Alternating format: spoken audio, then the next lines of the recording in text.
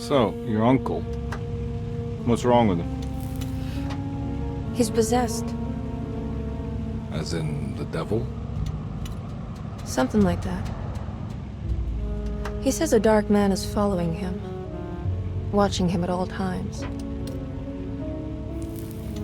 What do you make of it? It's nonsense, of course, but I'd be lying if I said it didn't bother me. You see, it runs in my family. Possession? No, Detective. Deteriorating melancholy. Practically every member of the Hartwood family is driven mad before they grow old.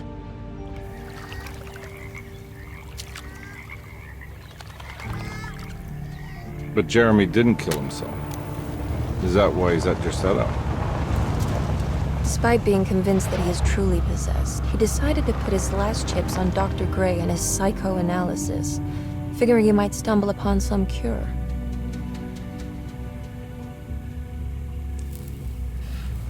You mentioned the letter. I received a disturbing letter from Jeremy accusing the staff and all the other patients of being involved in some cult. And now they are also out to get him. Could it be real? Or is it all just in his head? It's a story he tells himself, Mr. Carnby. Anything to avoid the truth. Which is? That we're all terribly insignificant. That people mean so very little to one another. That there is no one out to get Jeremy Hartwood because he isn't worth getting. Here we are.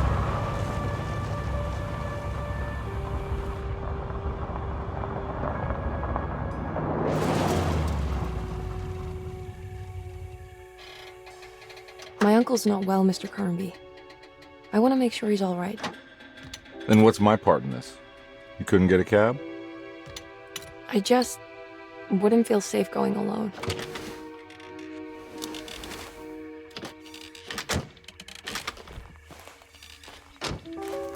Did you bring a gun? Yeah. You think it'll actually come to that? No. But you might need to wave it around depending on how agreeable the staff will be. What exactly are we gonna do when we find Jeremy? I don't know. Let's just find him first.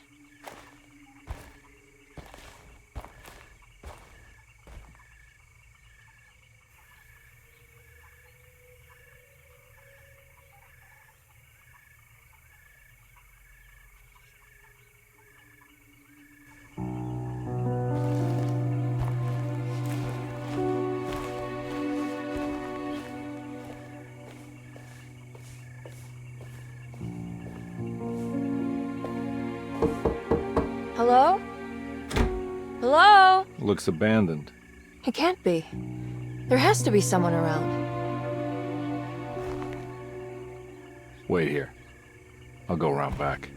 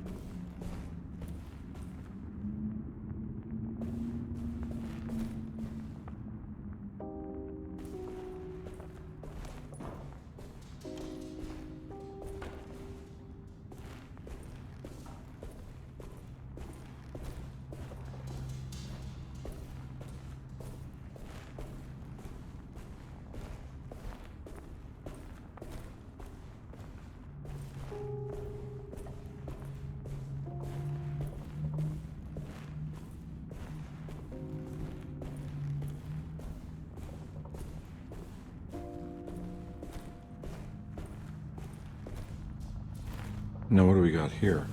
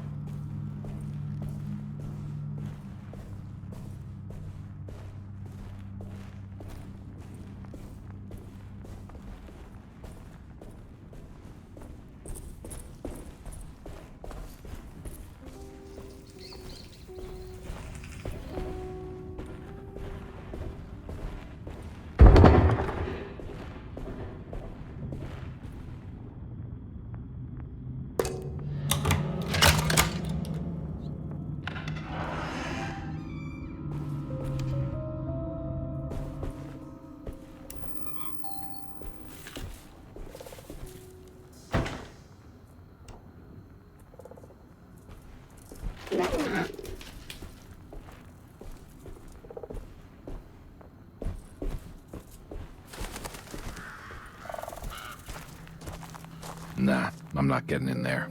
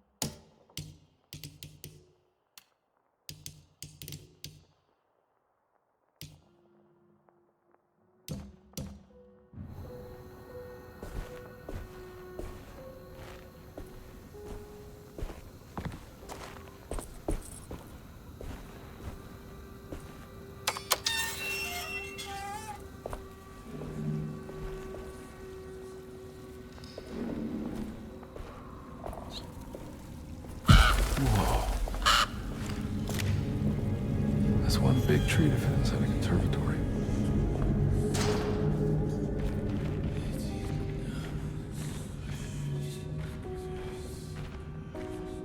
Huh? What?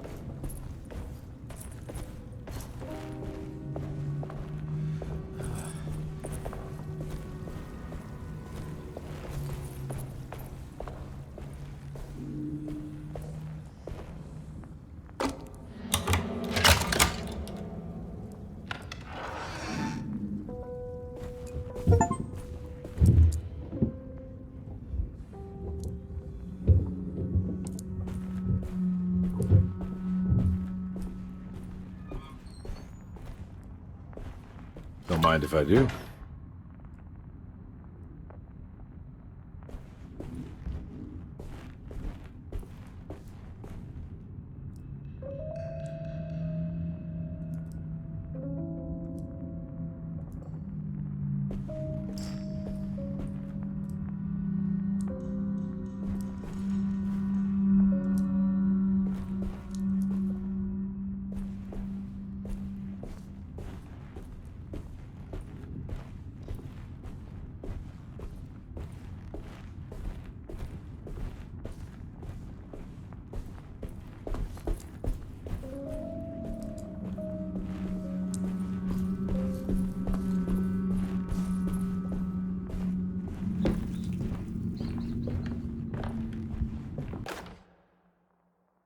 Every day your silence weighs a little heavier.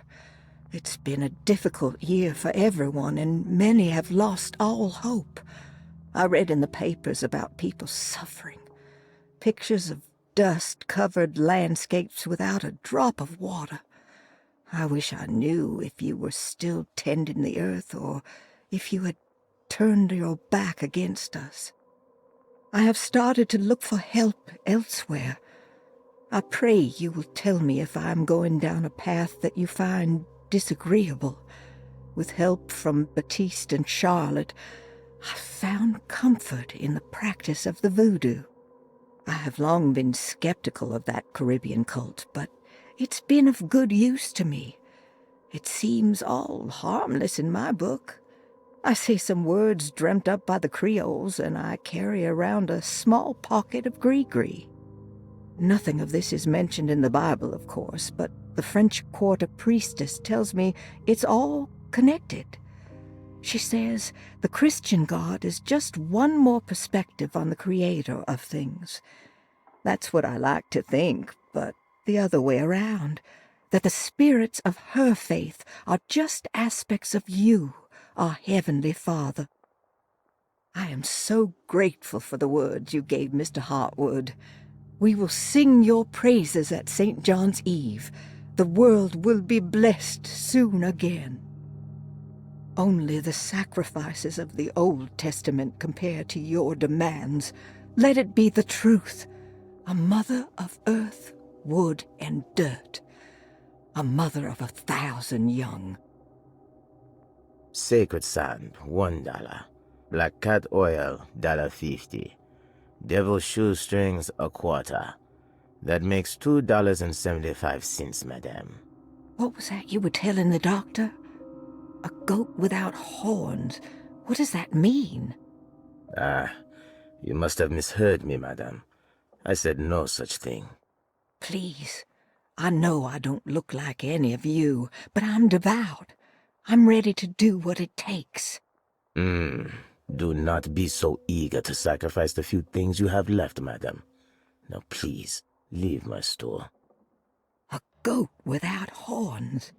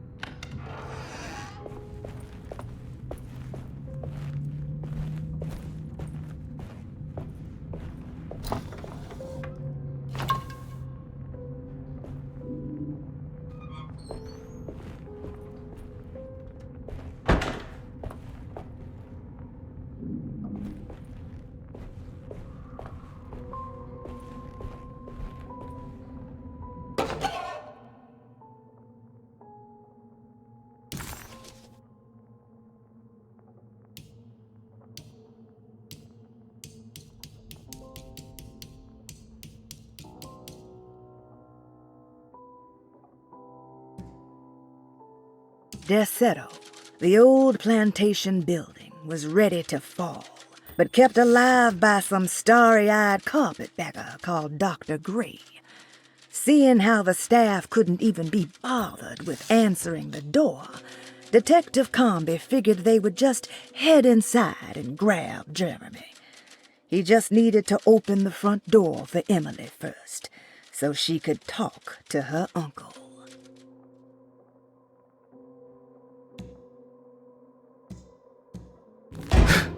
What was that?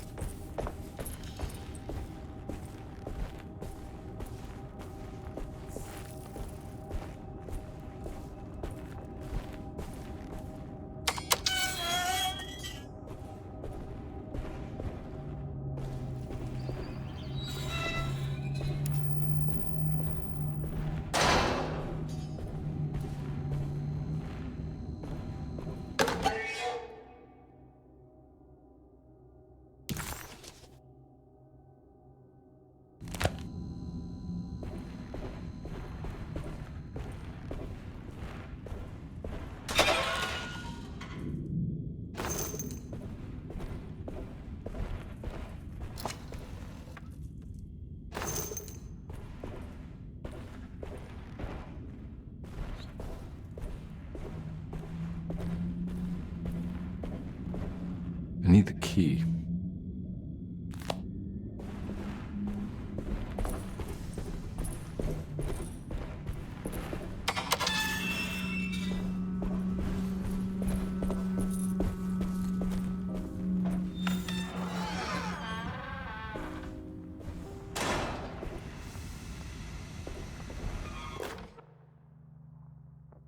Please do not touch the boiler. It is working after all. While the sabotage has caused a leak, only the decorative plate has been completely ruined. Let's wait for Mr. Chance to turn up and he can take a look at the leak. Mr. Waits.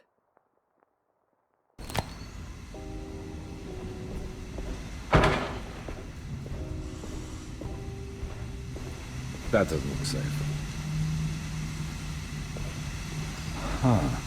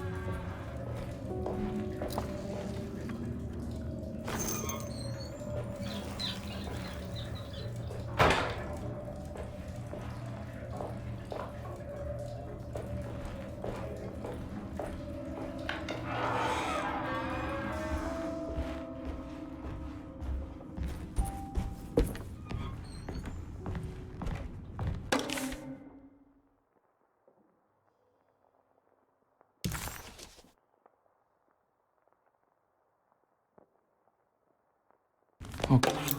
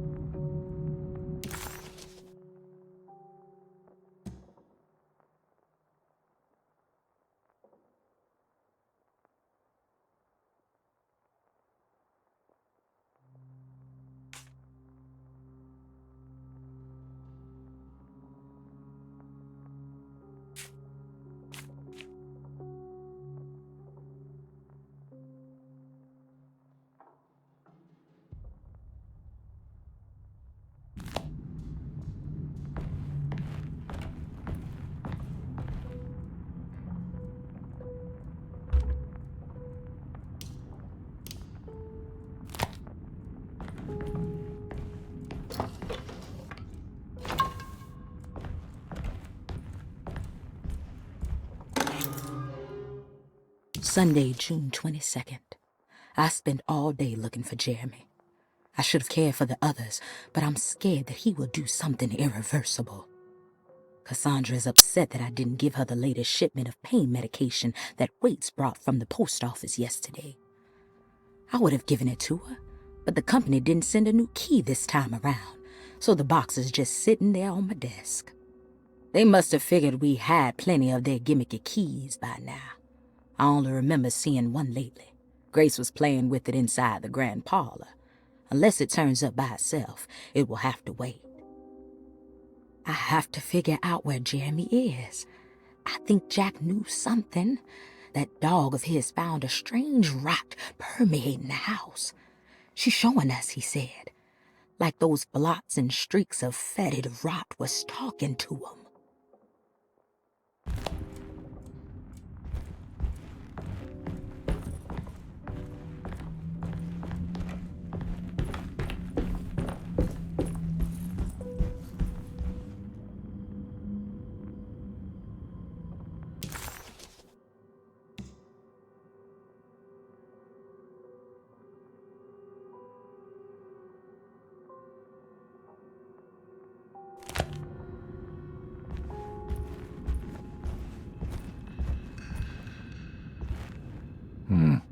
I need the key.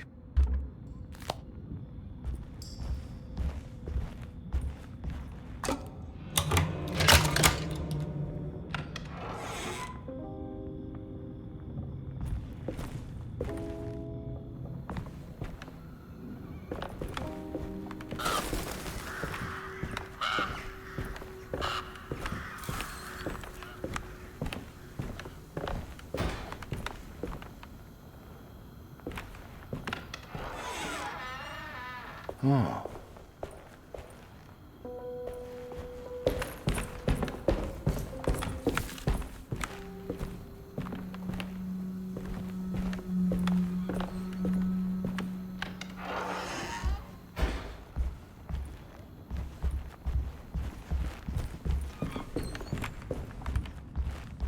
It's wedged shut.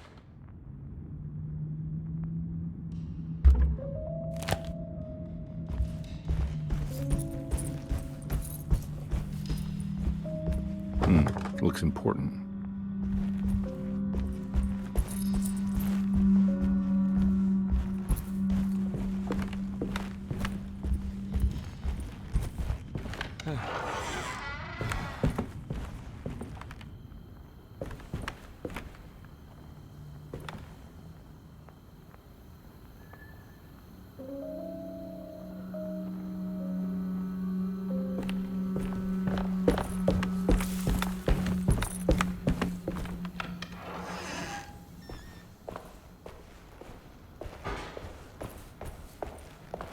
I need the key.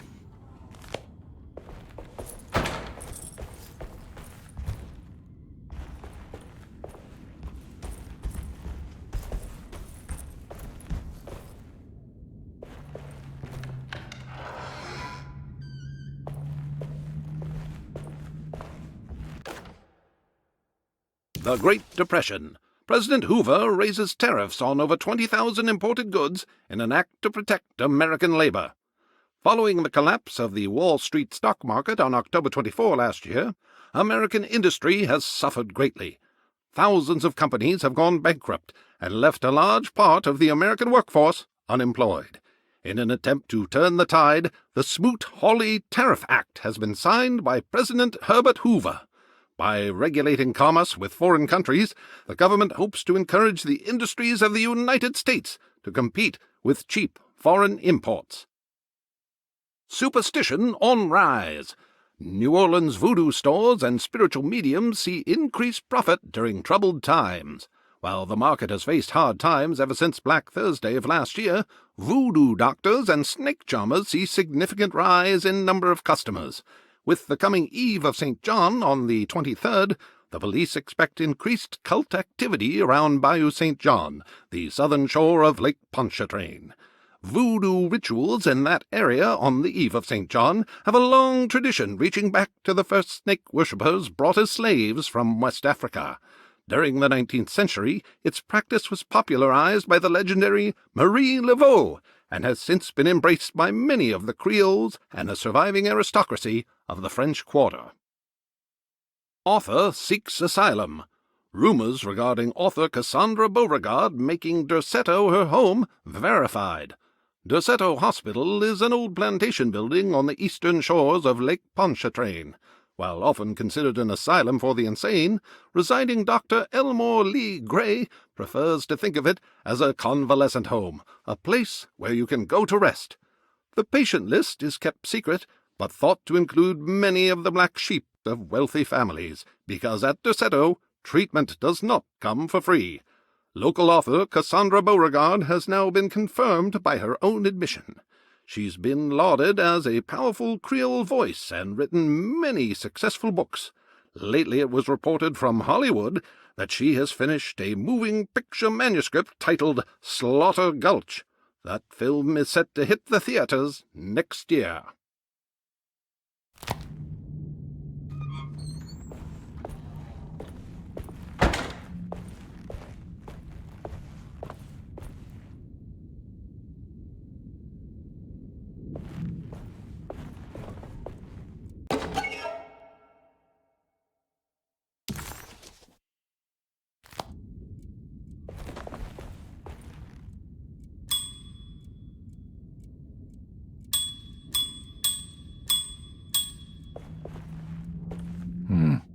I need the key.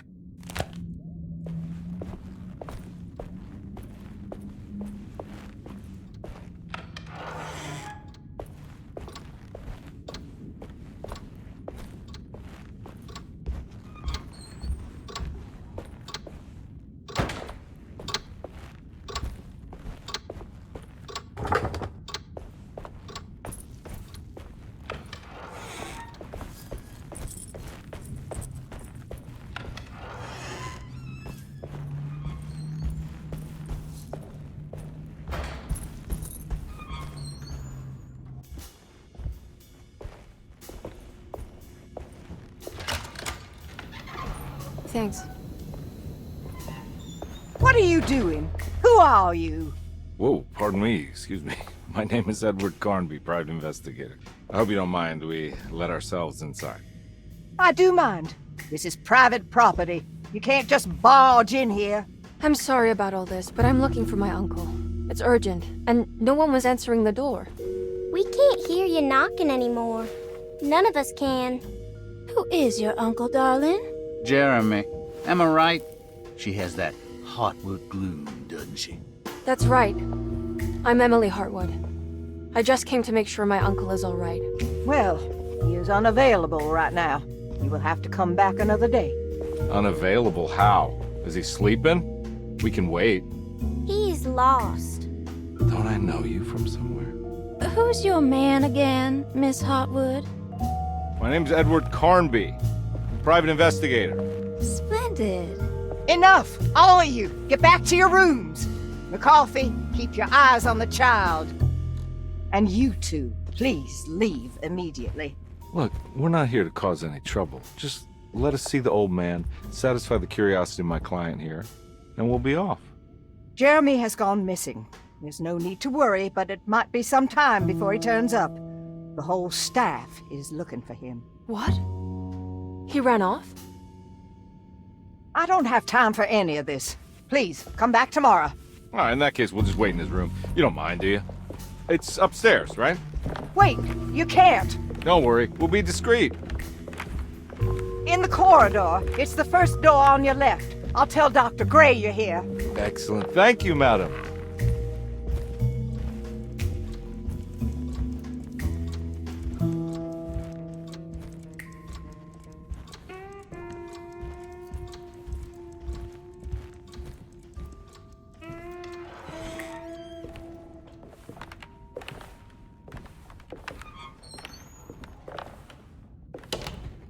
All right, here we are.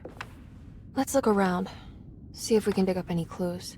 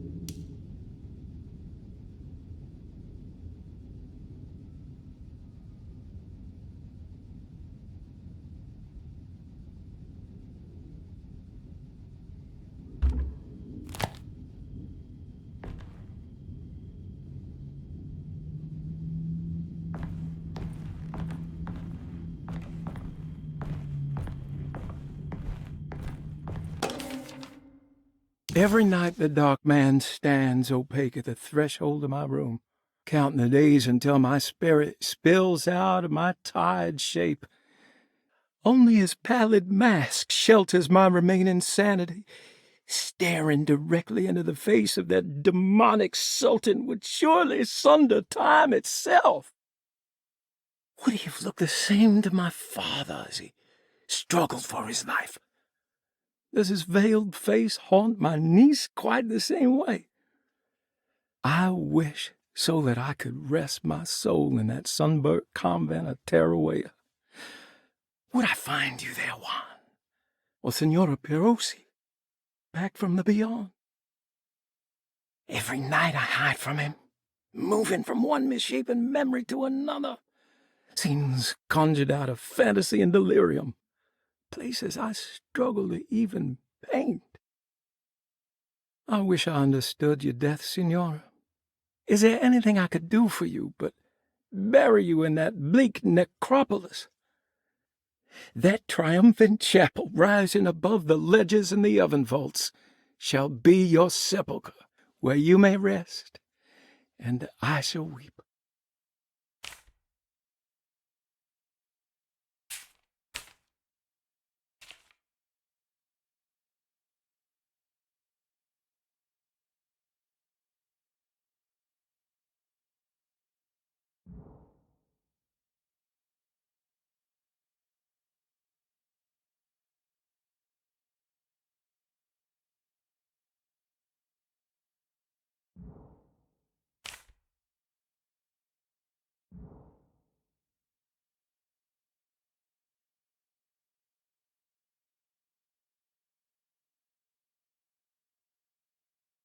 The dark man offered me a prison, and I accepted.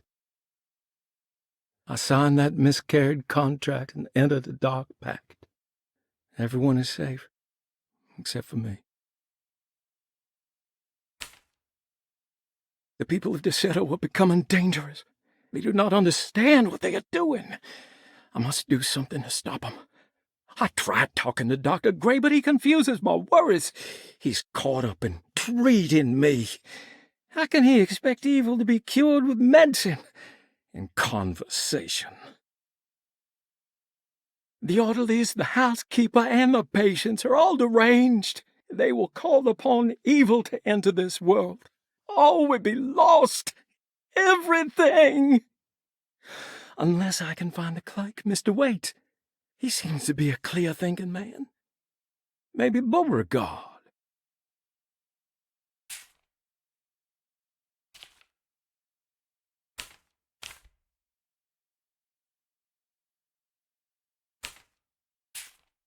How did you first come to understand such things, Senora? How did you know that the battered boiler in the basement would lead me to Lafayette Cemetery? Or how the old upstairs clock, with its astronomical motifs, would take me to that hateful mound outside of Claremont Harbor? Those are my memories, my past. Is there perhaps a chance, if ever so small, for me to see Tarawaya? Oh, I want that more than anything.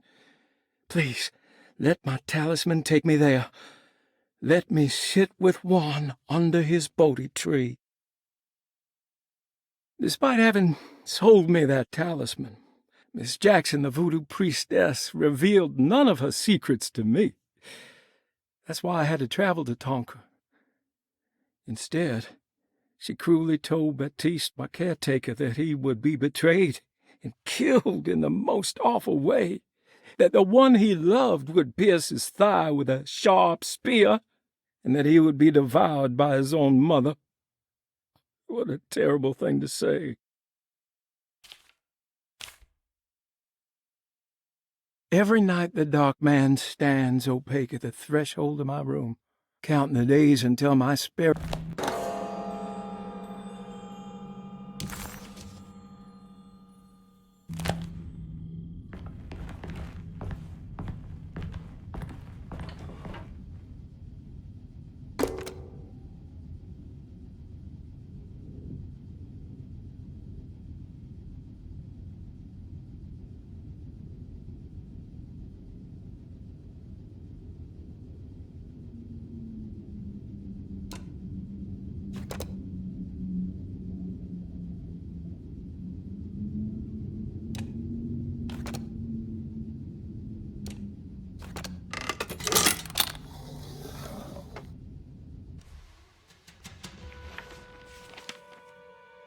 Hey, you know anything about this? Looks like some sort of talisman. No, I don't. Oh, help me out here, will you?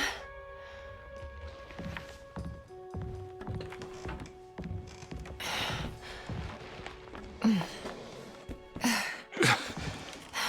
would kill the guy to throw some of this stuff out. I'd be crazy too if I had this much junk lying around.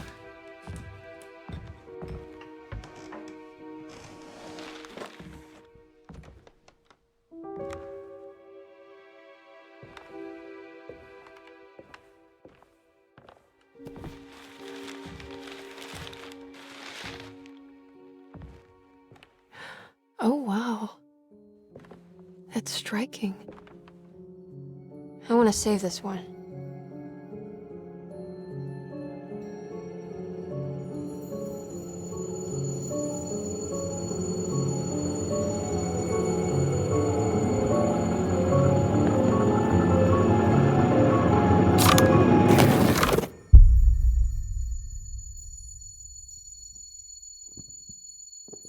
All right, come on.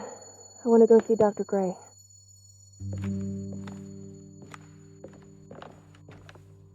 Come on, let's go. Yeah, I'm coming.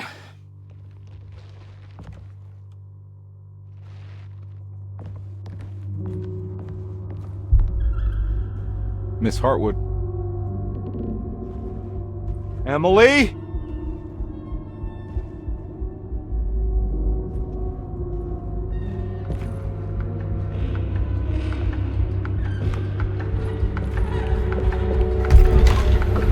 What the hell is going on? Where am I?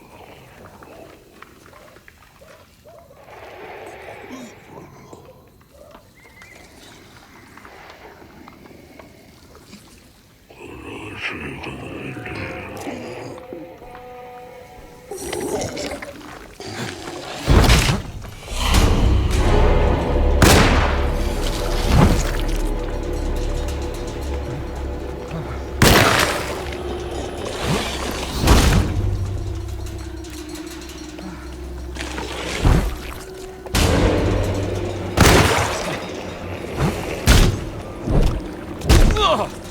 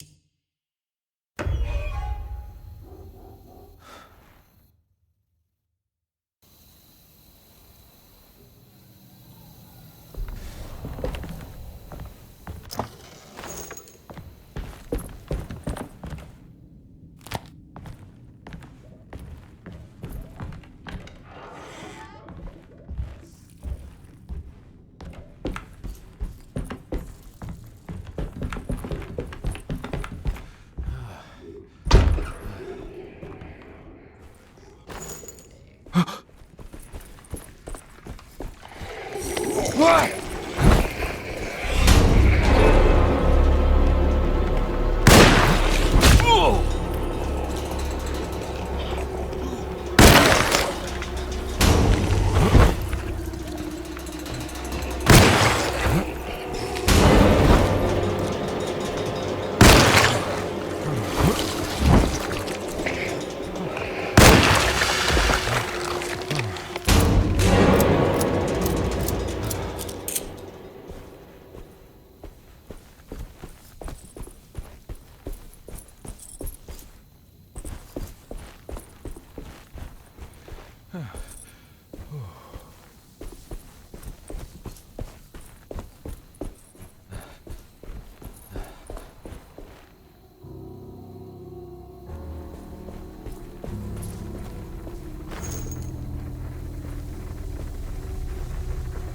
Can't go that way.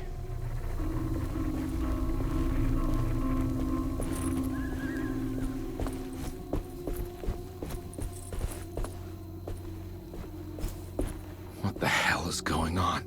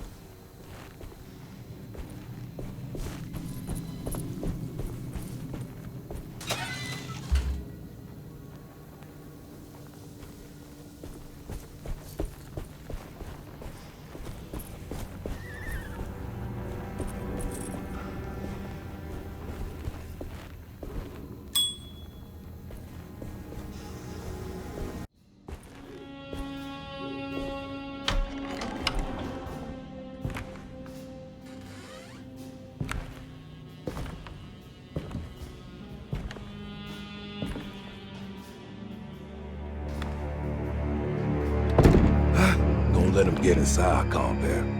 They're not the good kind. Are you... Is this your store? There are no owners here. We both strangers in Jeremy's store.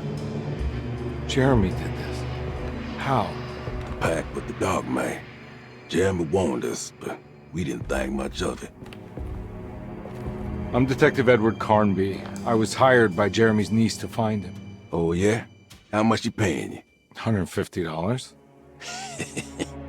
She's sure getting her money's worth tonight. Are you a thinking man, compare? No, not if I can help it.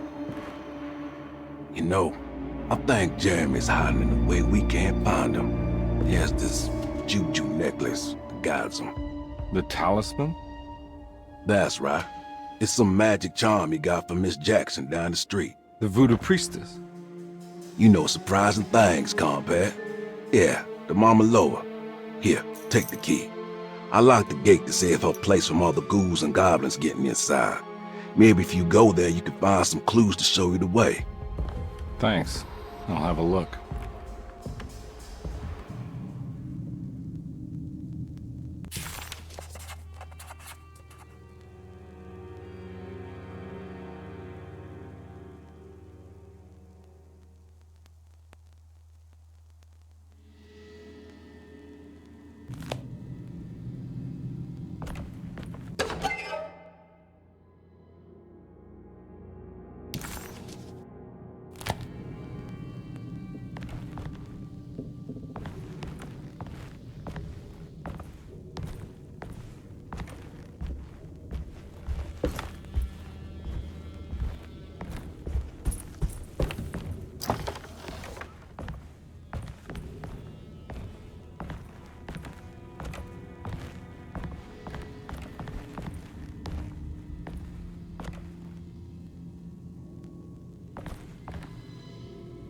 You want to come along? Nah, I'm gonna stay here for a while.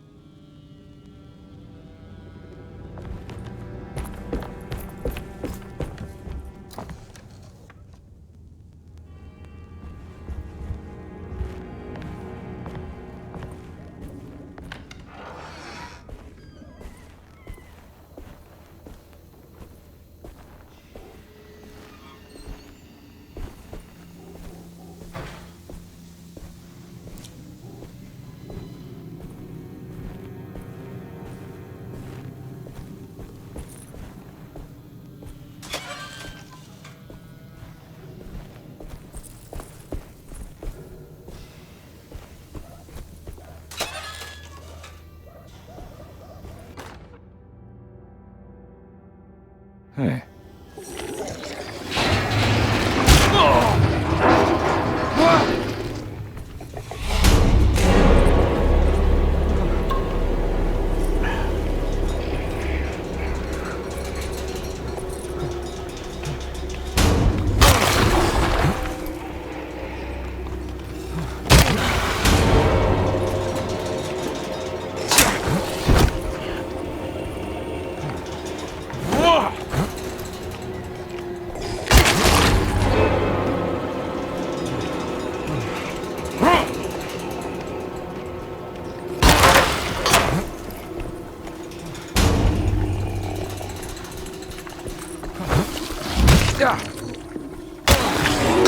My weapon broke.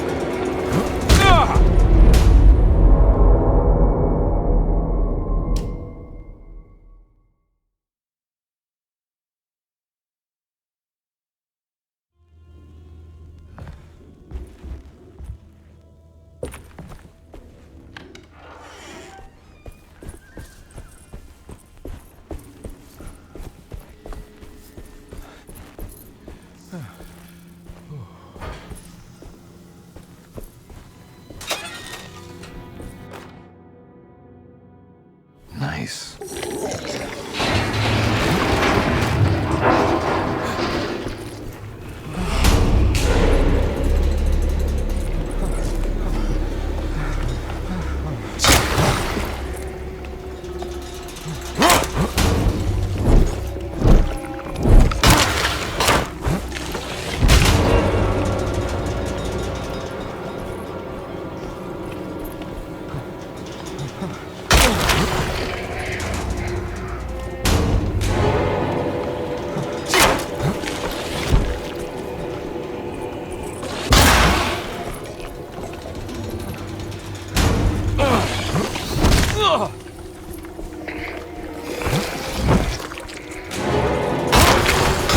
My weapon broke!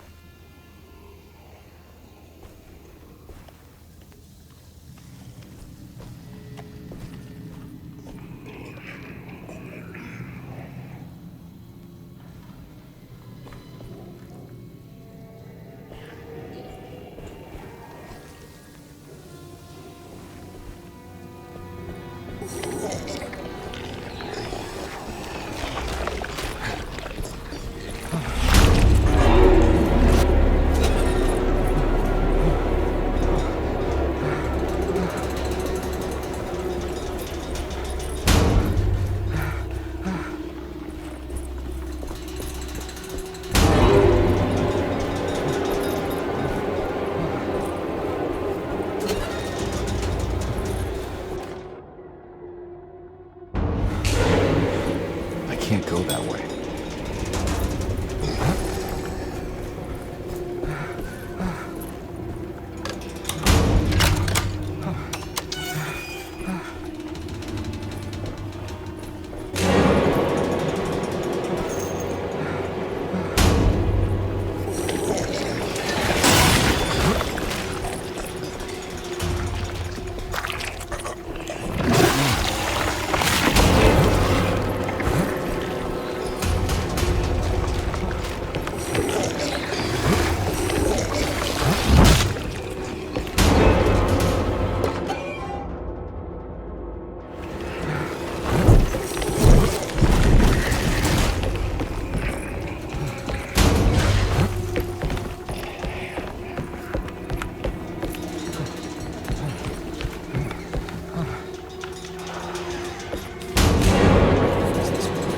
Miss Jackson's seance parlor.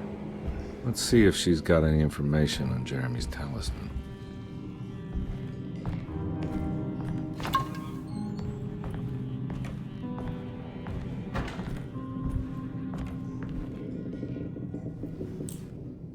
It's the talisman, like the one in the painting.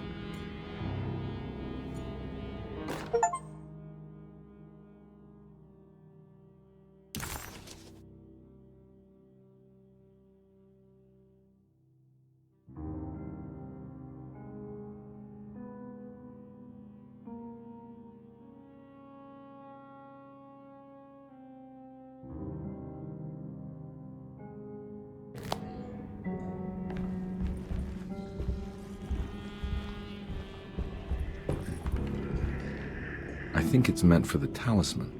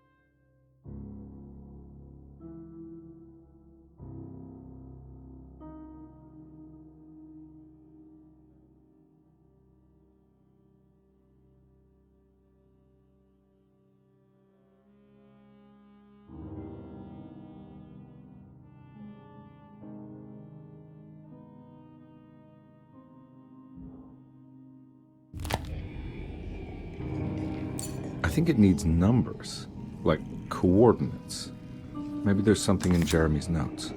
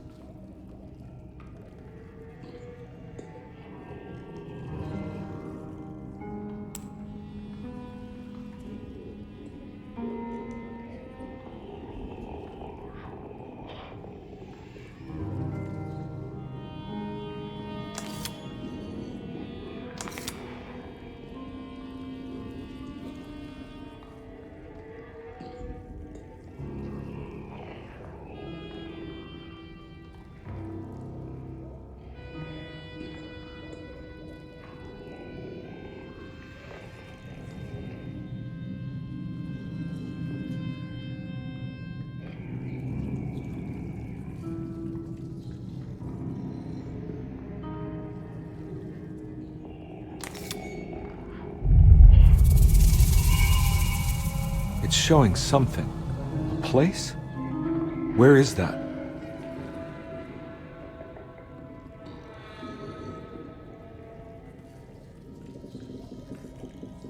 Huh.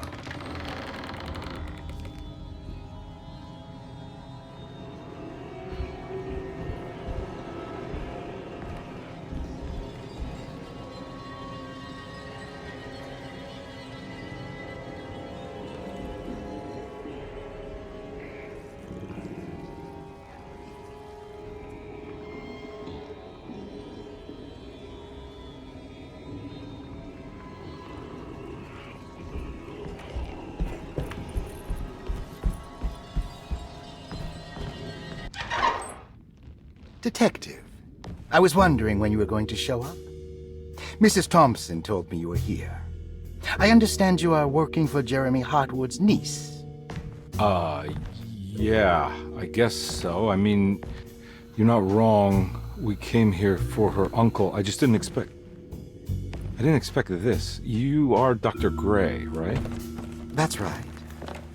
You don't happen to have some identification, Detective. I'm not keen on having strangers prying into my business. Oh, Detective Edward Carnby, Decatur Street, New Orleans. Enjoying the Vieux Carré, Detective?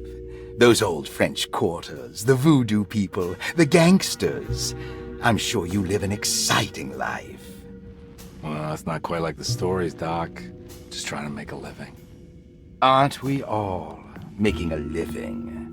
Well, welcome to Deseto, Detective. I hope your time here will be useful. Now, what can I do for you? Why don't you tell me where I can find Jeremy Hartwood? Why wouldn't that make for a short visit? I wish I could tell you, but I'm afraid I don't know. A drink, Detective? Anything brandy. Oh, you do belong in the French quarters, Detective. Armagnac or cognac? You know, just give me the cheap stuff. I'm not much of a connoisseur. Having low standards is not a virtue, Detective. Let me see if I can broaden your perspective. What can you tell me about Jeremy?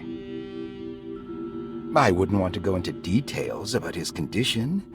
Doctor-patient confidentiality. I'm sure you understand. Sure, but he is crazy, and he's gone missing. Why? Here, try this. Ooh, it's good. Got a bite? It's called a sidecar. The trick is not to be afraid of the tartness of the lemon. Then, for goodness sake, don't overdo the triple sec.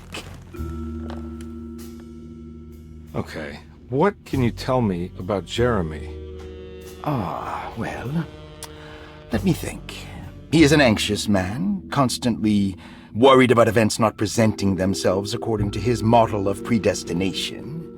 He complains about things not being carried out in the right order, and that some things simply shouldn't be. Is any of this helpful to you? Not really. I was hoping for some direction where to look next. I'm sorry. I have nothing for you then. You should talk to my orderlies. They have been looking for him for a while now. I'm sure they would appreciate your help. Yeah, I ran into Batiste earlier. Come to think of it, he might have given me a lead. Oh, excellent. So your investigation is already underway. I'm gonna go, but I'm sure we'll meet again.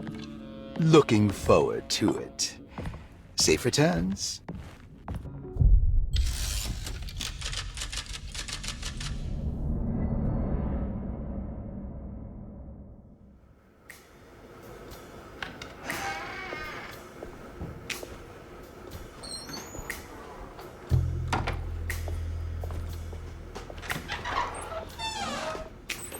Detective Carnby, where did you go? I was just talking to Dr. Gray. You disappeared. No, it's not what you think. Have you found anything strange going on here? Yes. Everyone is being incredibly evasive and I can't figure out why. No, I mean something you can't explain. Paranormal, even. Detective, I really need you to get yourself together. I can't do this alone. Forget it. I'll figure it out. Do you want to come see Dr. Gray? No. I want to try something. With this talisman, I think I can follow Jeremy to the place he mentioned in the book. What was the name? Do you remember something Spanish? Tarawea. Yeah, that's where I need to go. Detective, are you gonna be all right? Yeah, of course. Go talk to Dr. Gray. We'll rendezvous later.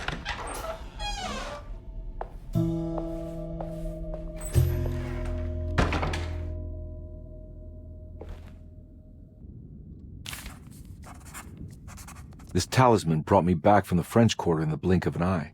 If Jeremy can travel so easily, then he could be hiding anywhere, even Tarawea. If he can do it, so can I. I just need to figure out how the talisman works. Saw your notice in the boiler room. You should know Mr. Chance won't be coming back. I got no business being in there myself, but you can take a valve from the wine cellar if you want to try to stop the steam pouring out. Be careful.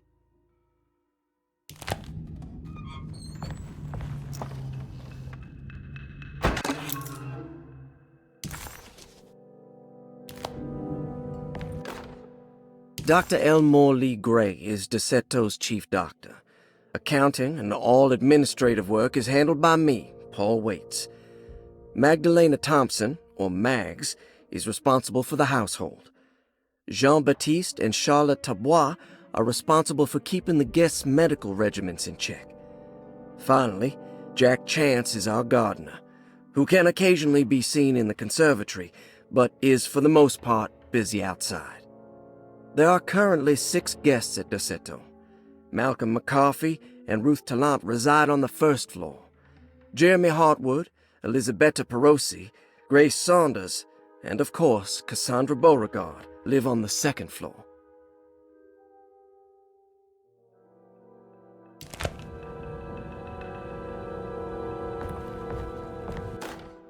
Paul, you're right about the plates on the boiler and the clock. They have been sabotaged, and I think I know who did it. They have something to do with Jeremy's episodes and how he seems to disappear at night. Right now, it's important that you keep an eye out for any of the pieces. I want to find out if I can repair the plates. Let me know if you find any of them. Lottie. Tell Lottie to take a look at the well in the kitchen garden.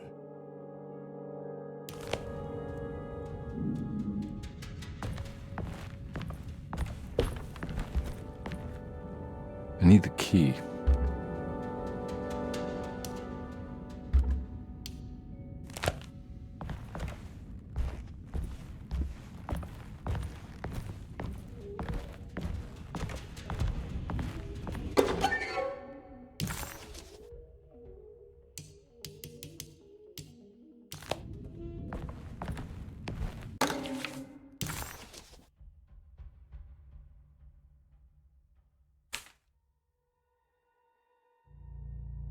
Cassandra Beauregard, the beloved author. Very exciting, isn't it? What do you want to put down for reason for admission? What her agent told us. Cassandra suffers from writer's block and needs to finish her moving picture script before the end of June. Mr. Chardot suggests Cassandra's heavy use of barbiturates is holding her back and risks ruining her career. And how should we summarize her personal history? Let's keep it short. Cassandra Beauregard is a beloved crime author who managed to pull herself out of poverty and into stardom. 5 years ago, she tried killing herself by jumping off a balcony. The incident left her a cripple and now relies heavily on her wheelchair. And for diagnostic impressions? Cassandra suffers chronic back pain following her suicide attempt. She self-administers morphine to keep herself ambulant, but has become addicted and the desired effect is now lost. The drug abuse clouds her mind, and she is unable to focus on real life. To save herself from this insight, she instead makes up stories to fill out the gaps in her own thought process, resembling the Korsakoff syndrome. Oh, bravo, Doctor. How will you treat her? First of all, she needs to be weaned from her drug addiction, and hopefully it will resolve her compulsive lying. Then look into permanently numbing her pain in her back through surgery. Finally, deal with her suicidal thoughts. Fantastic. With such a short time before June, I really hope she gets better soon. We will do what we can. Grace Saunders, 11 years old. Reason for admission? The mother insists on strict supervision by a proper gentleman to avoid further perversion of Grace's adolescence. Personal history? Grace's family possesses modest wealth and status. Her childhood seems ordinary, spending most of her time with private teachers and family friends. Grace's father recently passed away, leaving her mother the sole caregiver. And diagnostic impressions? Grace has trouble dealing with her father's death. She is willingly suppressing her feelings on the matter and isn't properly acknowledging the trauma she suffered. Any planned treatment? Grace needs nothing out of the ordinary. She simply needs parental guidance. Eventually, we can work on her feelings toward her father. Thank you, Doctor. I'll finish the paperwork and get her installed. Malcolm McCarthy, 54 years of age. Reason for admission? McCarthy admitted himself to Derceto, stating simply that he needs some damn rest. And personal history? McCarthy claims he used to work as a lawyer in Baton Rouge, but says he can't go into details because of some legal dispute. His background remains largely a mystery, except for the occasional clue that he drops in conversation. Huh. And diagnostic impressions? McCarthy is an anxious man and an alcoholic. He often tells half-truths due to some deep-seated inability to trust other people. And how will you treat that? McCarthy will take some time to open up. Spending time with Jack's dog or the child should be good for him. Their harmless nature will help build his sense of trust. Thank you, Doctor.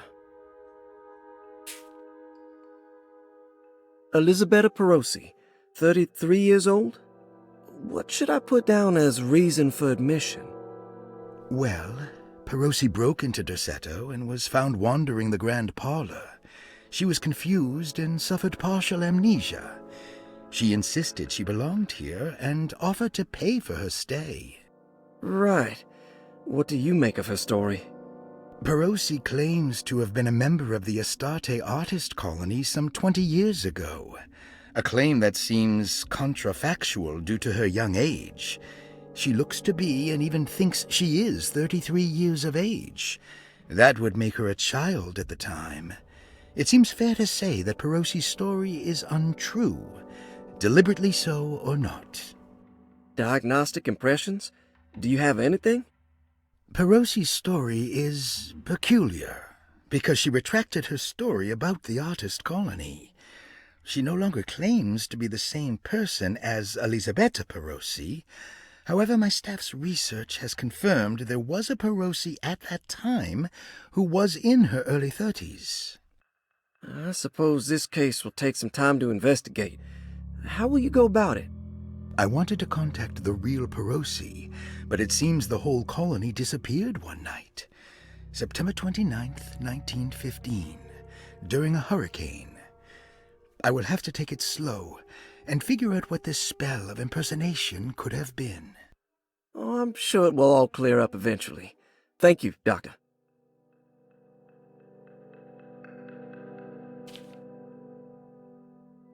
Ruth Talon, 29 years of age. Reason for admission? Ruth's father wishes that his daughter be removed from New Orleans nightlife for the foreseeable future. He fears that her overly free spirit is tarnishing the family's reputation. Sounds simple enough. Personal history? Ruth comes from considerable wealth. Her family owns several hotels and restaurants.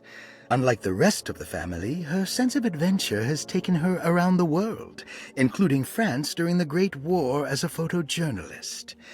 The last decade, she has provoked many rumors of being a debauched flapper, bordering on nymphomania. And diagnostic impressions? Despite her father's frivolous reasons for her to be admitted, Ruth does seem to provide an interesting case. She is refreshingly open and doesn't shy away from talking about her life during the war or her continuous celebration after returning to the States. She is admittedly a sexual deviant and feels no remorse. And her treatment plan? Simply staying at Derceto should do wonders for Ruth. If not, at least for her family's reputation. Ruth doesn't need to change, but with therapy I might be able to share with her some sympathy towards her family. I doubt she will settle down and become as dull as the rest of them, but at least she might try to be more discreet in the future. Looks like all the patients are accounted for, except for Jeremy. There's no way I can get into this thing. Better leave it alone.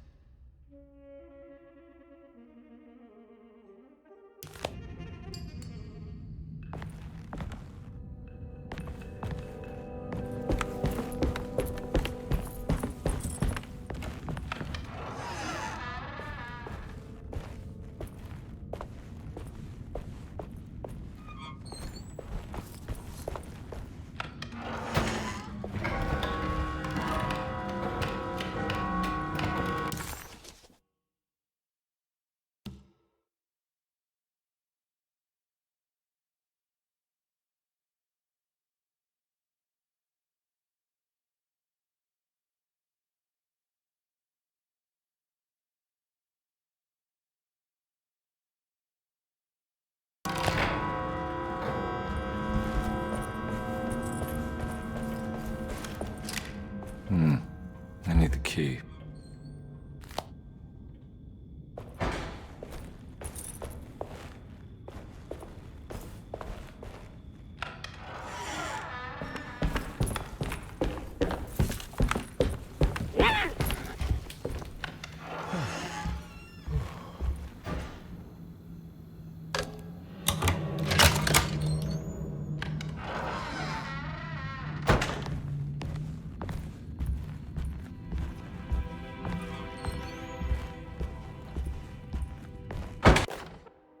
Lost Plantations of Louisiana, Thierry Briclot, 1917.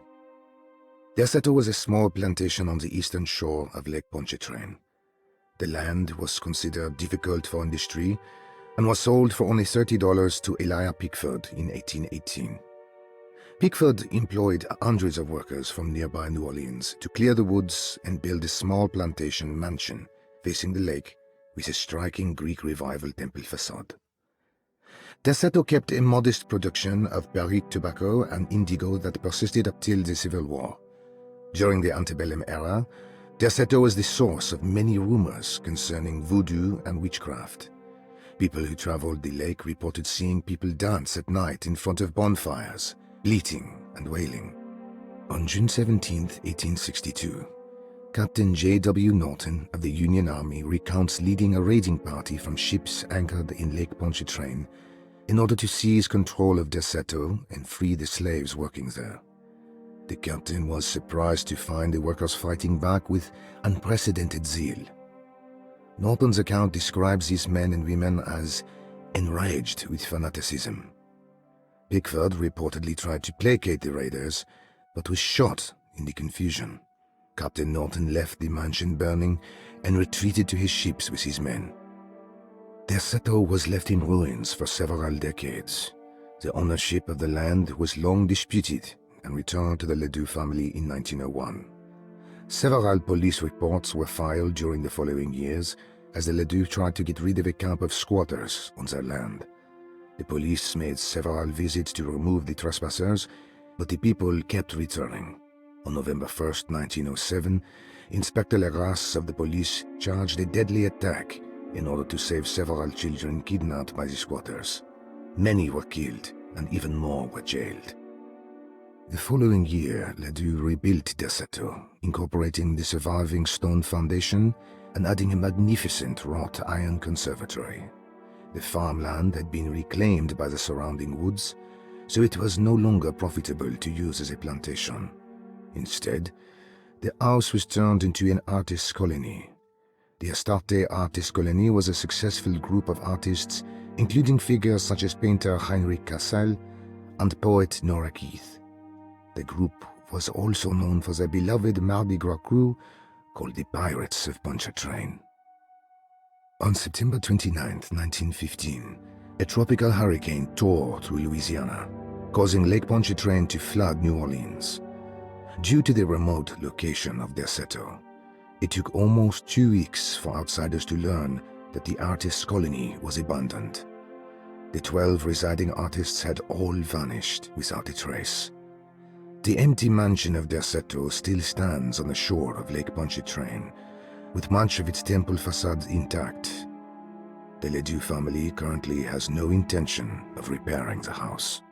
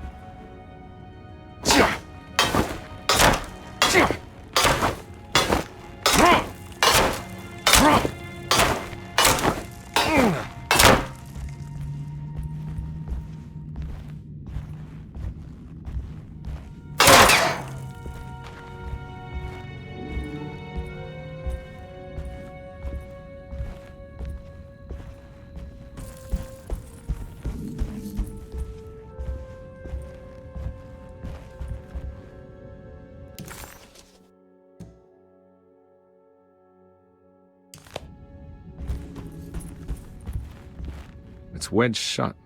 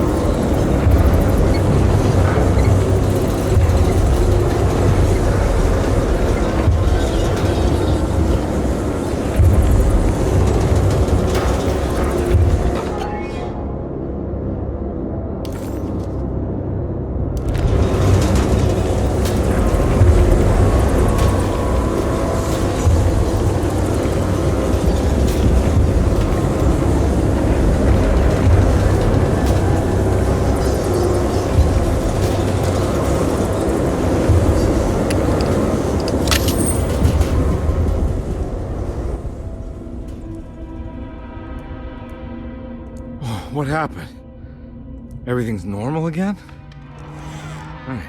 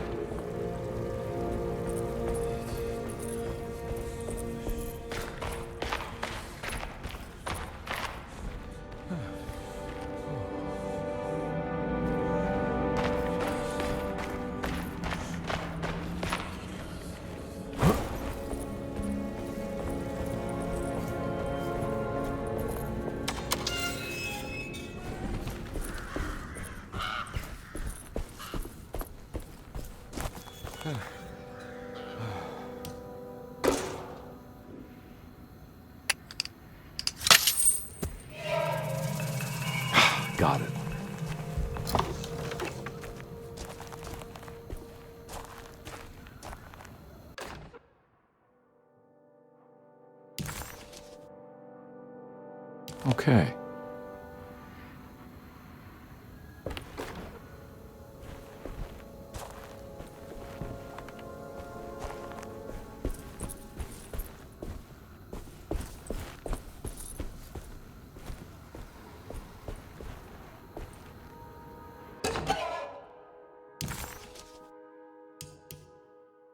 This can't be real. Hmm.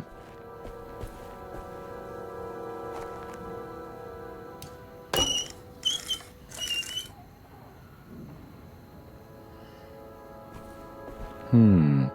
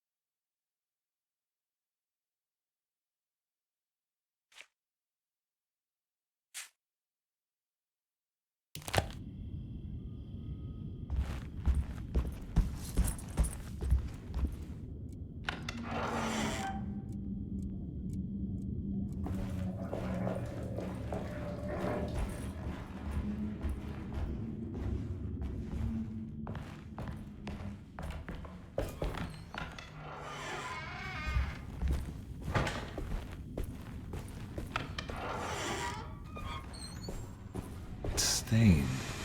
It's another plate for the talisman. Like the other one, it's broken and missing some pieces.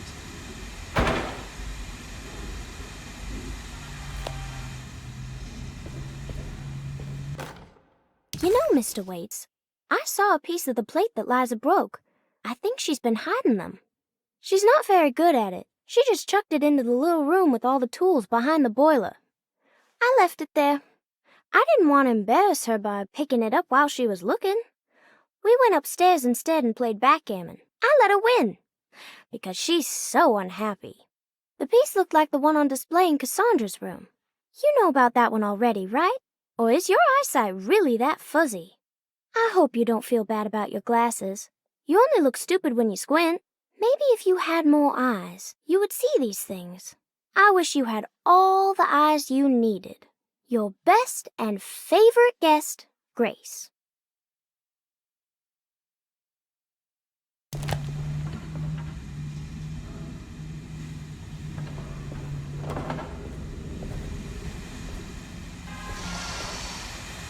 There's something missing.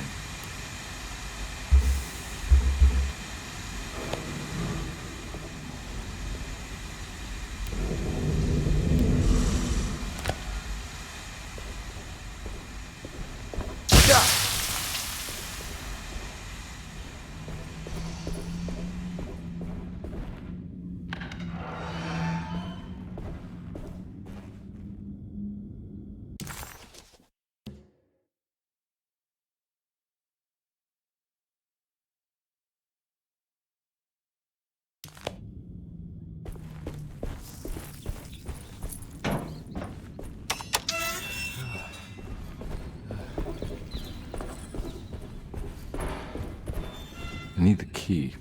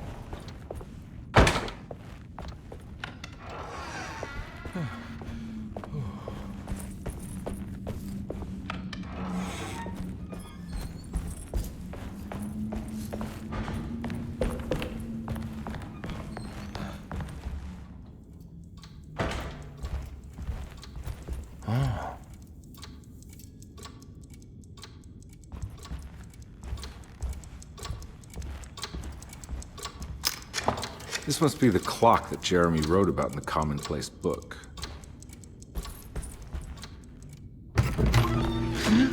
Yeah, sorry, Detective. Didn't mean to obstruct justice or anything. That's fine. You know, I'm kind of busy with my own case of a missing person. I was wondering if you've seen Grace, girl about yay high? I can't say that I have. Why are you asking? I'm looking for her. Is she in trouble? No. She's just hiding somewhere. But we can't have a rascal like that running around unchecked at a time like this, you understand? Well, I haven't seen her. Well, let me know if you find her. I'll be around.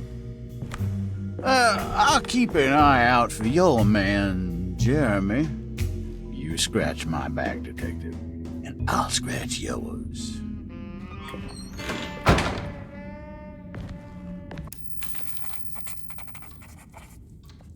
McCarthy reminded Detective Conby of an old barfly he used to know. He detested him. There was no getting around it. McCarthy was going to have a hard time getting on his good side.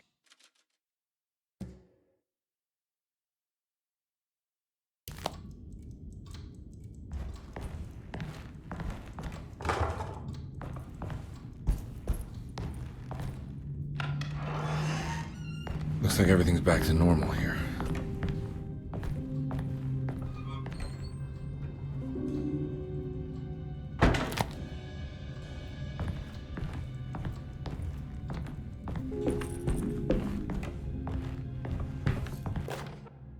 Emily's here.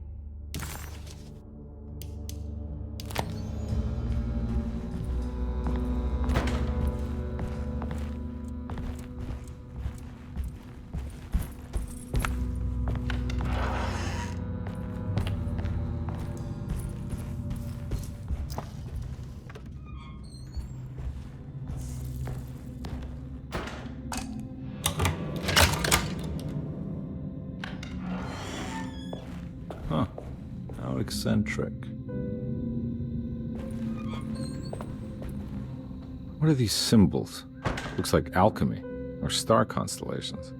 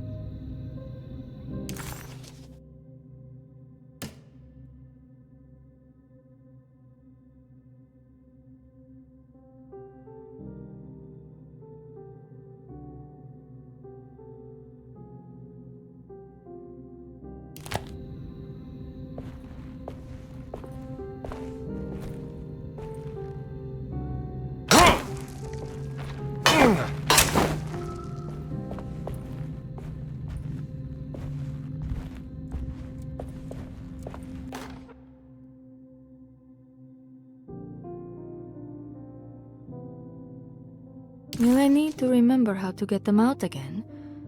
They are locked up for good reason. I am sure she is still able to whisper the answer in the ears of the wrong people. But not for long. I will see her burned soon enough. That black goat will be sacrificed to put an end to it all. Then it will all be over. No more Derceto, and sadly, no Astarte. Those good pirates of Pontchartrain. May you still sail the lake, until you find the shores of Hali.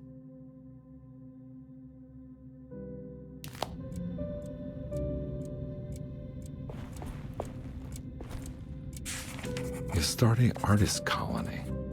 I I remember hearing about their disappearance. Must have been 15 years or more now.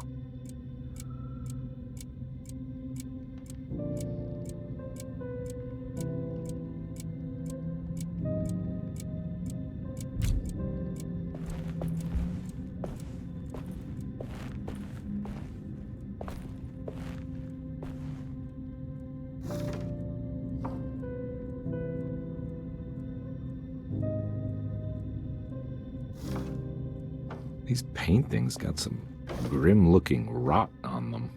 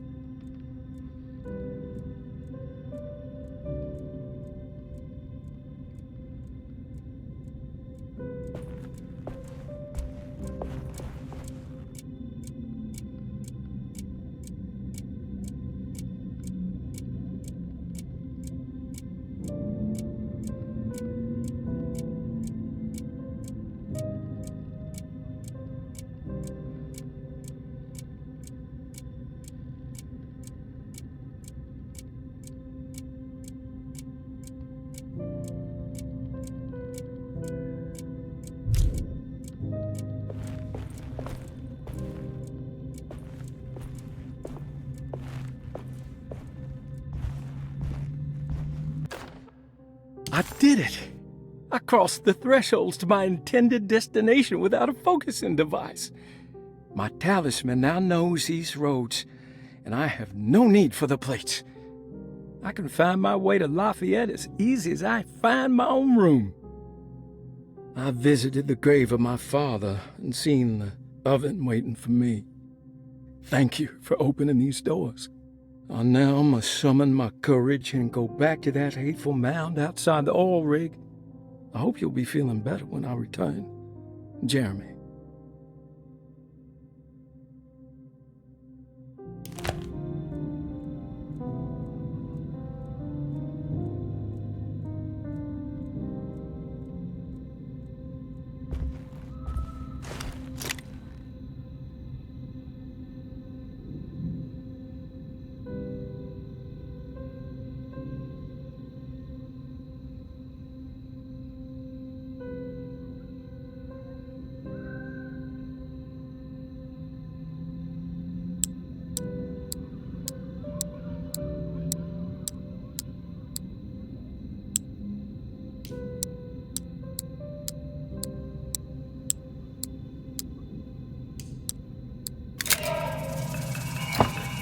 Got it.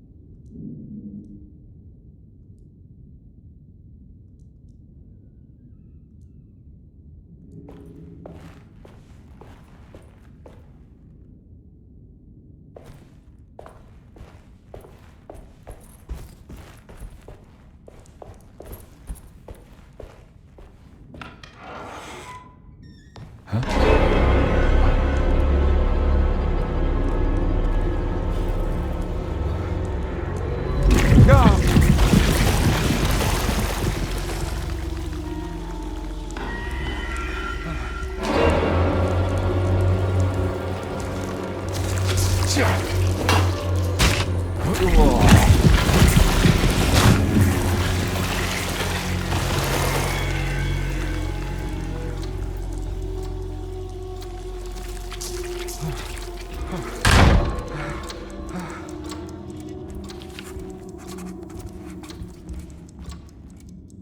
the hell is going on?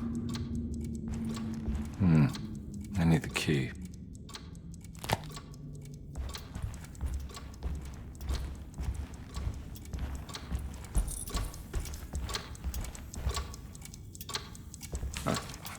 Looks like the plate that held the talisman in the seance room.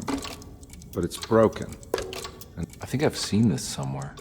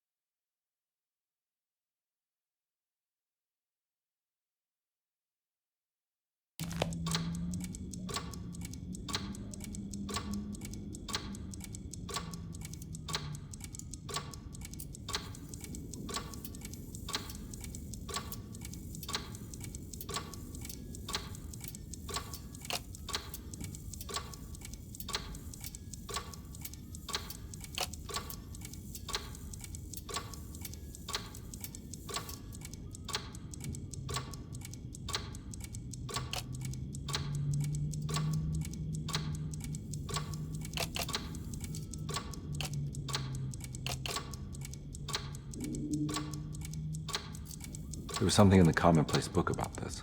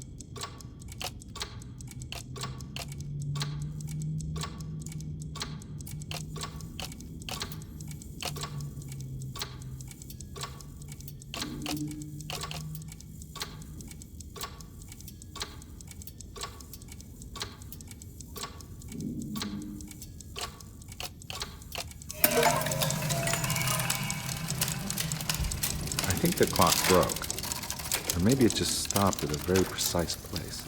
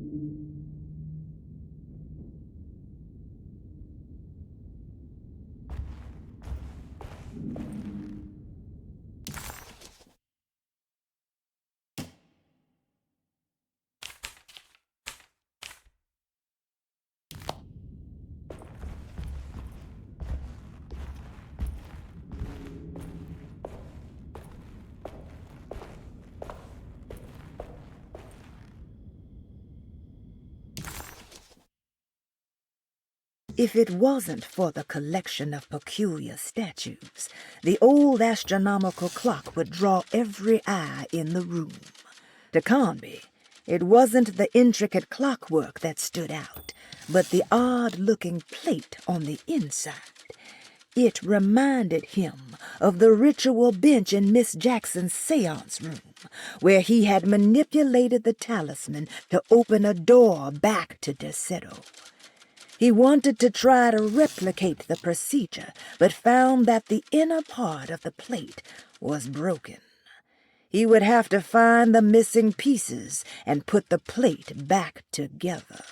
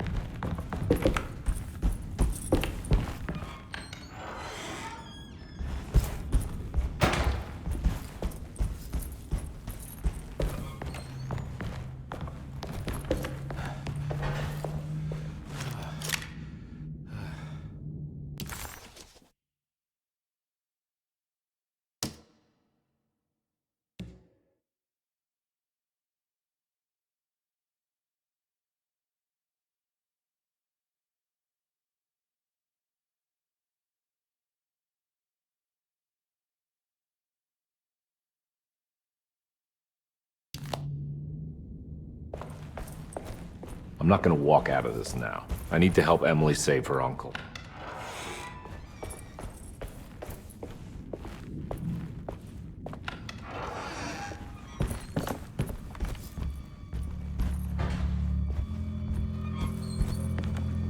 I need the key.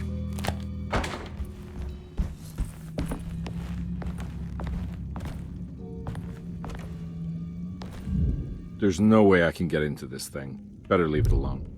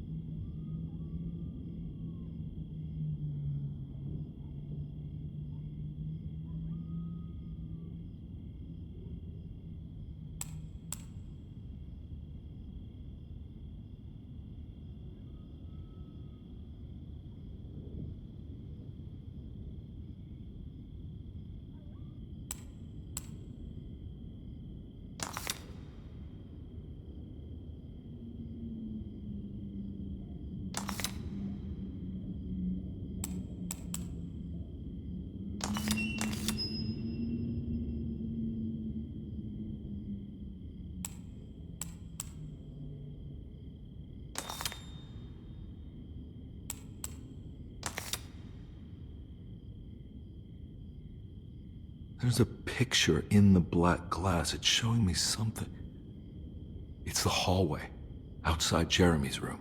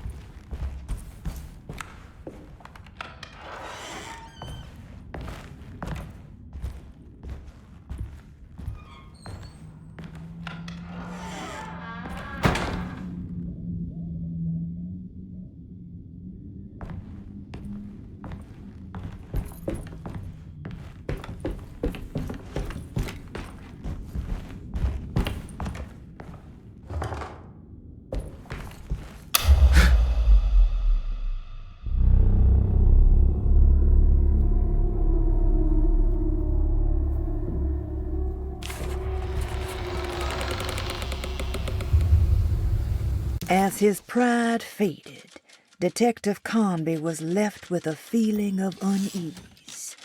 He had successfully managed to enter a whole new world. How could this be?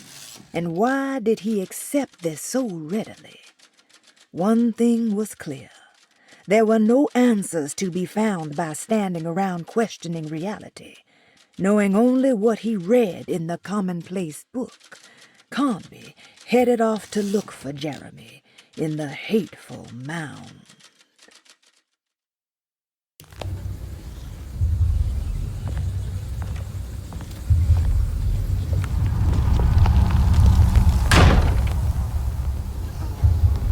Huh. I made it. I entered another one of Jeremy's memories.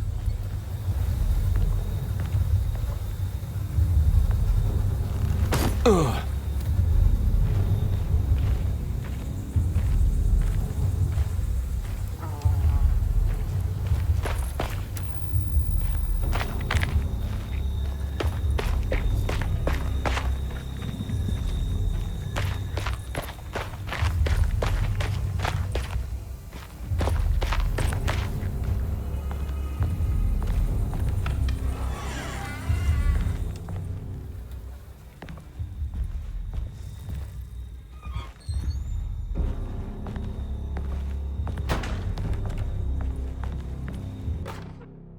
May 1923, Monday. All okay, ready for delivery. Maintenance, oil pump must be serviced. Any tampering causes large spills unless properly forestalled. Tuesday, shipment delayed but delivered. Maintenance, service bridge close to broken. Wednesday, prospectors reluctantly agreed to show the burial mound to Mr. Hotwood, a painter, who read about our finds in the papers. He means to return tomorrow and try to find a way inside. Thursday. Mr. Hotwood's efforts delayed. The workers seemed nervous about his presence. Hotwood promised not to return to the compound. Instead, he has taken up an offer by L'Officier, the riverboat captain, who means to pilot him to the site tomorrow morning. Hopefully that's the end, and work can resume. Maintenance. Bridge from the oil tower to the bayou has collapsed. Sabotage suspected. This is the devil that guides us now.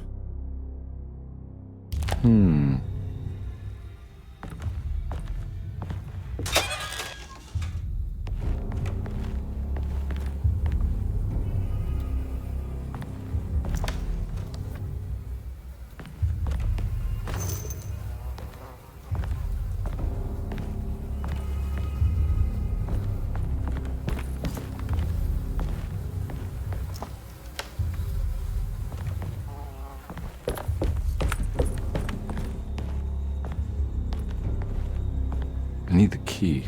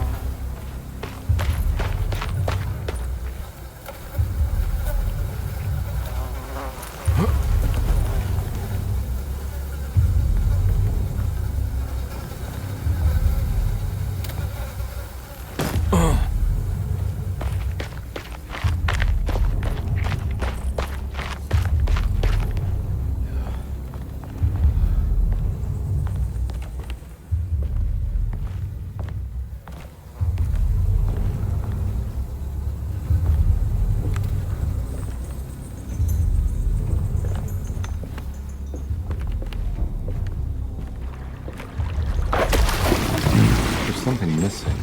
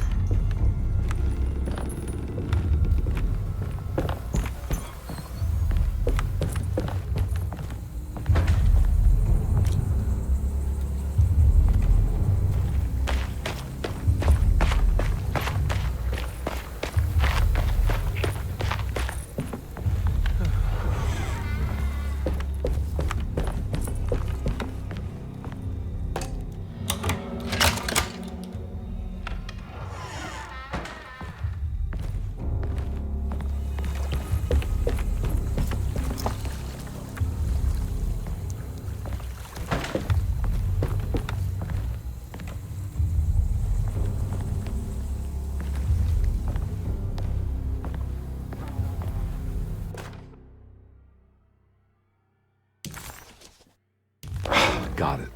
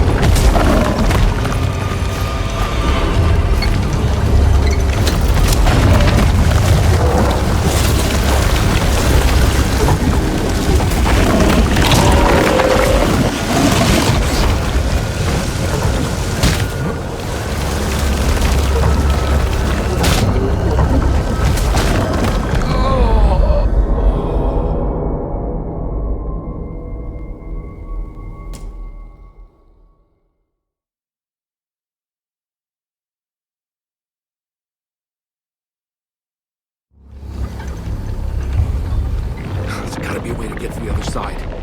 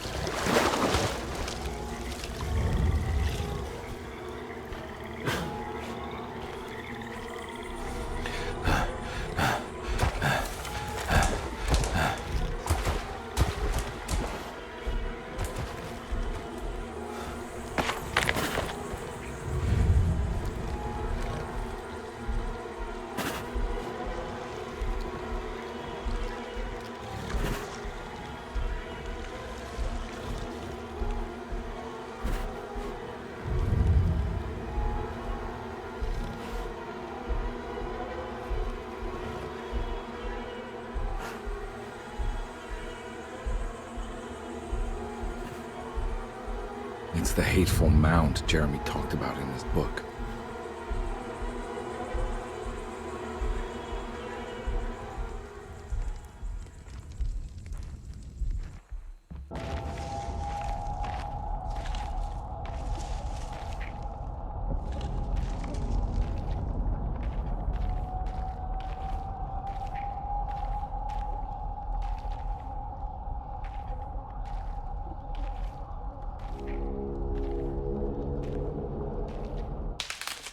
Don't come any closer.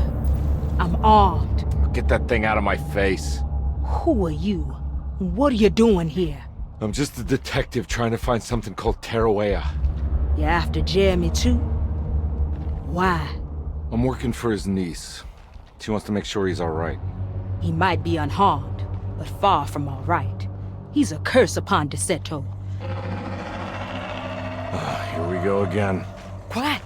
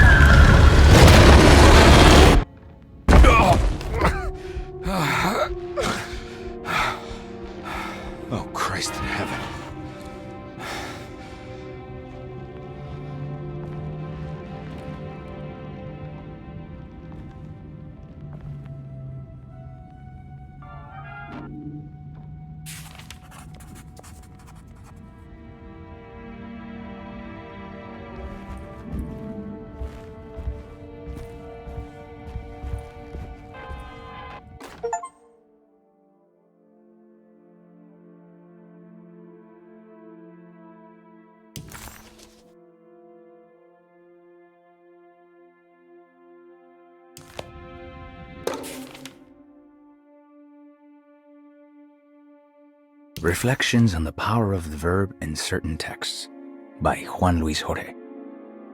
To act is in itself divine. Even the slightest movement of our hand is evidence of our soul in motion. Yet our free will is so easily overwhelmed by the dullness of everyday life. Our actions become rote and rigid, in spite of luxury and comfort. True divinity is found in the choice of leaving the stage where we all perform. People who discover this freedom unexpectedly will be struck by the terror of this revelation and become paralyzed, or worse, turn to suicide. However, if you are able to weather that storm, you will discover that there is a divine path beyond that fear. There is a chance to dismount your destiny and make something new. Something that hasn't been planned for or predestined.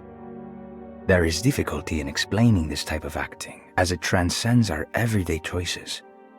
This isn't some banal decision choosing one career over the other, or even who I should marry. Leaving the stage, no matter how, isn't a matter of course correction. It's a rejection of the story that the Creator is telling.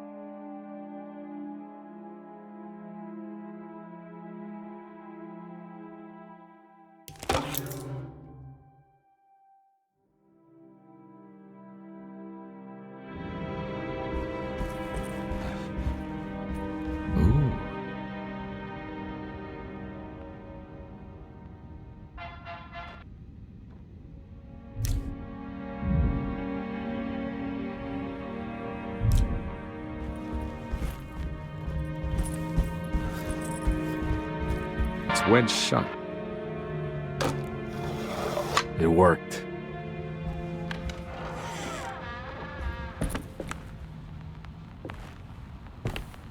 I don't think I have everything I need.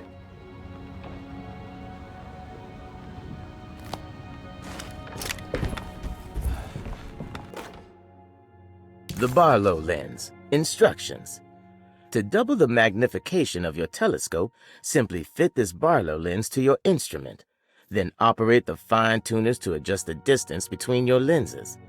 This is easily done while looking through your eyepiece. Simply search for a position where your picture is clear and appears flat. When correctly tuned, your telescope should present a clear picture with magnificent magnification.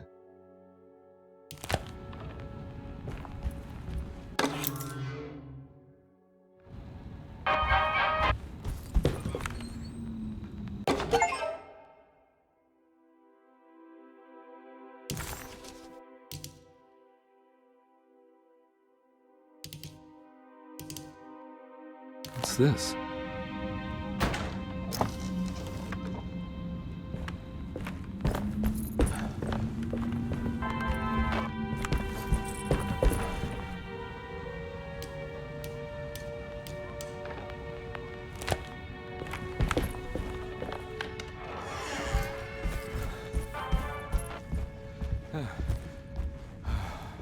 Now we're talking.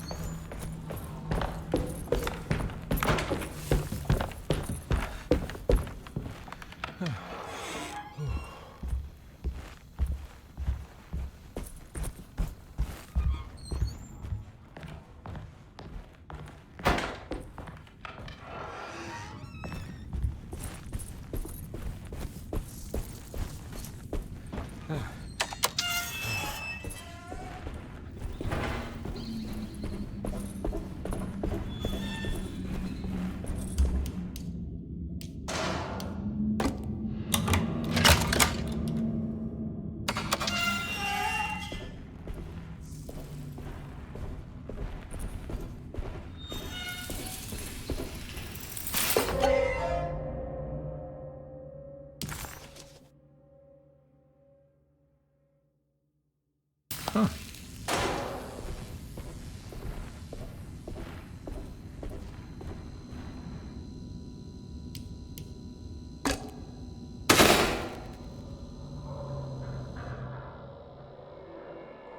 It worked.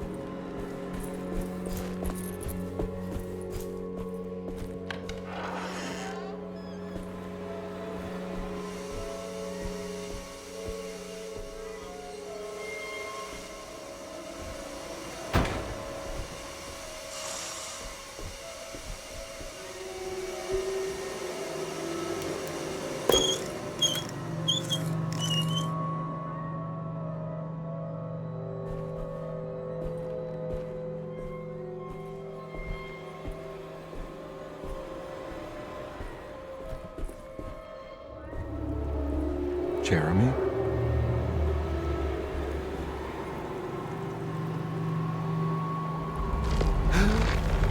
What the hell is going on here?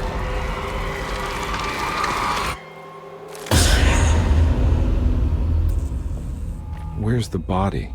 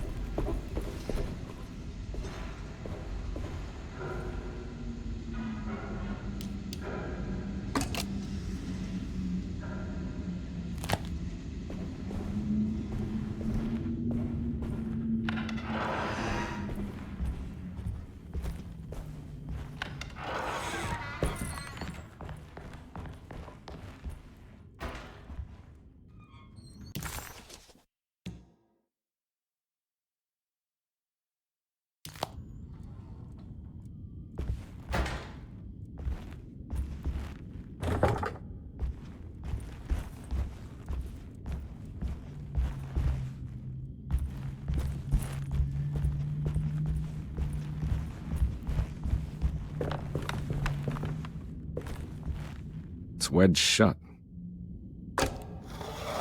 It worked.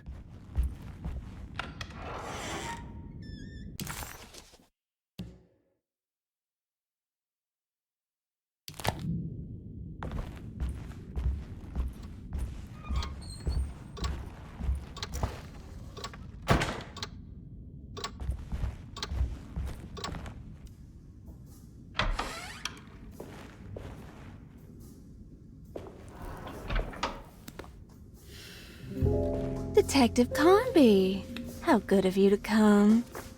Let me pour you a drink. What happened here? This place looks like it was hit by a bomb. Welcome to the madhouse, Detective. Thanks. Did the ceiling just collapse? I heard it was something in the attic, something that was supposed to happen but didn't. How that could have such consequences is beyond me. The truth is, I don't know why the room looks like this. But I bet your friend Jeremy does. You know where I could find him? Oh, somewhere in his past, I suppose. He keeps going on about that mysterious dark man. I think he is hiding from him.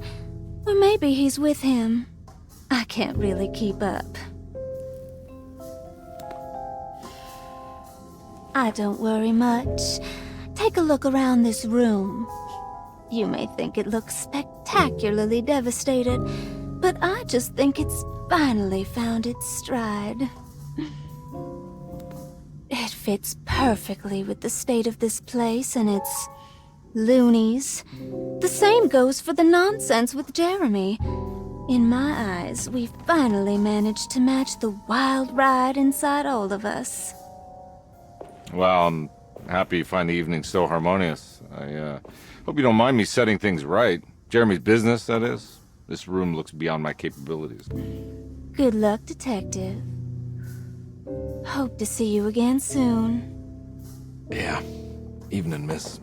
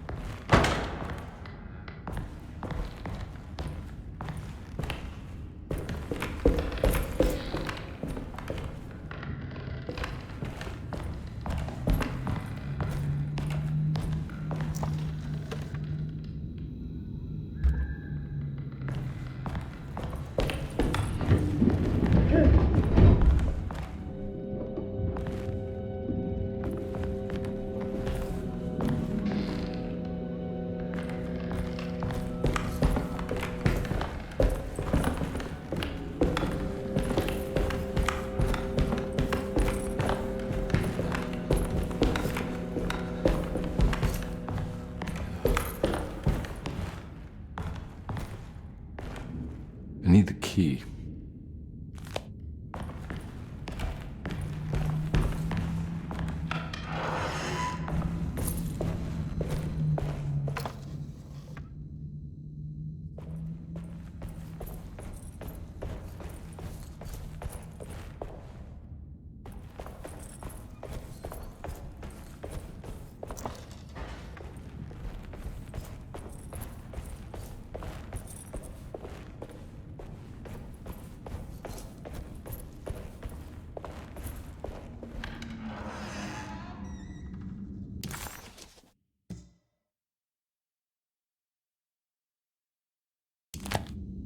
Ugh.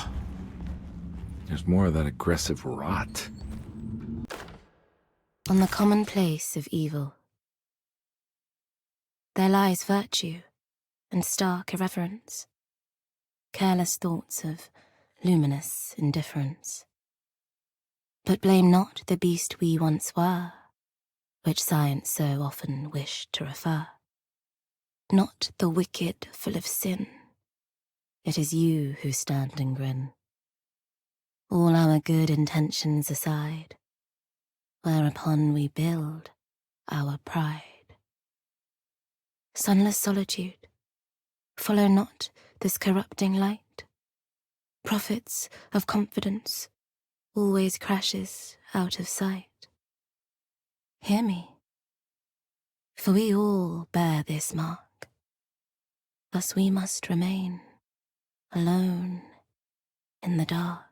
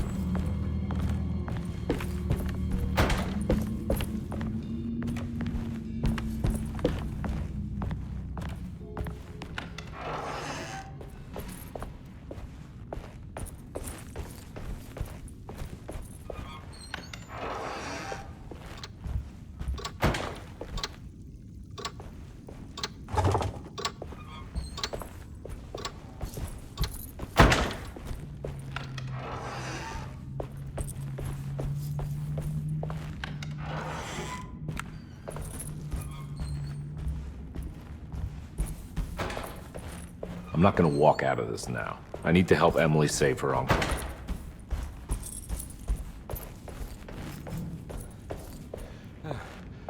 I need the key.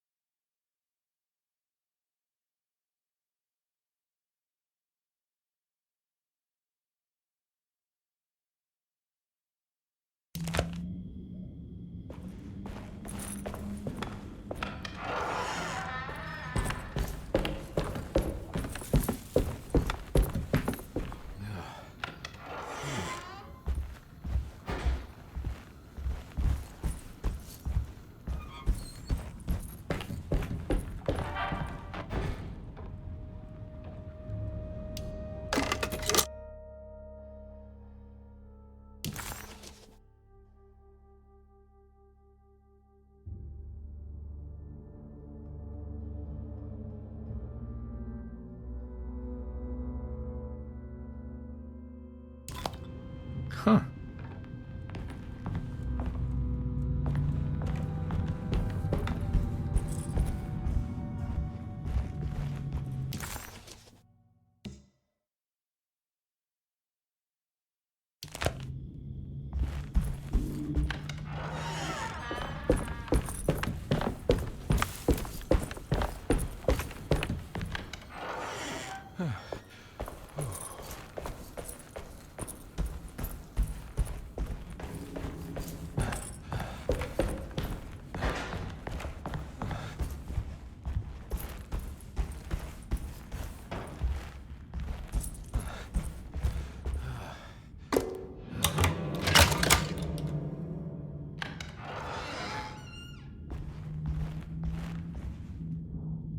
There's something missing.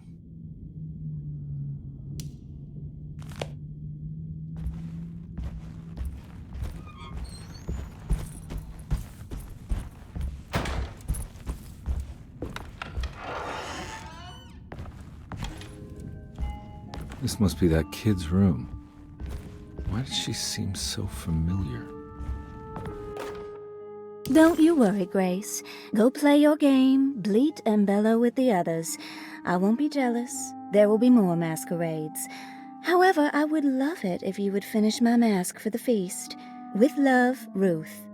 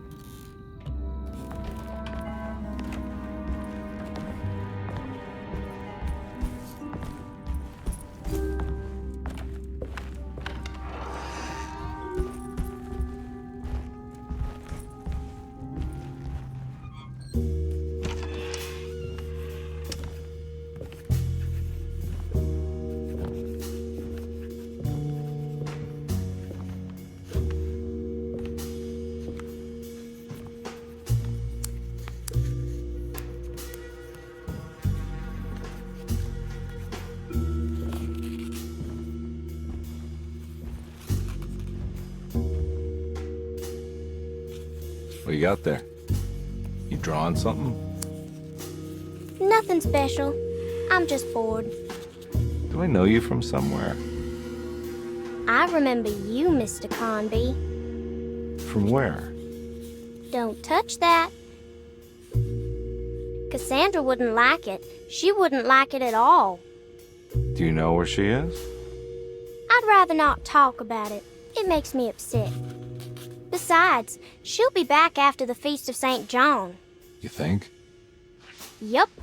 It's all on the page, Mr. Conby. And many of them that sleep in the dust of the earth shall awake, some to everlasting life, and some to shame and everlasting contempt. All right. I'm gonna go now, if that's okay. I don't like to stay too long in the same place. Mr. McCoffey might find me. Hey. Is he mean to you? Not everyone needs to be saved, Mr. Conby. You should know that by now.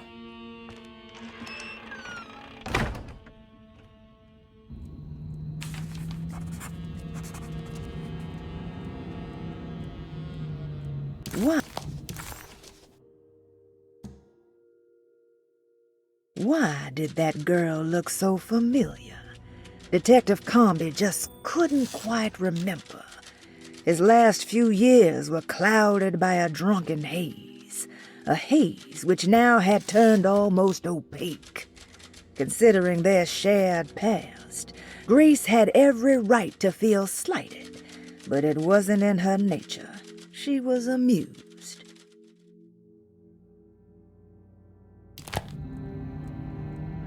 So this is where Cassandra Beauregard ended up. For some reason, I thought she died years ago. There's more of that rot again, like it's guiding me to do something. But what? If I find the full set of bottles, then maybe I can make something out of the stains of rot. It's another one of those strange padlocks.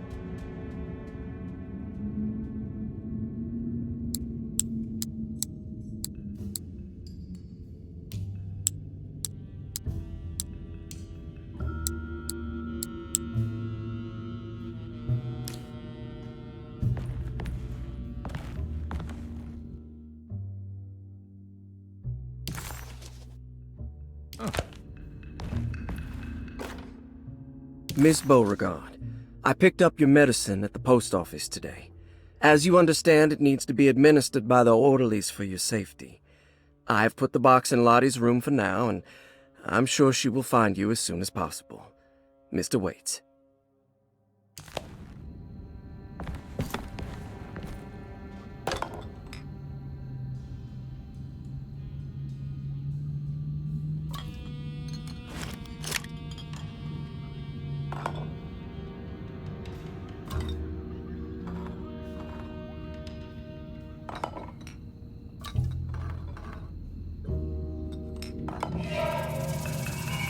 The rot made the shape of a snake. There must be something important to find here. Maybe it has something to do with the numbers on the labels.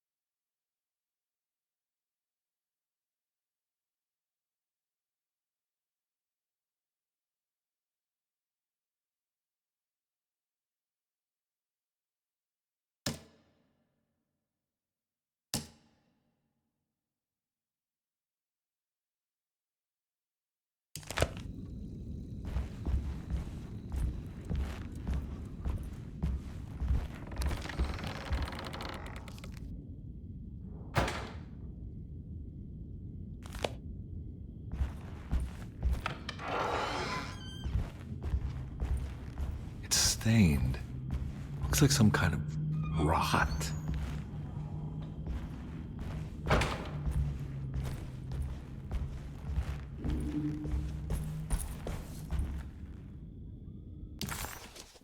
The medicine bottles had stains of rot on the labels, suggesting some greater shape. They just needed to be put in the right order. But for what purpose?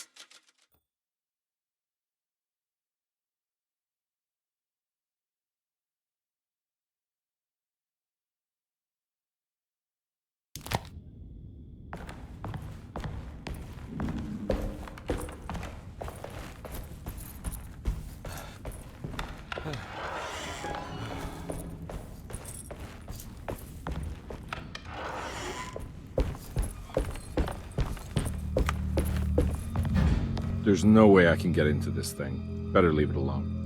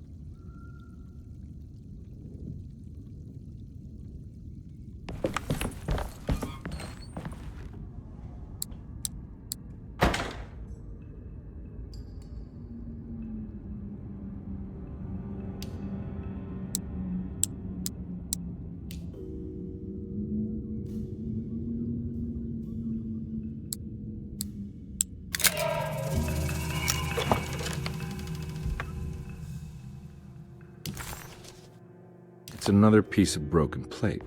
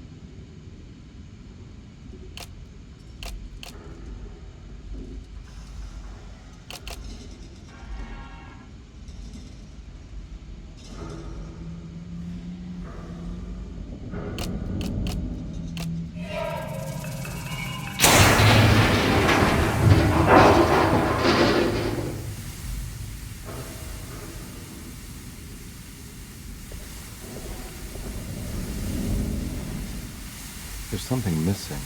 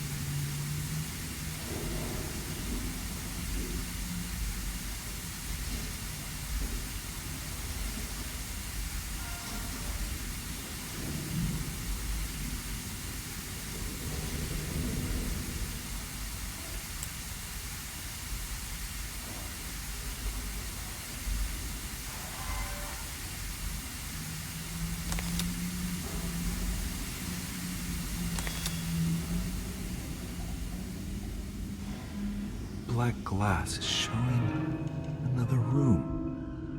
Must be a way to another one of Jeremy's memories.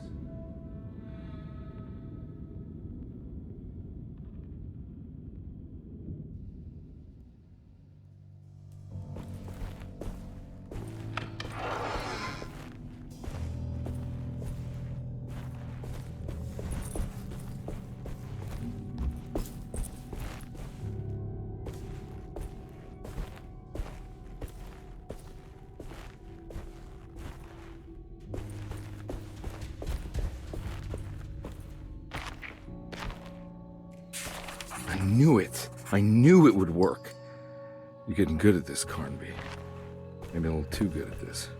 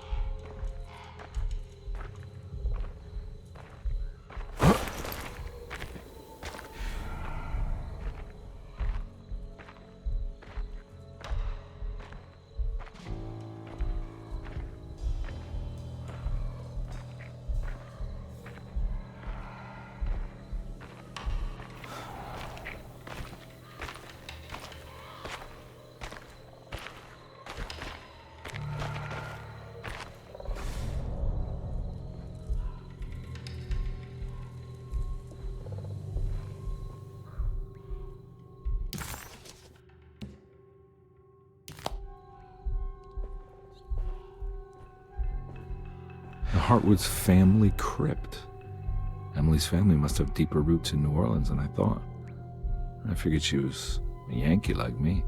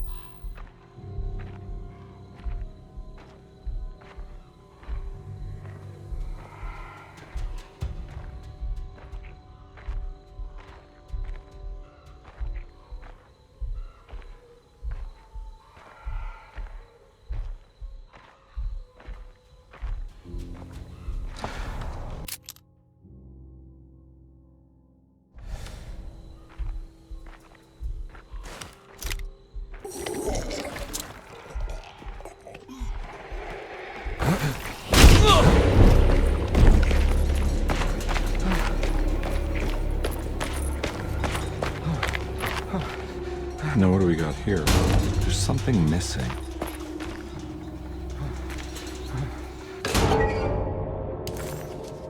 What's this?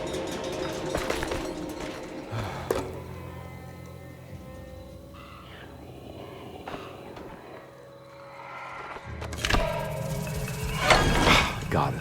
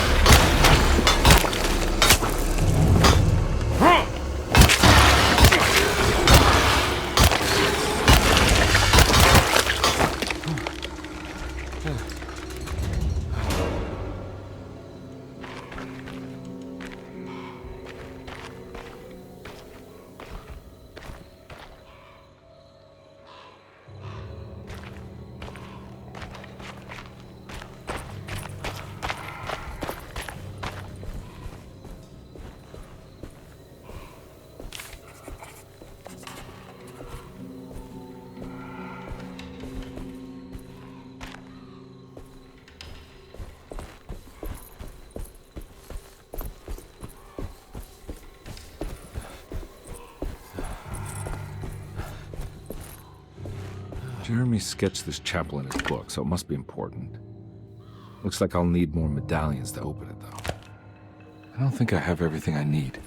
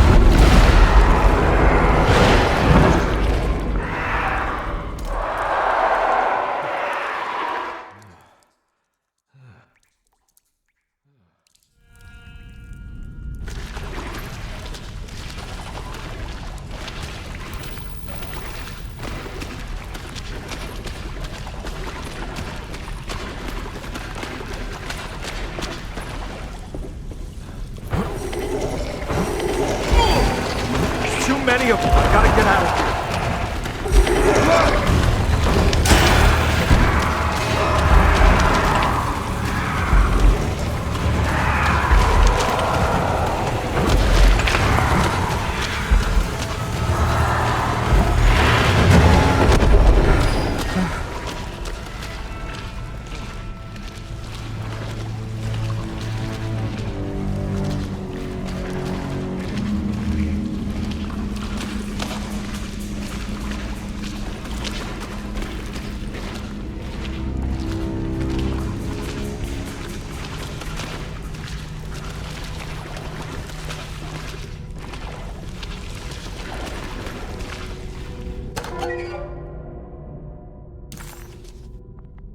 Now what do we got here?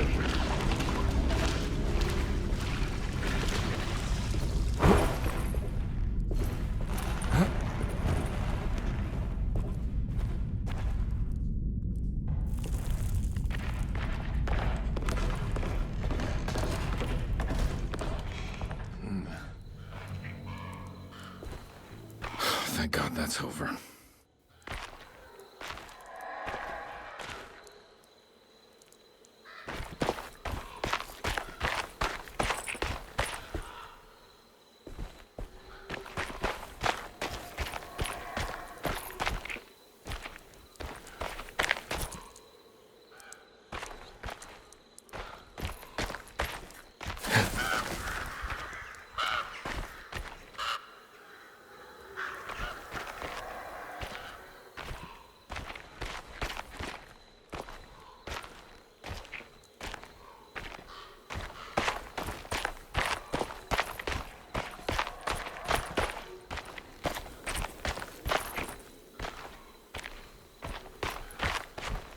This doesn't look good.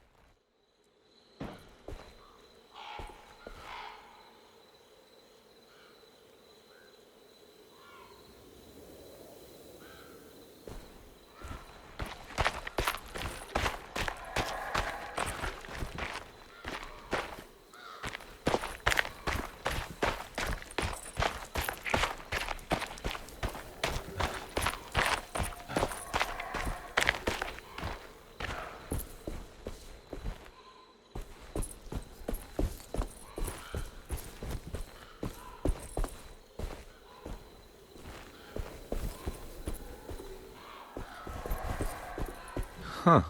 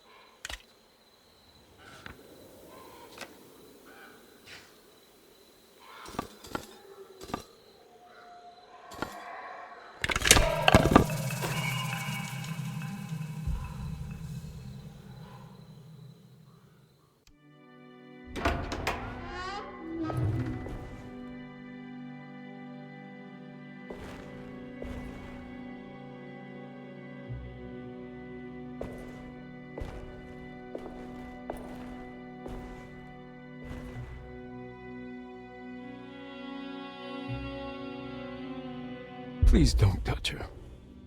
Jeremy. What are you doing here? Everyone's looking for you. I know, it's all a big mess. No one understands. I'm just trying to keep evil at bay. Just for a little while longer.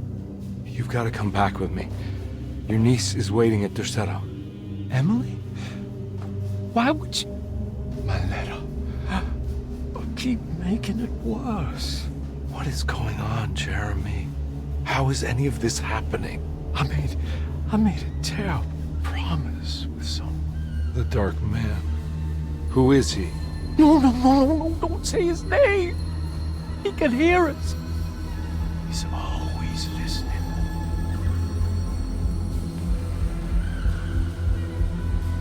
Jeremy, I need to understand what is going on. I promised him everything.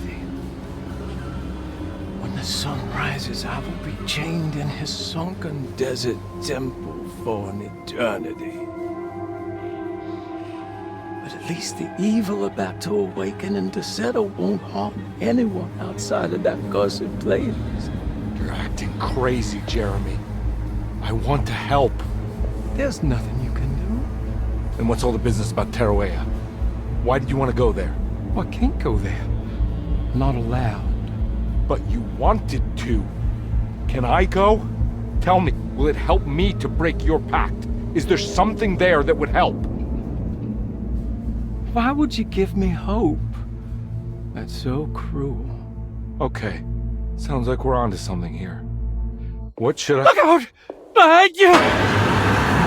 Run! Don't let it take you!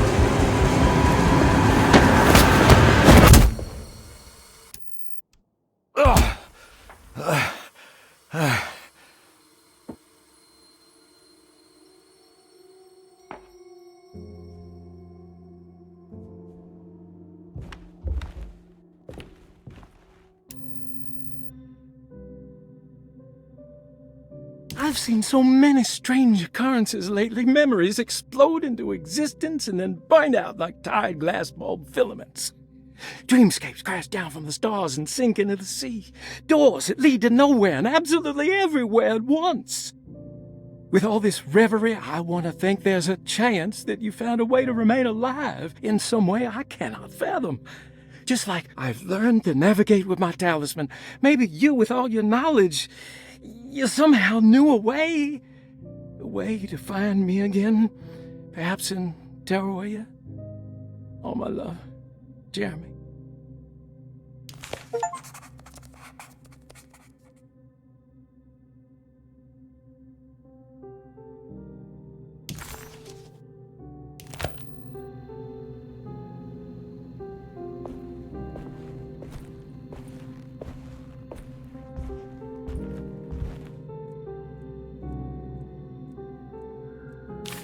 She's dead. No matter how she died, she looks peaceful now.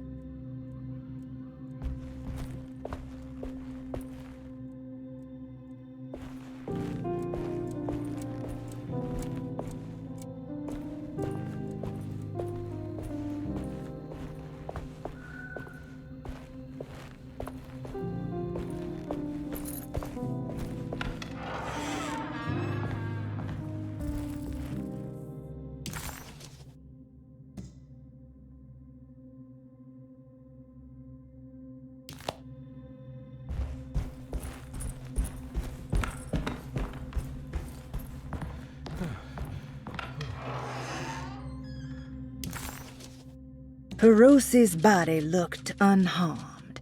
Conby couldn't figure out how she died, or why this wasn't a bigger upset to the people at Derceto.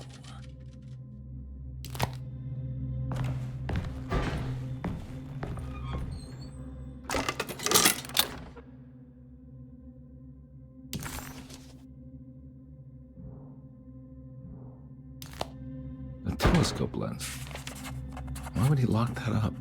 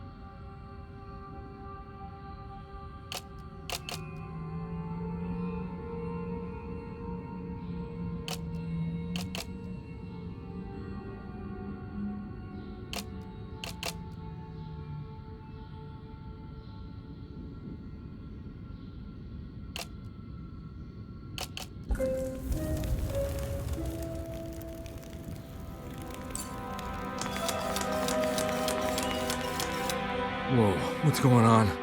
It's dialing in something all on its own and it's showing the way to another memory? Where is that?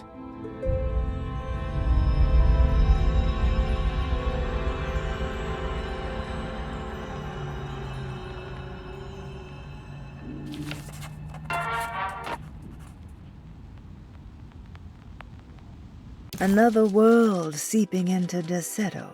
Was this a taste of that mysterious Tarawea?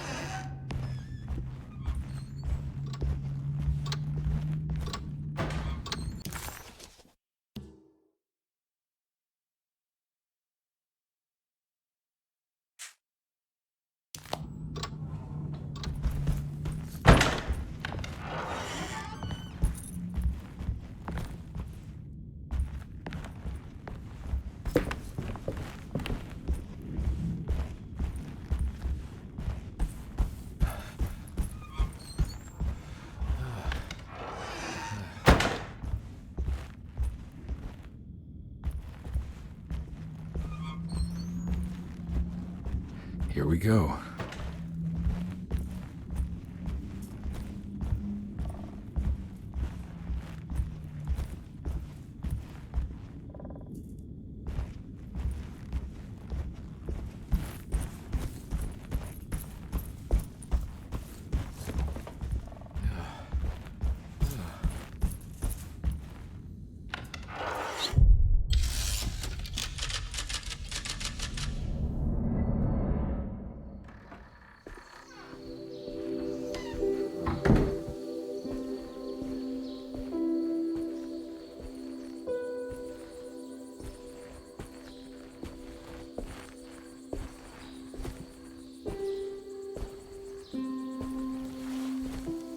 I'm glad to see you made it.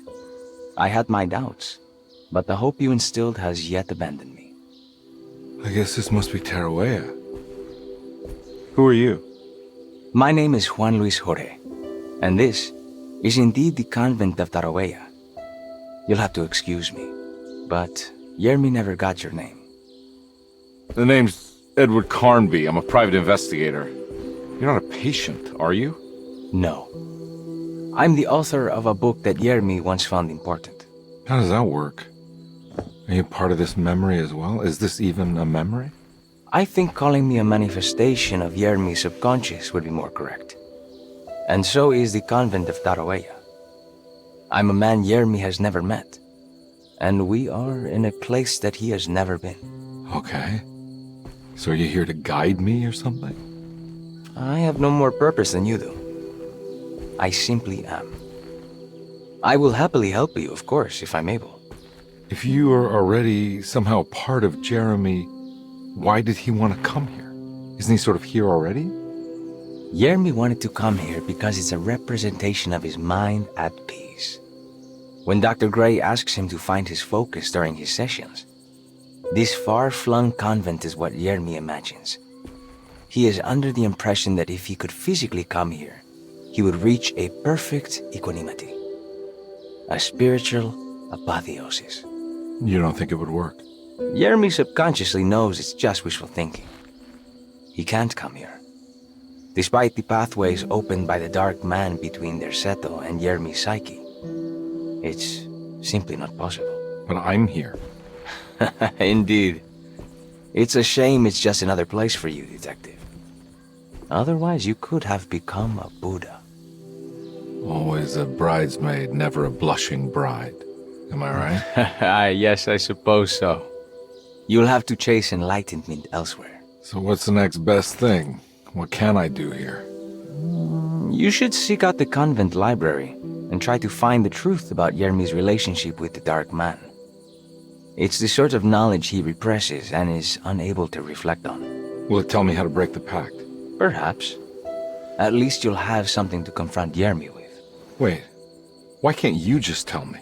I don't know such things. You'd be better off consulting the texts of Dr. Freud if you want such answers. No thanks, I hate shrinks. There is another thing you should know about the library. He is here as well. The Dark Man has been working his way through the text for a long time. He's here? How am I supposed to get past him? Be careful, Detective. Oh, jeez, just perfect.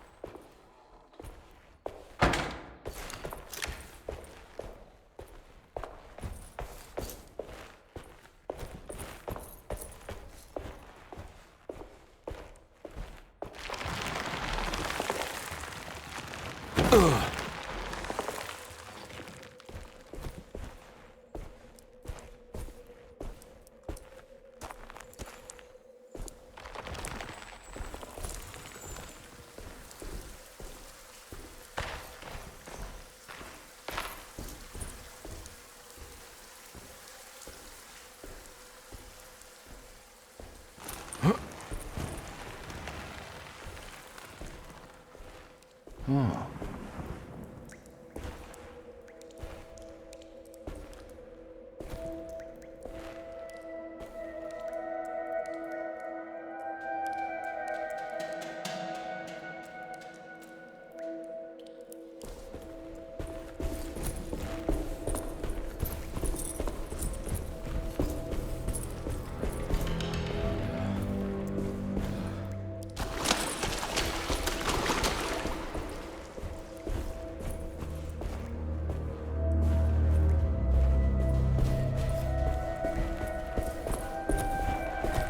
There's something missing.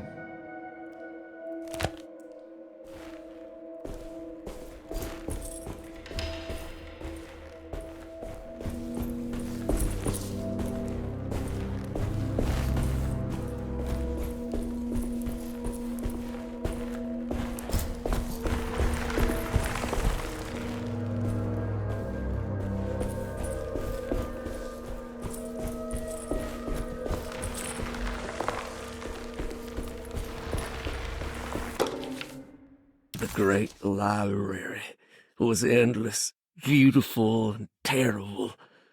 An Akashic record for the universe inside the mind of Jeremy Hartwood, now corrupted by a story forced upon him told by a maniacal liar, an evil conjured by science and secrecy. I will suspend a room and lock away the foundation of his character. Its key will be left to the librarian, the only thing invisible to the prowler.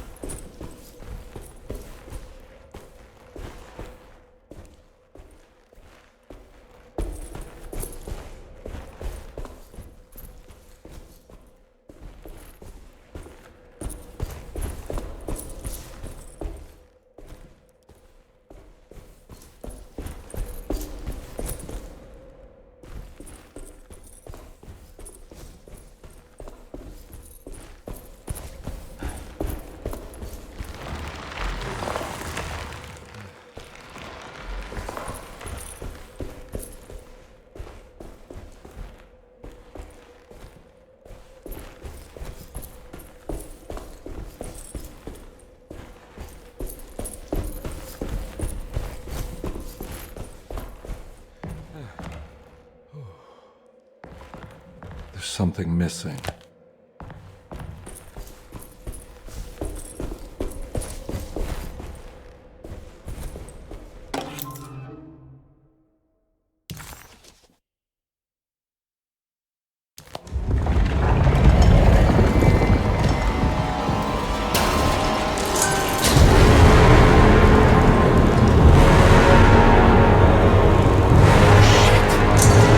Manifest your worst fears, Jeremy.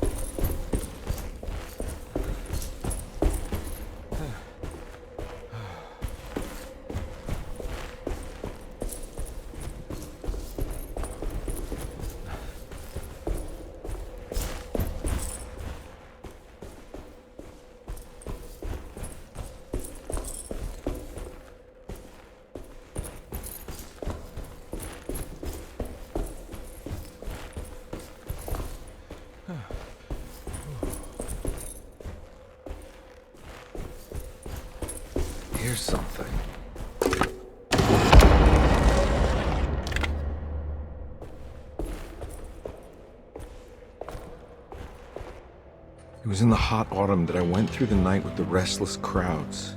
He was a kind of itinerant showman who held forth in public halls and aroused widespread fear. The New Orleans address of the event is lost, but I remember distinctly the Prext Shipping Company pressing their contribution. Hey.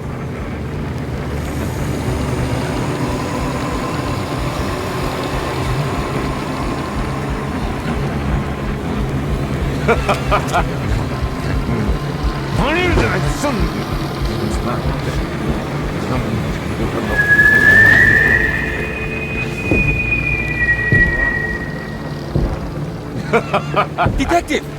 Juan! Juan!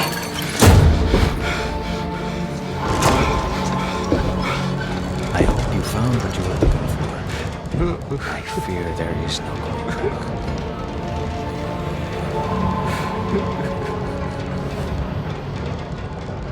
I was so close. There must be something I can work with. Come on, Carnby, think! Think! Shipping company. Prext. Right. Good luck, detective.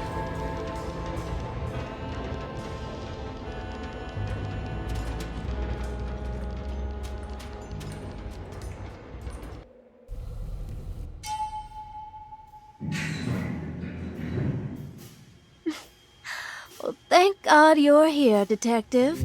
Sitting all alone in a place like this. I'd never live it down if the papers got wind of it. Hey. Ruth, right? Oh, don't pretend you don't know. I'm sure you have a whole file on me by now, Detective. I suppose we weren't formally introduced. I'm Ruth Talon. Miss Ruth Talon, in case you're wondering. Edward Carnby. Enchanté. Are you sure? I had too many already. Nice. It's good. I know. I have great taste, Detective.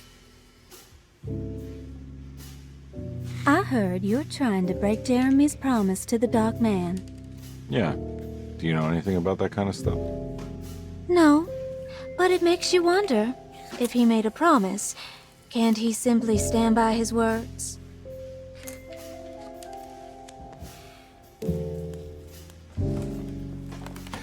Look, I'm just trying to get Jeremy out of a bad deal, so he'll come back with us to New Orleans. Well, if all fails. What are you doing? It's a sign of submission to the Dark Man. I saw it in a dream once.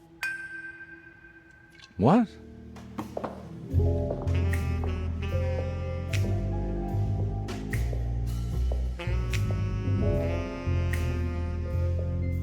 You don't know the Prext Shipping Company by any chance? I do. They made big money during the war. Their waterfront office is just over there. How did you do that? Do what, Detective? Bonne chance. Hey, have you seen Emily Hartwood anywhere? Are you trying to make me jealous, Detective? No, I haven't seen your doll anywhere.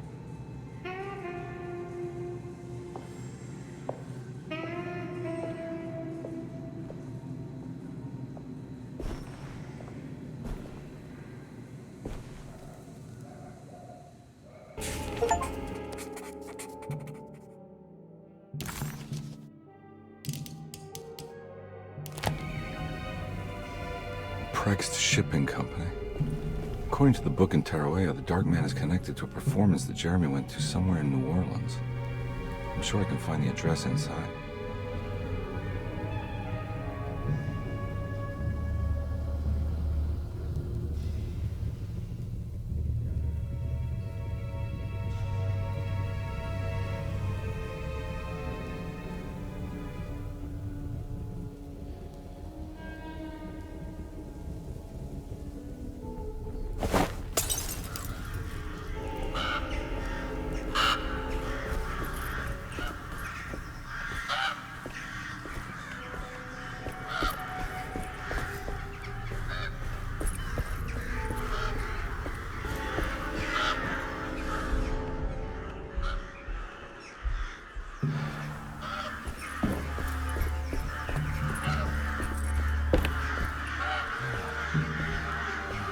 It's locked from the other side.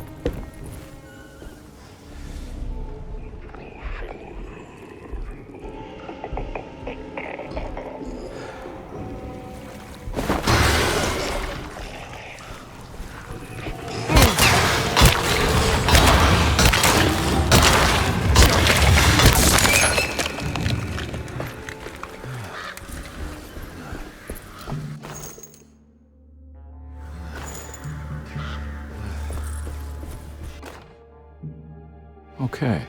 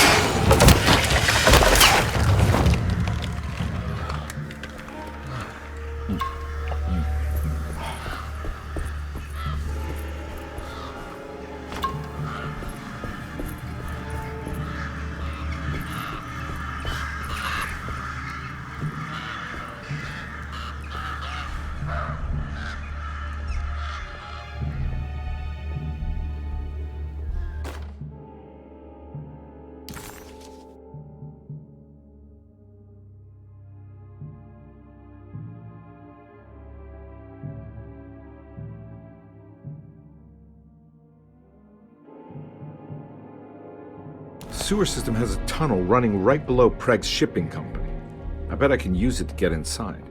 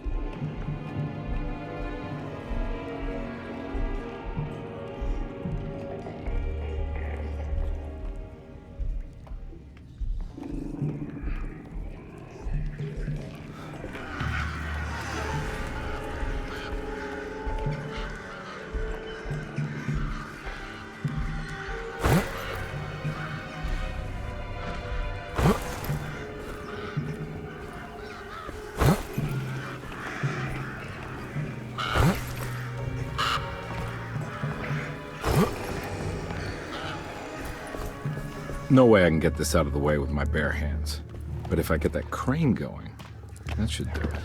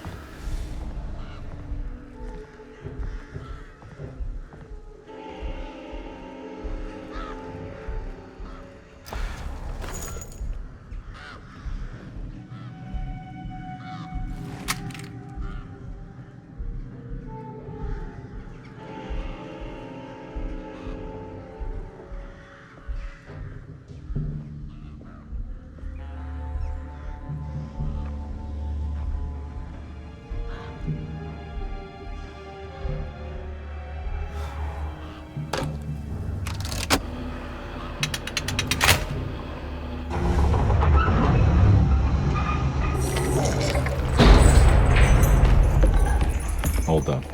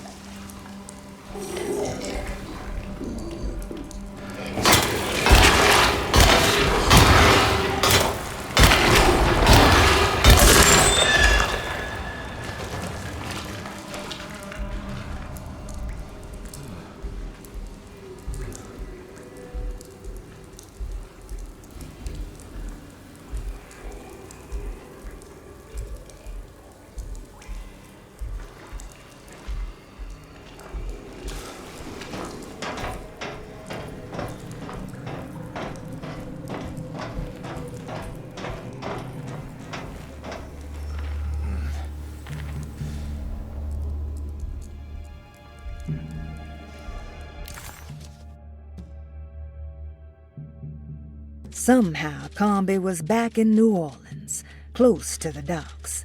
He could smell the pungent aroma of the Mississippi River.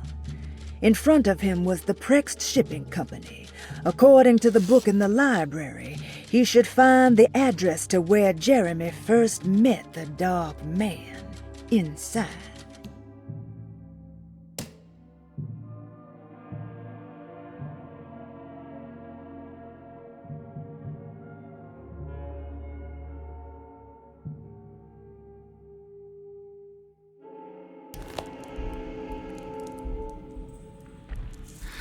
All right.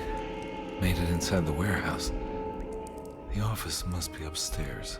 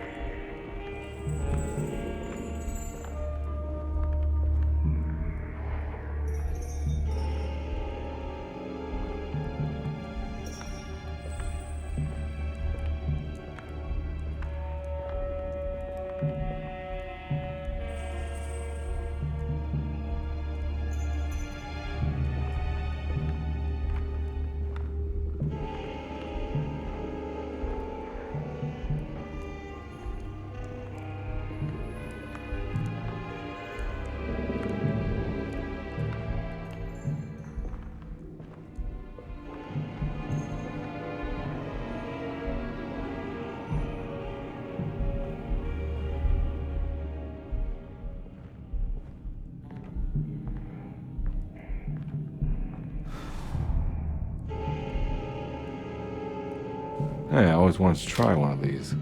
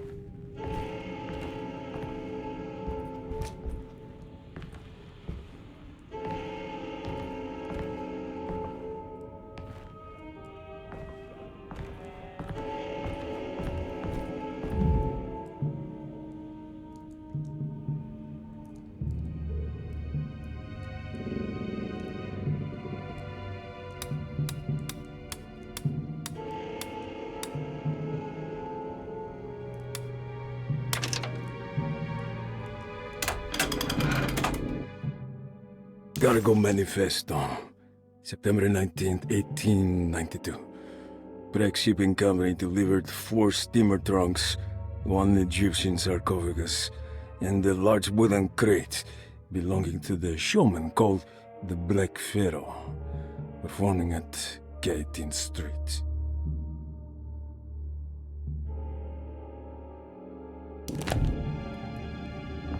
Here we go. The address where Jeremy first encountered the Dark Man.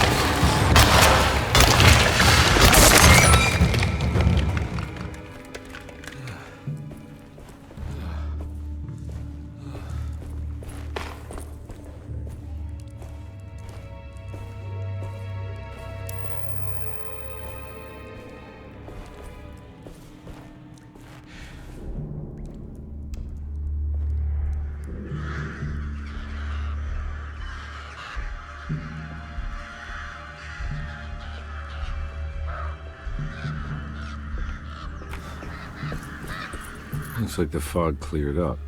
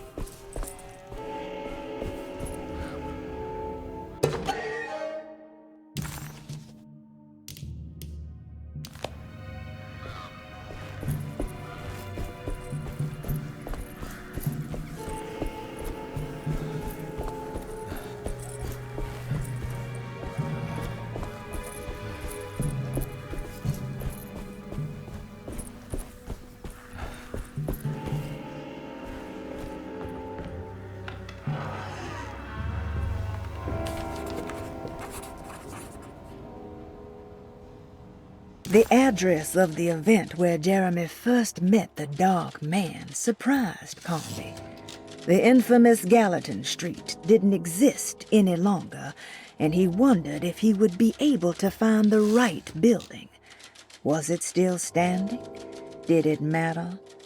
Maybe this world was not just another place, but another time as well.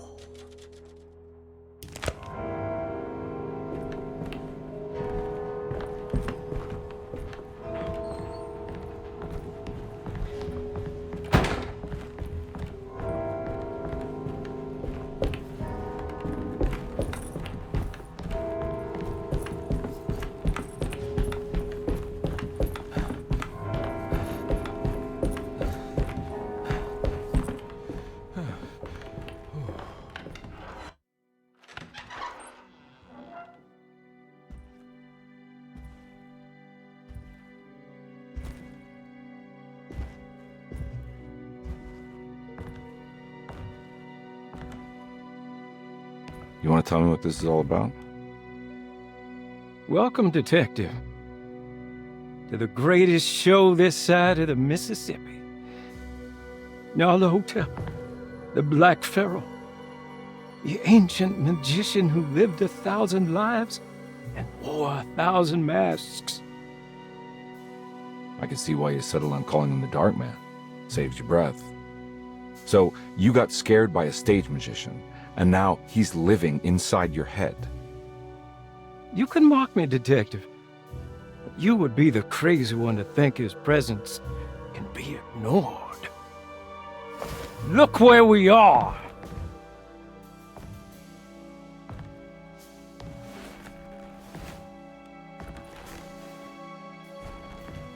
We didn't get to finish our last conversation, did we? You were about to tell me how to break the contract with the Dark Man. No, we can't. If we turn her loose on the world, so many innocent would die. But there is a way to break out of the deal. There is. You offered me a way out. Steps to take. What are they? You'll never find them. They're forever entombed in his sunken desert temple. Jeremy, I'm not your enemy. Tell me where to go. How do I find the temple? No, we can't. I have to make this sacrifice. God damn it, Jeremy. I'm gonna save you. Don't worry.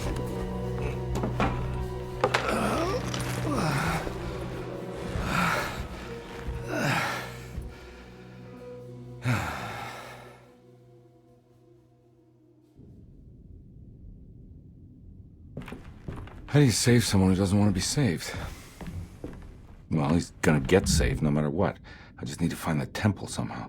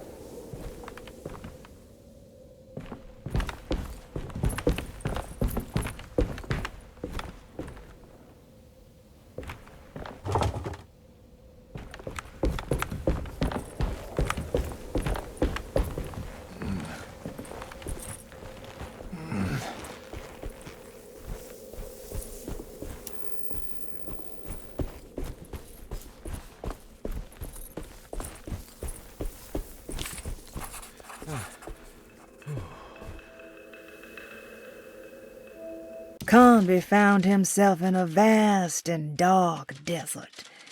He had certainly had his share of strange happenings this evening, but the thought of walking through the land of Tutankhamun was definitely challenging his last bastion of disbelief.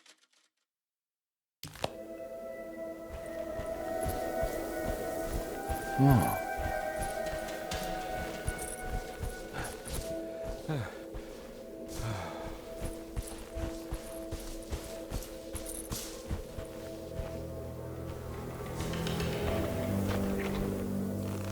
Ugh.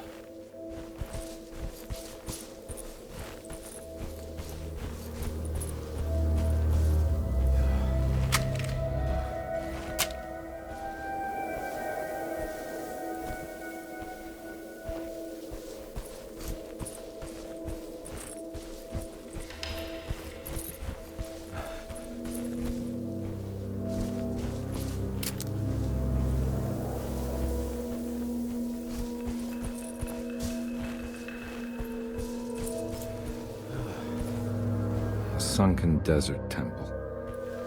I better get down there.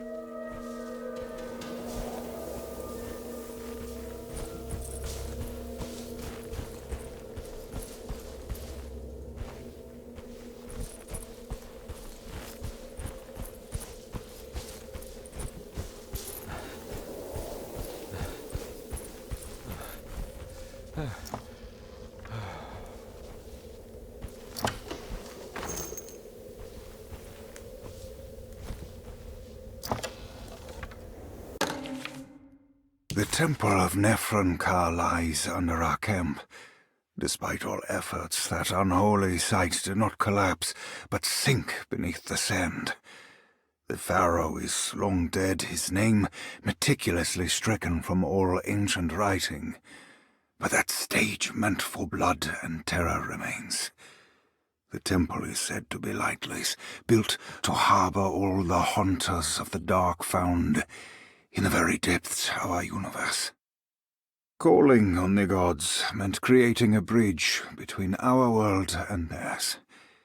The terrible Aldebaran of Taurus, the Black Sun, was seen as the most important star in the night sky.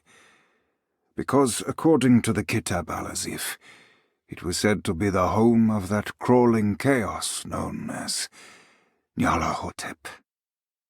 Through ancient mechanisms, it was said that the priests could open shafts channeling the light emitted by that strange stone called the Shining Trapezohedron.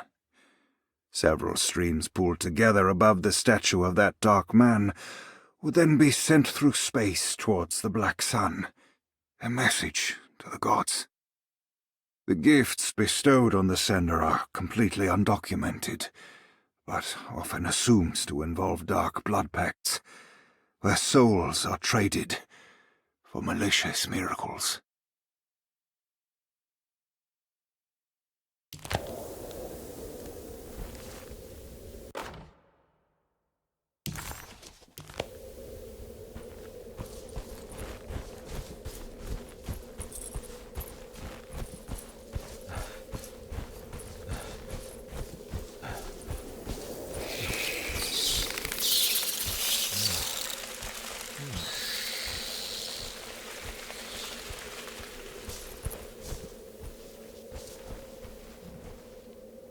Here we go.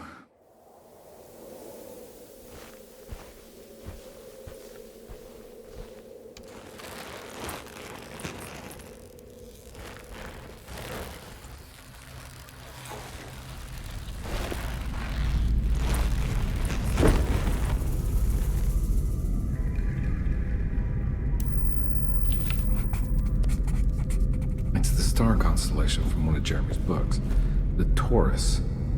And one star's clearly bigger. Must be important. I got a feeling this is it. This is where the contract is hidden. But how do I get to it?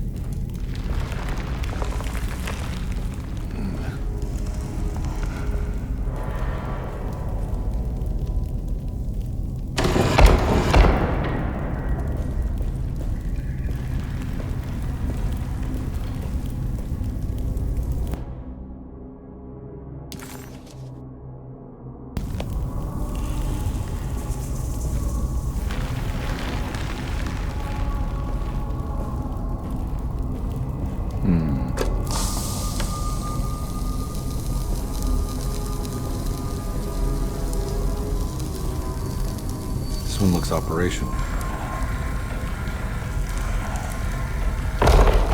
It worked.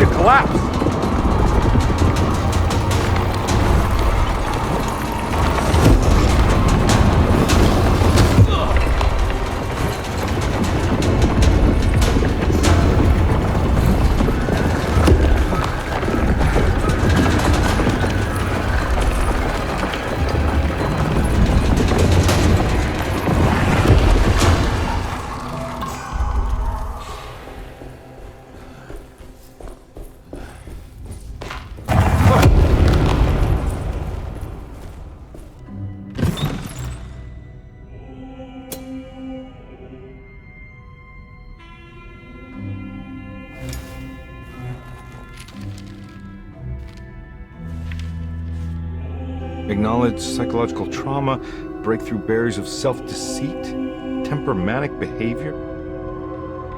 These are the Dark Man's terms. The contract. Huh?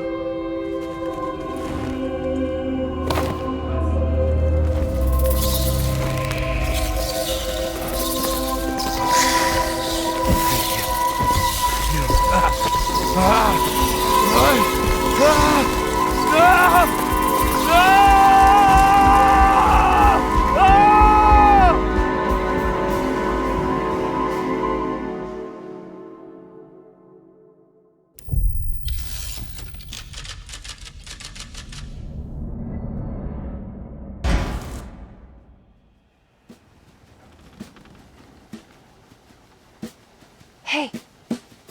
Hey, detective?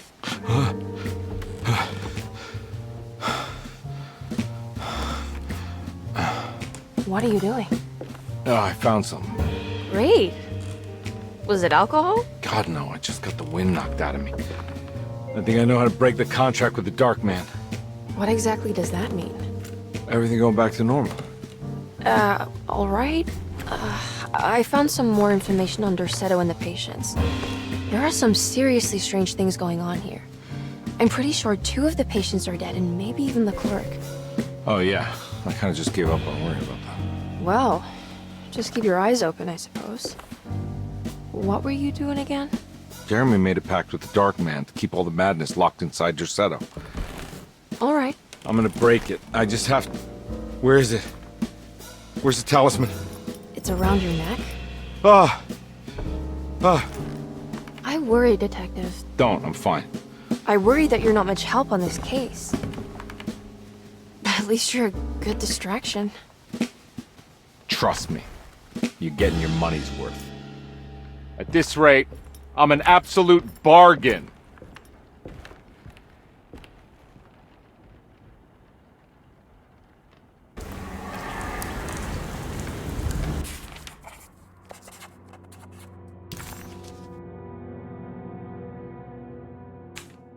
He must first acknowledge psychological trauma in order to proceed.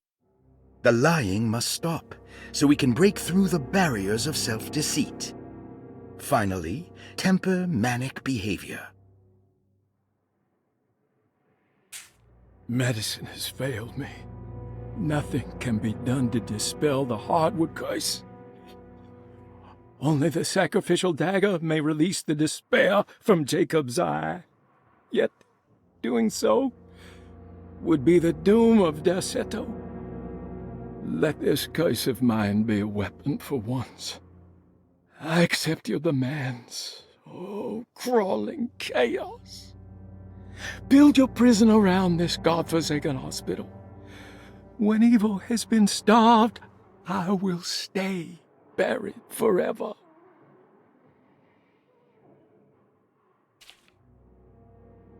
Medicine has failed me. Nothing.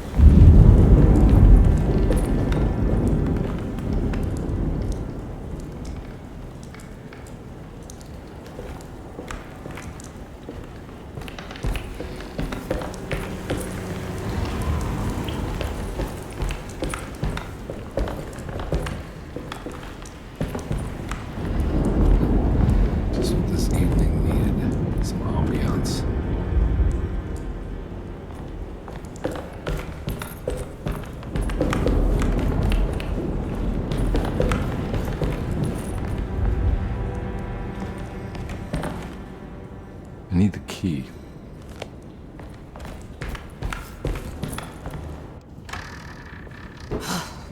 got to be around here somewhere. He wouldn't leave this house. I don't know what to think anymore.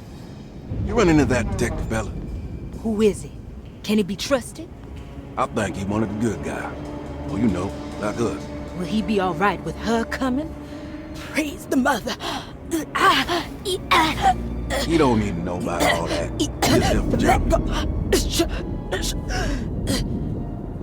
Just calm down. It ain't time yet. God, it hurts. As far as I can tell, Detective Comby seems to be solving problems, not causing them. Just be ready in case he starts anything.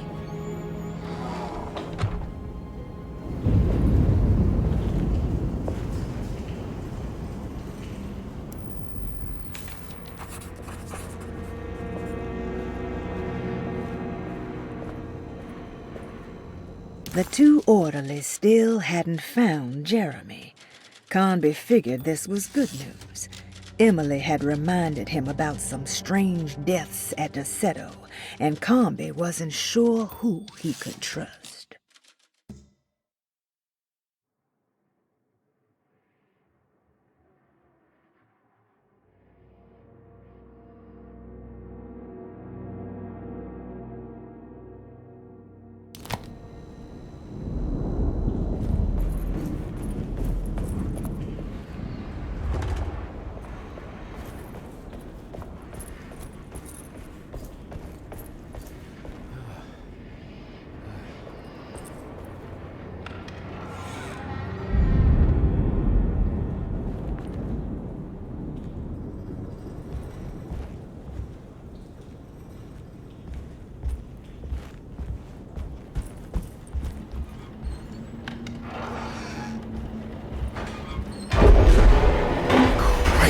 What the hell was that? It's blocked.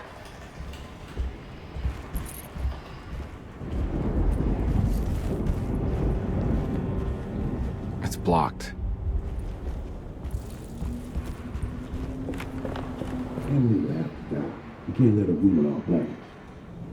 I heard him and Emily fight. You don't have to worry.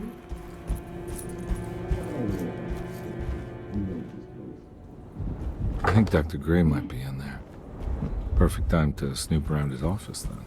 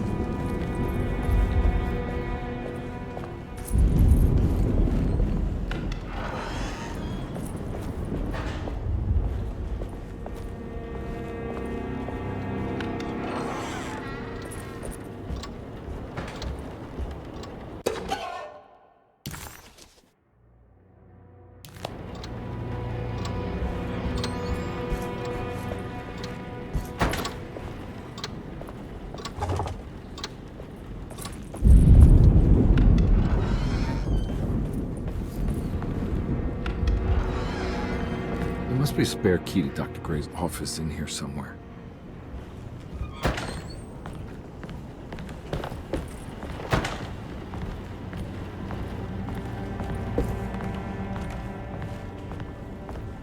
I don't have the combination for this. But maybe Jeremy did.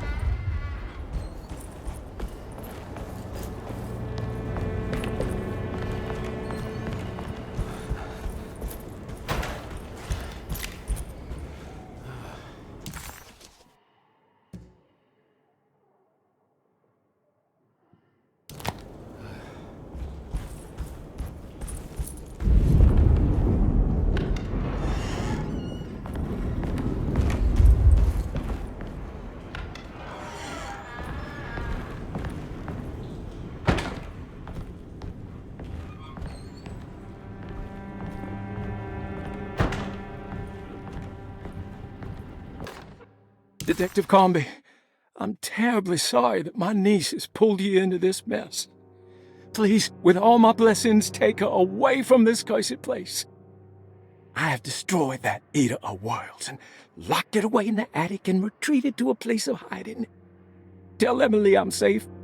Tell her all the lies you can think of to make her listen. Take her back to New Orleans. Sincerely, Jeremy.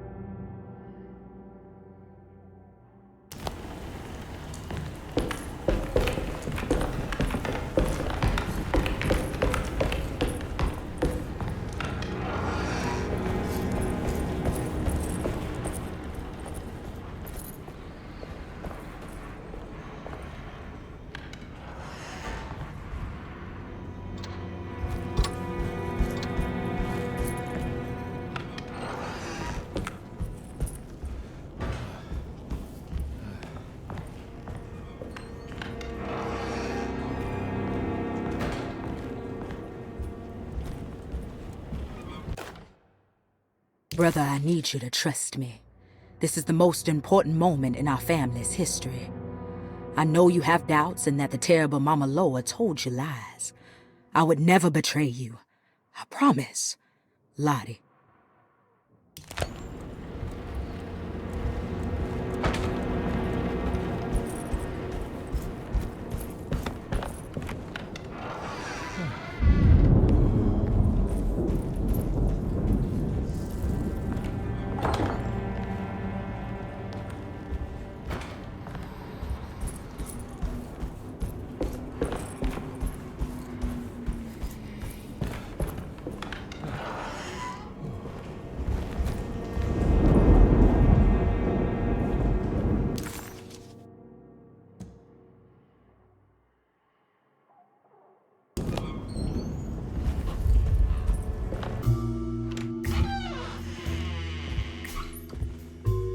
Detective Conbear. Good to see you again. Solved your case yet? I'm trying. Hey, Grace, you okay? Oh, she is just peachy, Detective. Are you looking forward to the Feast of St. John, Grace? I can't wait. Kids, ain't they great? What exactly are you planning for tonight? Oh, not much. We eat, we drink, we pay tribute to the wishing tree in the conservatory. The usual. Then why all the excitement? There is just something about tonight. Something's different. I think we all feel it. Besides, we got ourselves some new words for the prayer thanks to your buddy Jeremy. She'll come and turn the world inside out, and things will begin again. That sounds strangely threatening. You should come.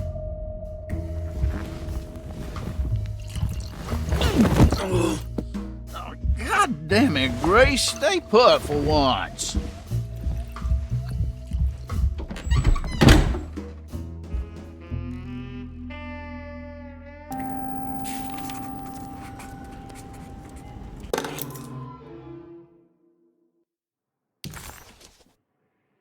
Better hold on to these. Wouldn't want them to get lost. There's something missing.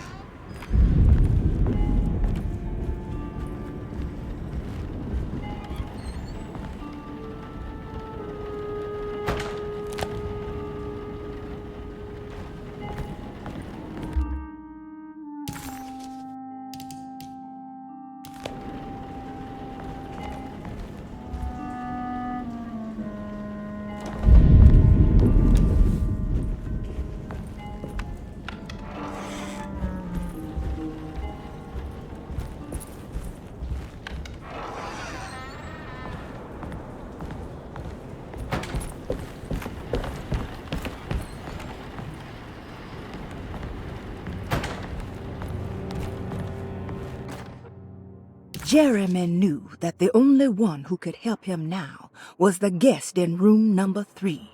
The room seemed to have been empty for so long. But that wasn't allowed to be true. The story needed to be different. To include something from the outside, he would bring the guest back to room 3 and show them what was in that safe. 913. But those were not the right numbers. That was the combination for the safe in the clerk's office.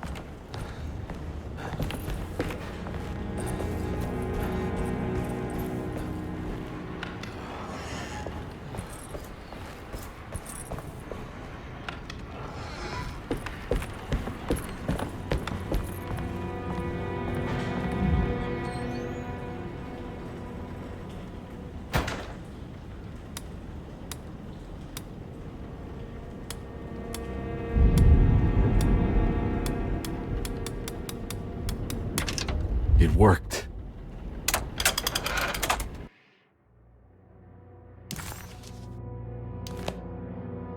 The last guest in the empty room suffered from severe maladaptation.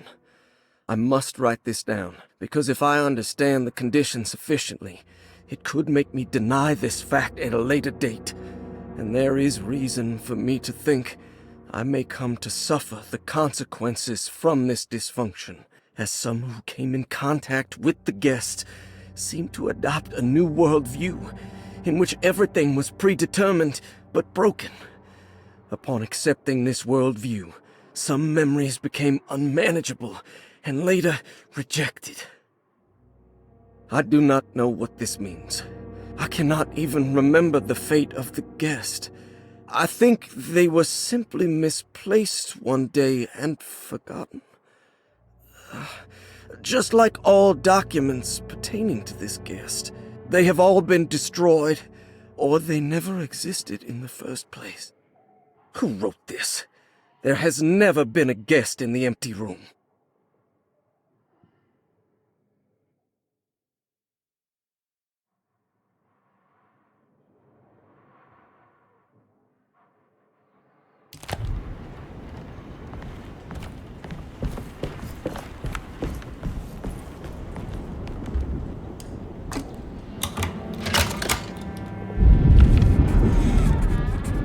Dr. Gray's office, all to myself.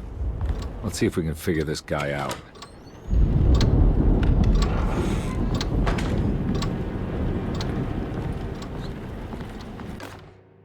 I have finished tidying up Miss Beauregard's belongings.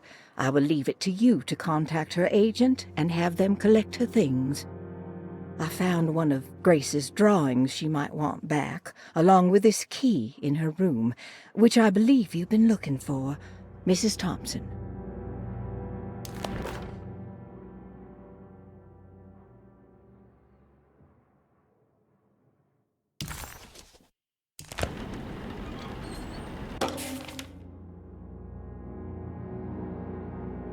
This is where McCoffey has hidden my favorite young.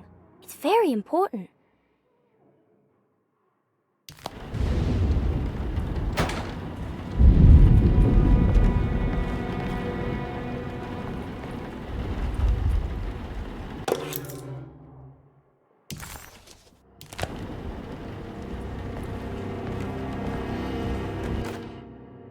Dearest Dr. Manzetti, I find myself in a losing battle with my patient.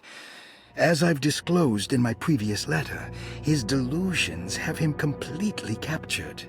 It's bad enough that he is torturing himself with paranoia, but his madness turns out to be quite persuasive to others, effectively laying the ground for mass delusion. I am writing to you in hope that you can give me some guidance.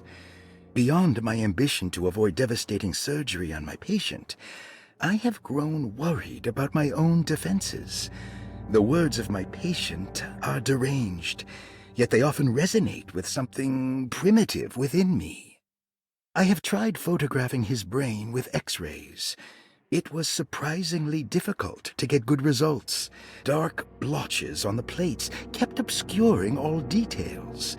My patient looked at the bad plates and cried out in terror, telling me the dark areas was the shadow of the worm, eating him from inside. I could not see anything out of the ordinary. I hope this is a sign that my mind is not as receptive to the madness as I had feared. After further inquiry, my patient described the shadows inside his mind as some kind of chthonic monstrosity that wants to undermine his sanctuary. This is clearly a reference to a place he calls Teroea, a sort of library or convent that works as a psychological haven.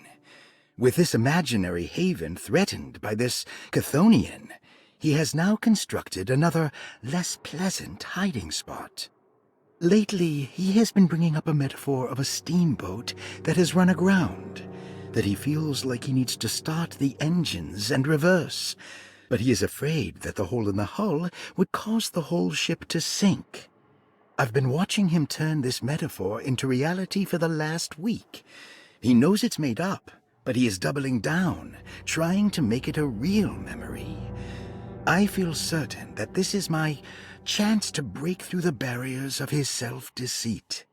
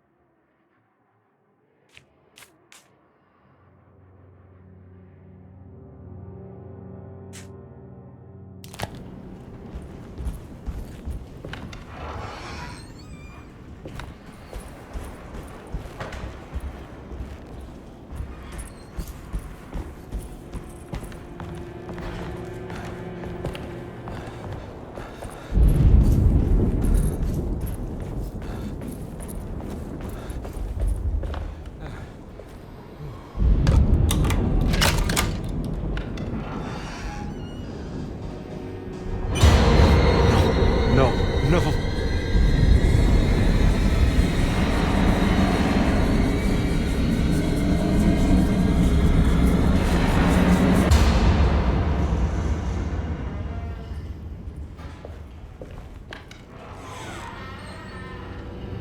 Surprisingly neat. Maybe I've been selling that old barfly short.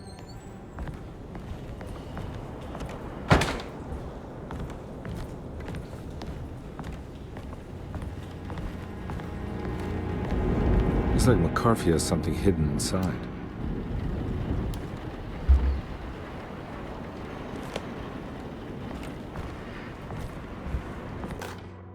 Sometimes, I think this place makes me worse. That Derceto might be my grave. A coffin made of ostentatious architecture. A Taj Mahal for the drunken depressed. There's something about Derceto. Something about Dr. Gray. Like we all pretend that we're here to get better, when in fact we are here to be forgotten.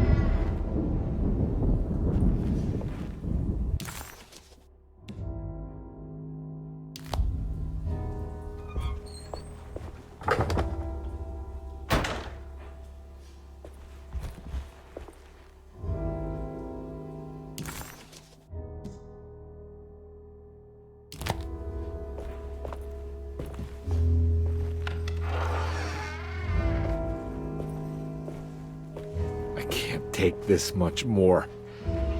This has to end.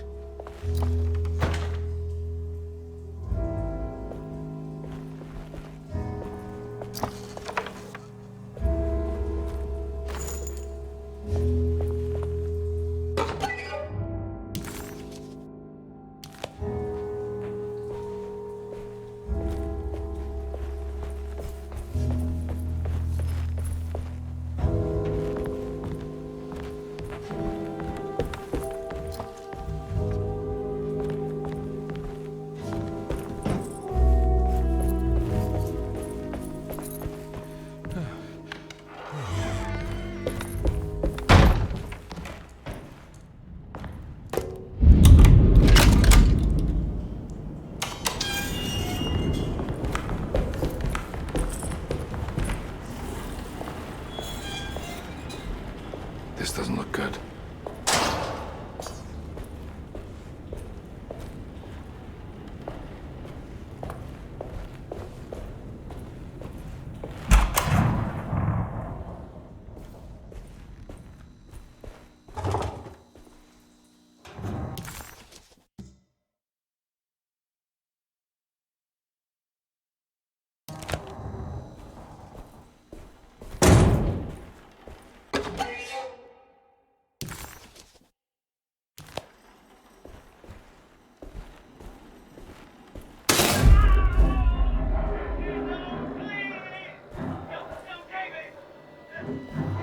I need the key.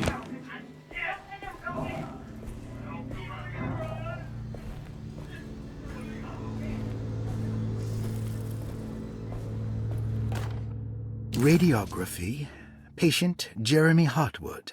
Date June 14, 1930.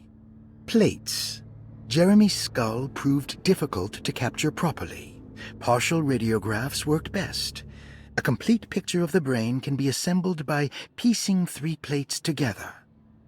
Observations. Even when looking at an assembled version, a shadow covers significant parts of Jeremy's brain. Possible tumor, but more likely that the equipment is failing. Jeremy reacted strongly to the pictures and claimed to see a giant clay worm eating and displacing his memories. Notes. While this exercise has left me nowhere closer to an answer, I feel confident that a Burkhardt lobotomy should sever all necessary parts.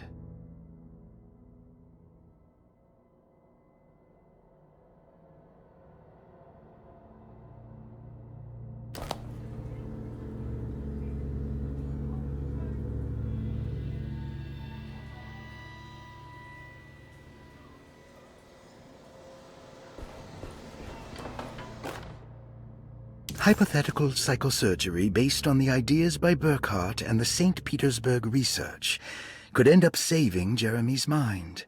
Severing the connections around the frontal lobe would certainly solve most mental afflictions.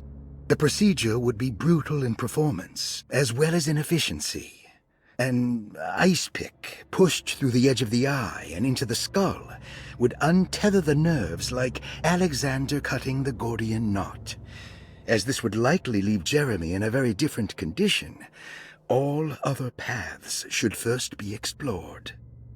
The medical instrument I would need for this lobotomy is missing, and I should have Waits order a new one.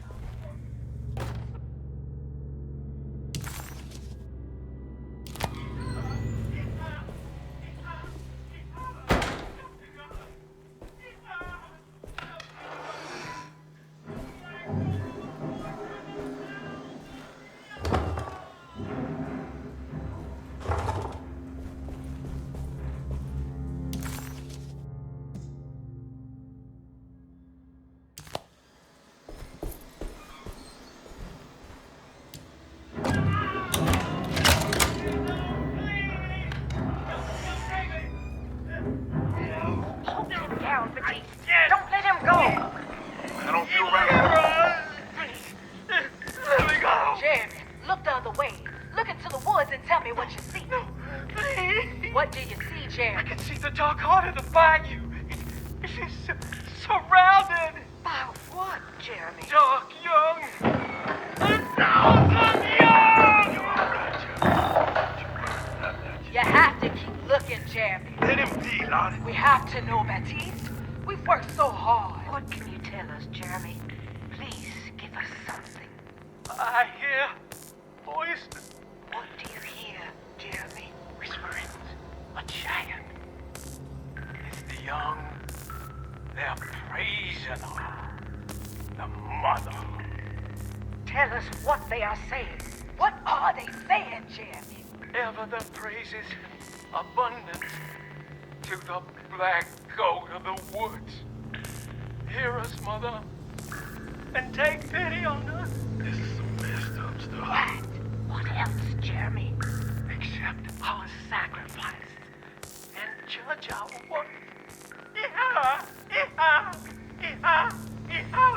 Shut the gun! Shut the gun!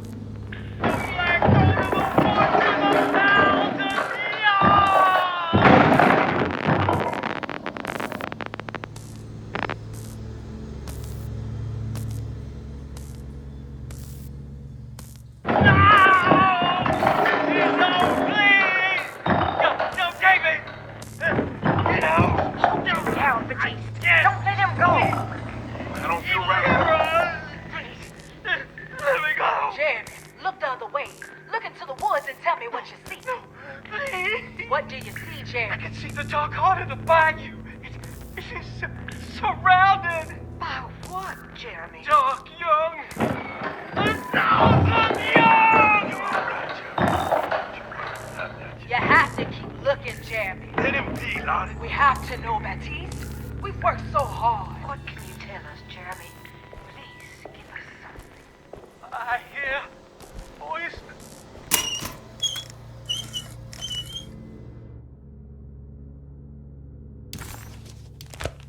Don't mind if I do.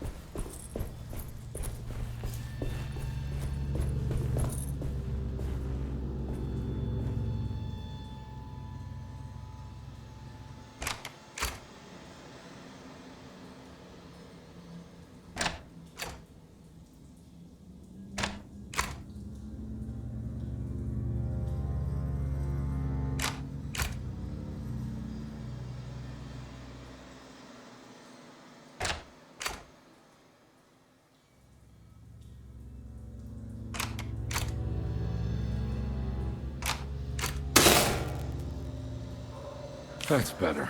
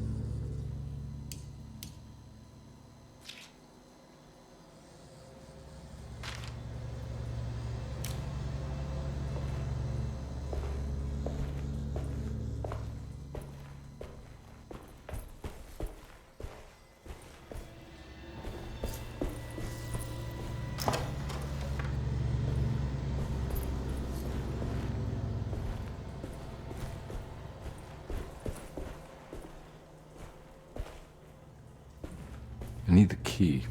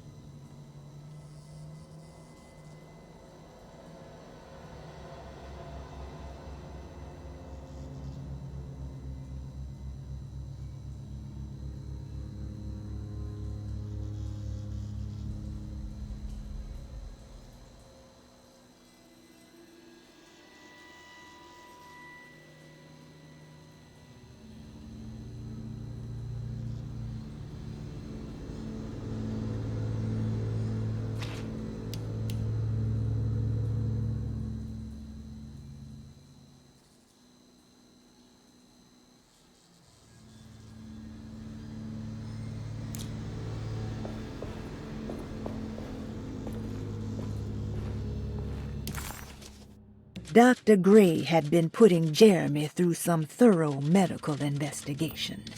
He was trying to break through Jeremy's stories and get to some truth, just like Comby was. Could Dr. Gray have been trying to break the contract as well?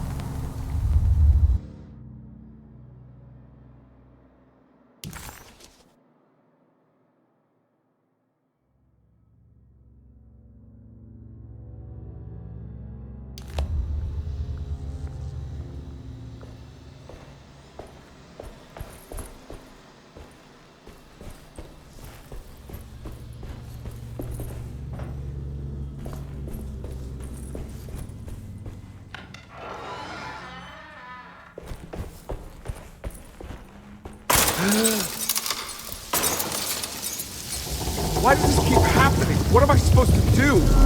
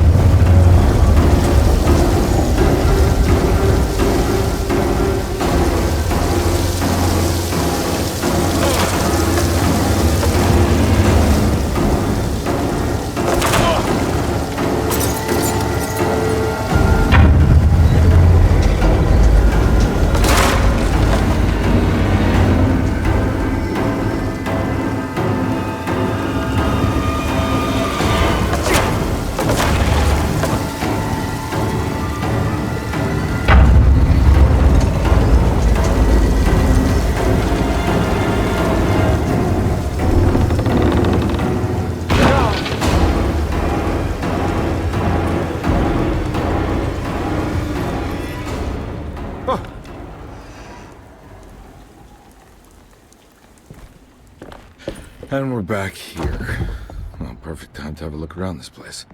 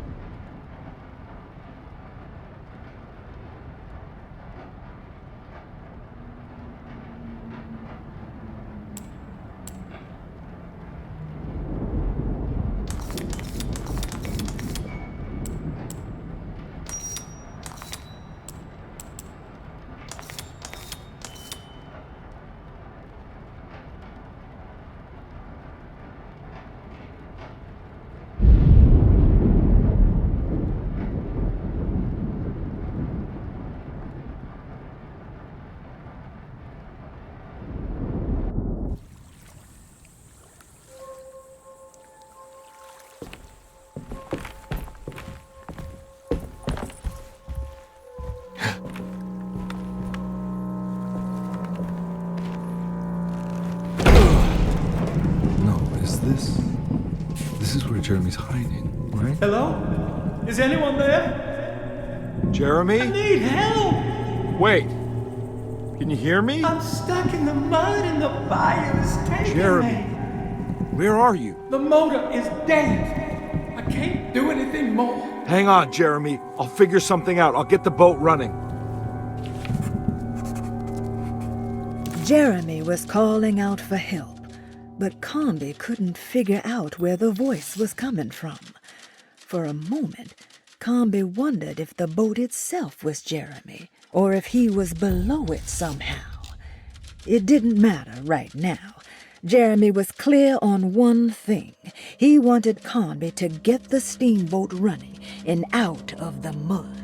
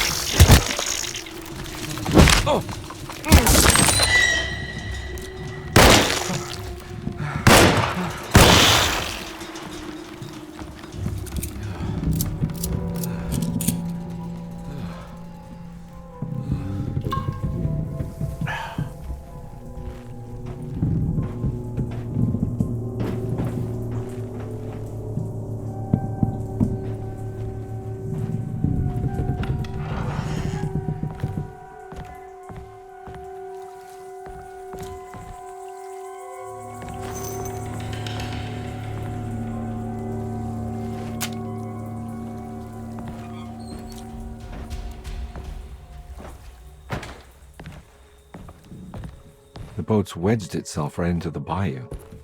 If I get the motor started, I could try reversing back into the river.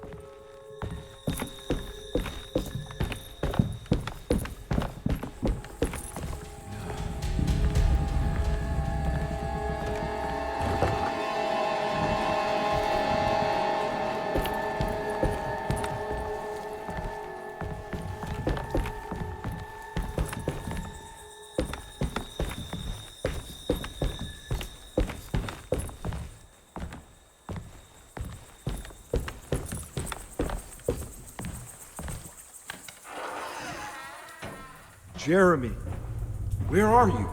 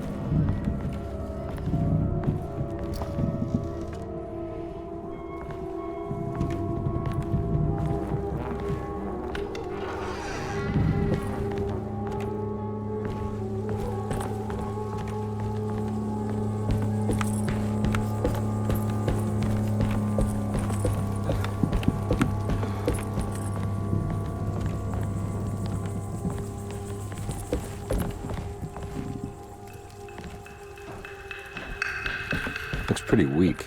I just need something to...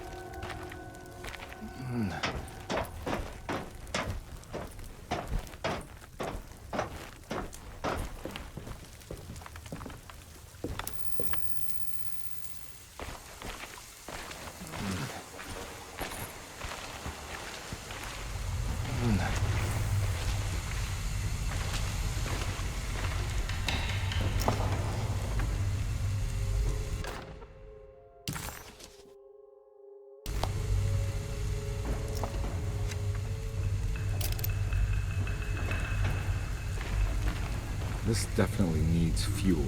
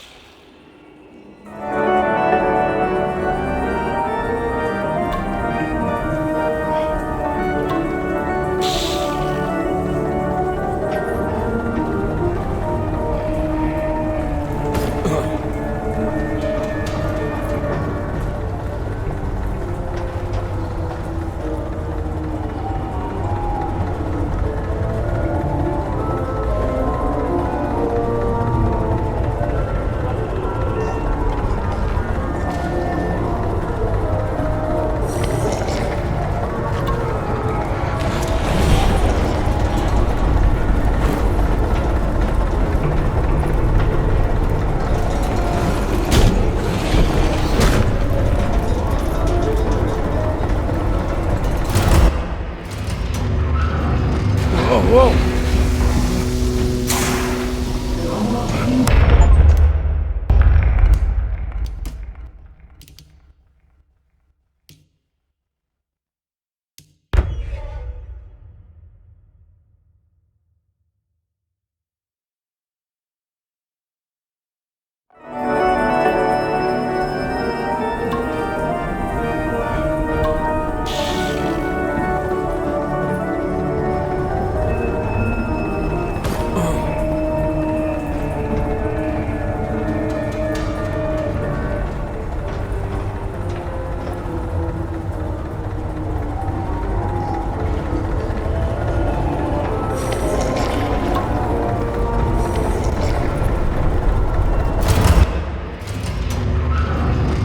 Whoa!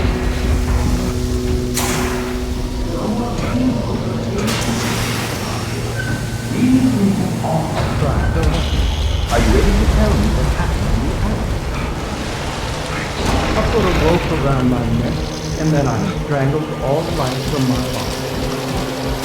Are you under the impression that you died? No. I was supposed to die. What does that mean? That you were supposed to die? I'm the catalyst. I had to die to make the story good. What are you referring to, Jeremy? 30 years ago, Frederic needed me to die. You're not making any sense, Jeremy. Find your focus. Hey! I cheated everyone. I didn't play my part. Hey! I escaped my doom. My destiny. Again, find your focus. Hey, I'm right here. What the hell is going on? Now everything is wrong. Nothing is in Hey! place. I'm right here! Calm down, Mr. Conby. What do you want? Were you not talking to Jeremy right now? I haven't seen Jeremy all day. Are you all right, Detective? No. Actually, I don't think so. Well, maybe. I'm gonna go look for Jeremy. Good. Let me know if you find him.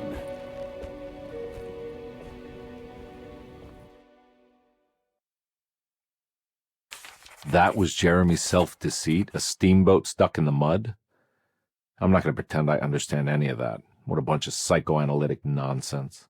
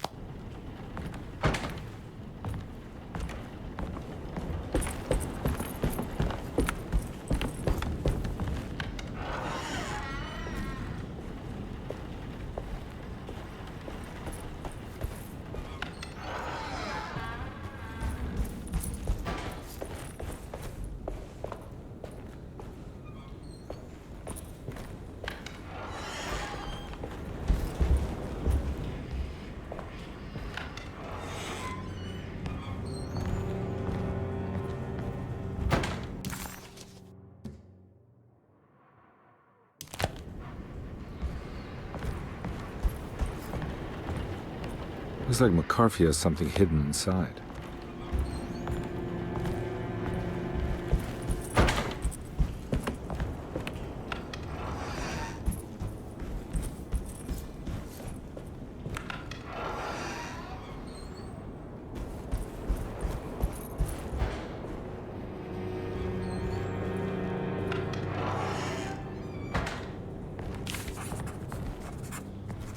This is my room. I belong here.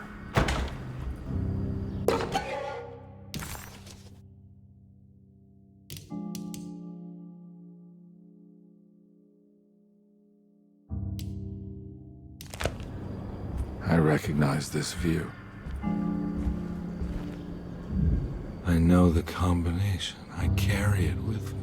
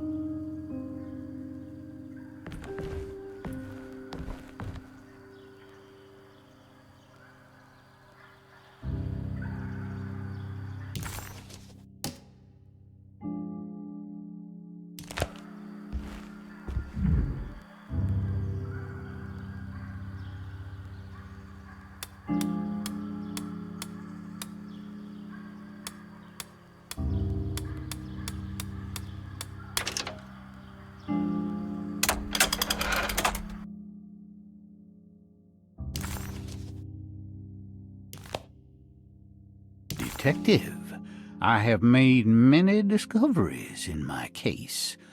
The child we want is safe, thanks to good people like me and you. We're so similar, but you don't see all the things I do. To find your man, Jeremy, you also need to look for the girl. It has always been that way. The young deliver us all. You should have a look in my room. There's a piece of the puzzle you will need. Take care now. My coffee.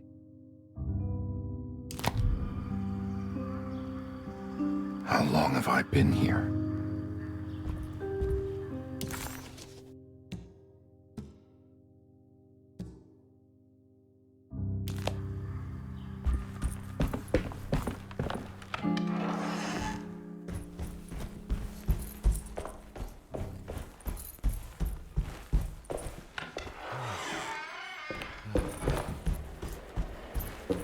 Looks like McCarthy has something hidden inside.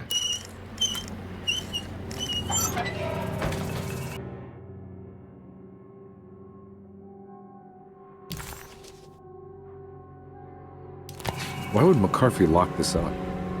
Was he trying to keep Grace from completing the shape? If so, couldn't she have just made another drawing?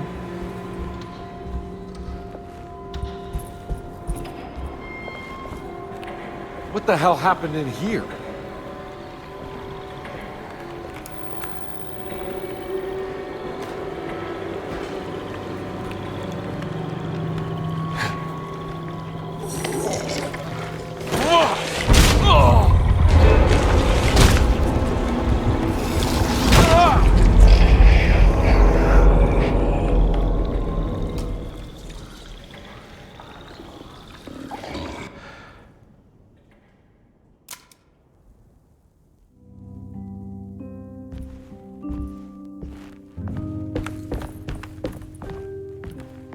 I know that number.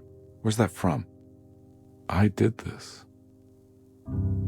I wrote that.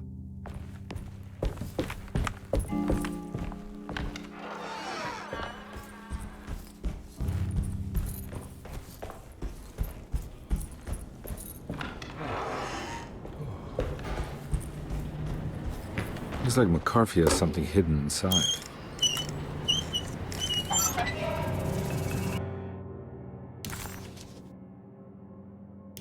Why would McCarthy lock this up?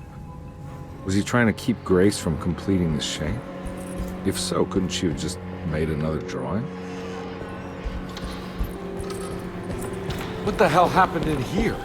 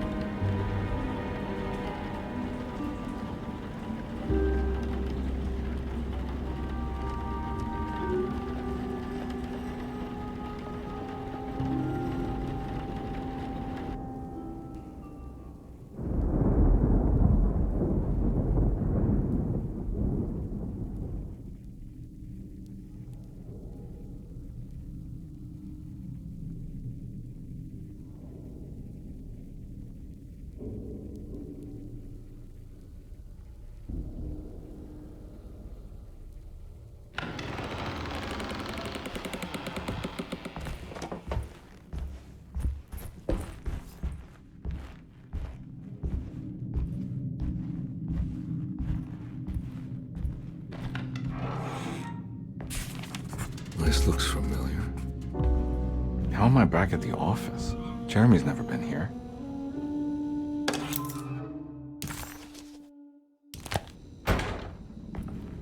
That's me, isn't it? How long did it?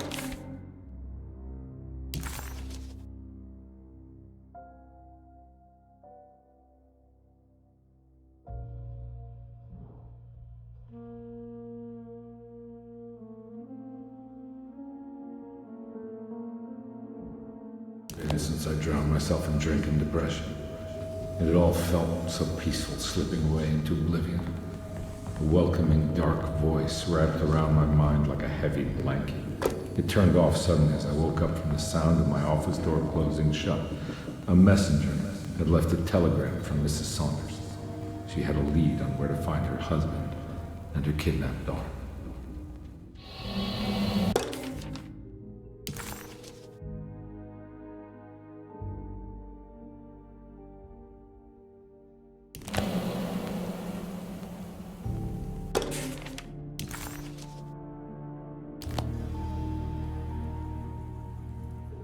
God, I used to drink so much back then.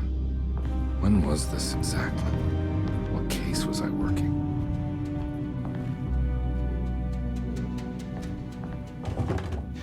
I think I need to figure out where I'm going first.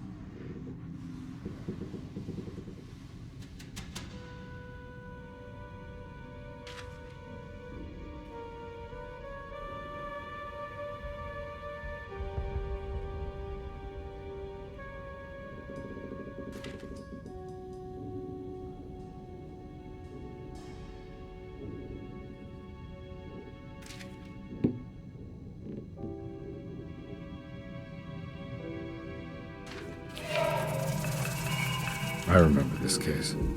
Some kid got taken by her father, headed out of state, but he had made a mistake by selling a painting that his wife actually cared about to a collector named Thornhill to fund his venture.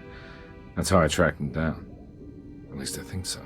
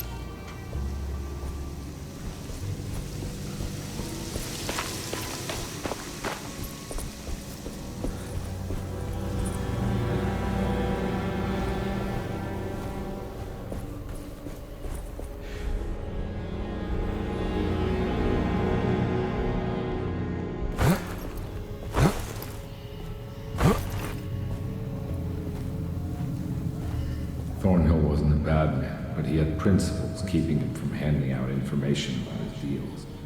So it needed some convincing.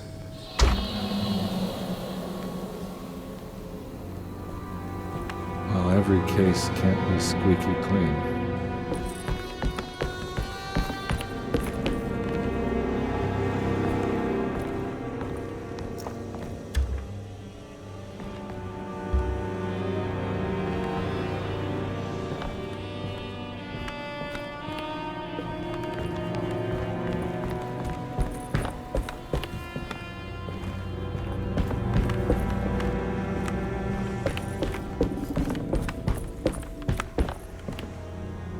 Mr. Saunders had sold a valuable painting to Thornhill, hoping the money would carry him to wherever he was going. The painting, now leaning on an easel in Thornhill's bedroom, had a certain mesmerizing gloom that seemed to call out to me, telling me I was needed for something important. I felt myself falling into the painting, only being brought back by Thornhill, thrusting an address to a Hotel St. George into my hand, and asking me to get the hell out.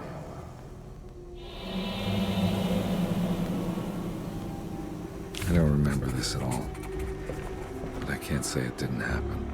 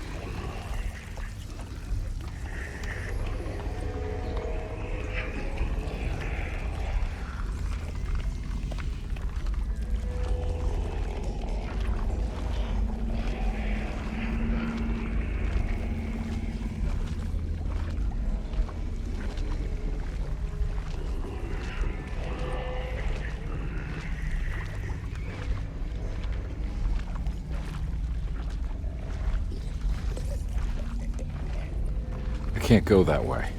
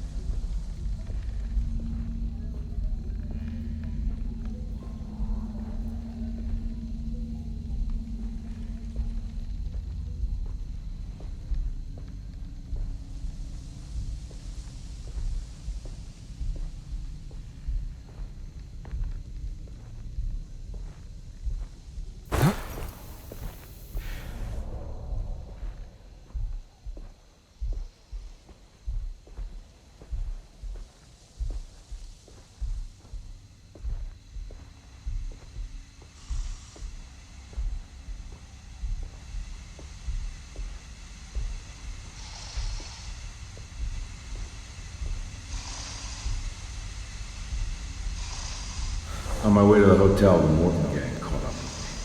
I owed them money, a lot of it. I can't remember what for. Probably some dumb gambling debt growing in size for each payment missed. I punched one of them out, and I sent the others packing. Just stupid.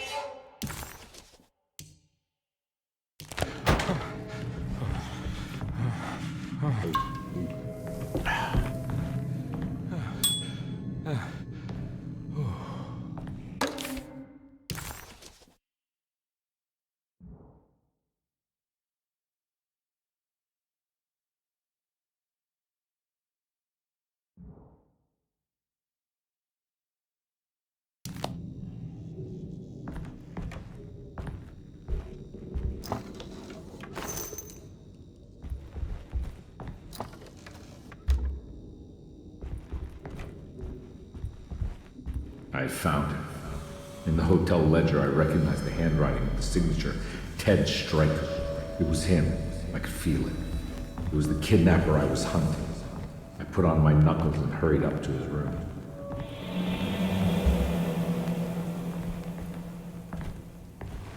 Something about that name, Ted Stryker, rings a bell. Feels vaguely familiar.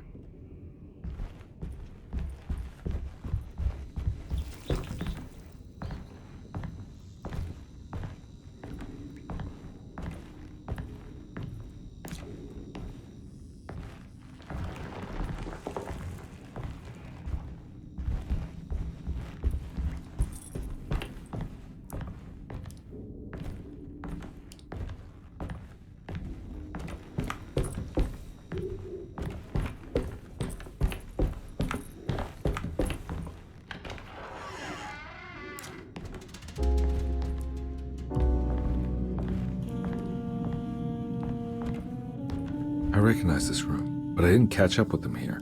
I must have followed them. But where?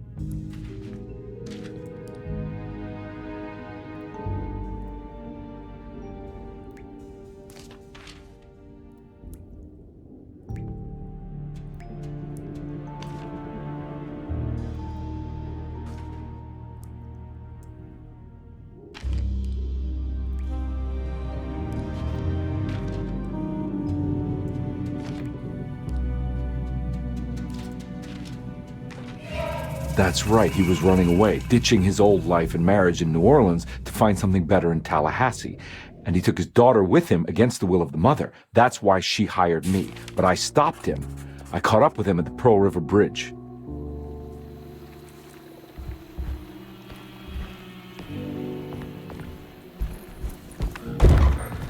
Pearl River. This is where I caught up with them. This is what the Dark Man wanted me to revisit. But I'm still not seeing it. What am I forgetting?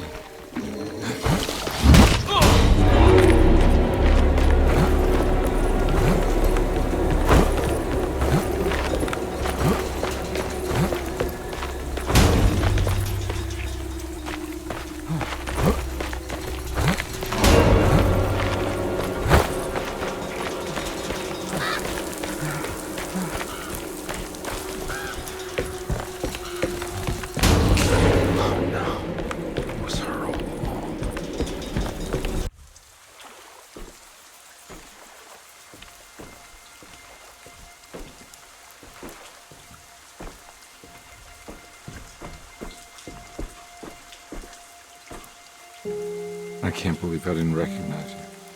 I looked a little different back then, I suppose. Was any of this real? How do you mean?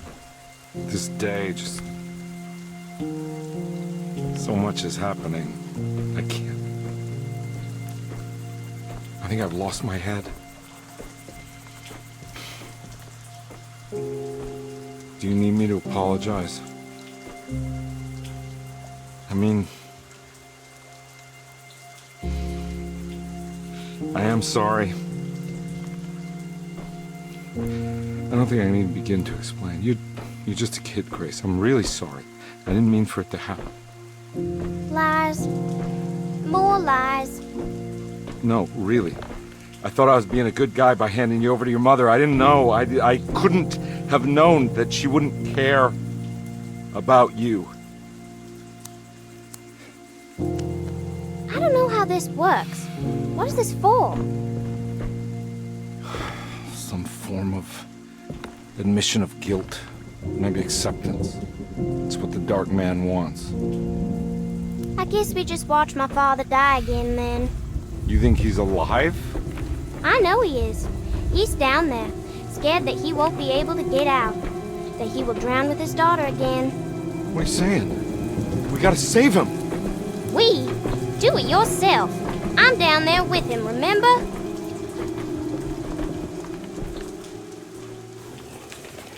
Can I really save them? This all happened so long ago. I have to find a way to get down there. I have to see it with my own eyes. There was a boat at the house where I entered. If I can raise the bridge, I should be able to get to the car.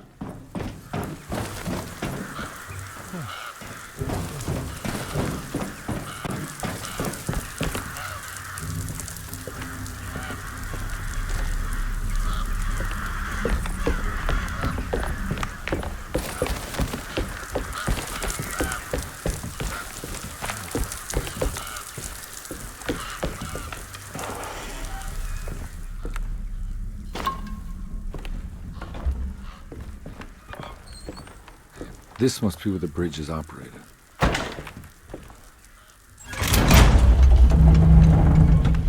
Nothing's happening. It's like something's holding it back.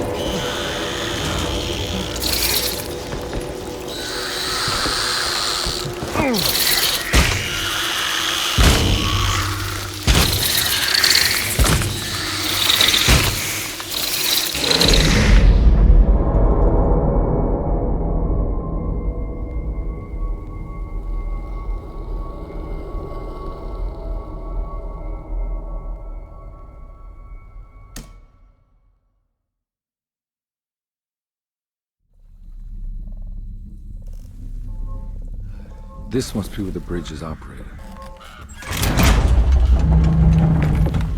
Nothing's happening. It's like something's holding it back.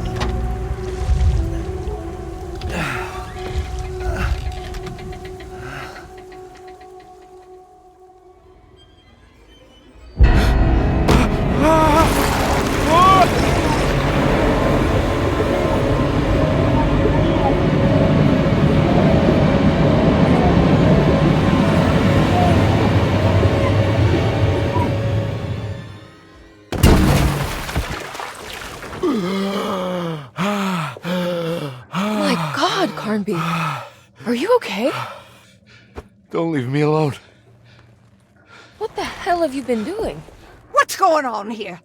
Look at this mess! I'm sorry, Mrs. Thompson. Don't make me kick you out of this house. Now get out!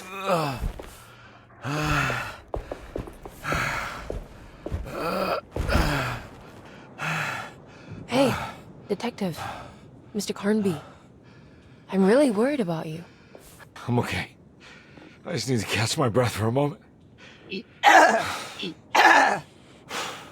This place? There are some very disturbed figures around here. And I don't think it's just the patients. I've been reading some things about how Derceto has a deranging effect on people. I think it might explain... things. What? Just take it easy, okay? I'm gonna go find a way into Dr. Gray's apartment. I want to know what he's hiding. Emily, don't worry. I think I'm close. I'm gonna set everything right. Just be careful.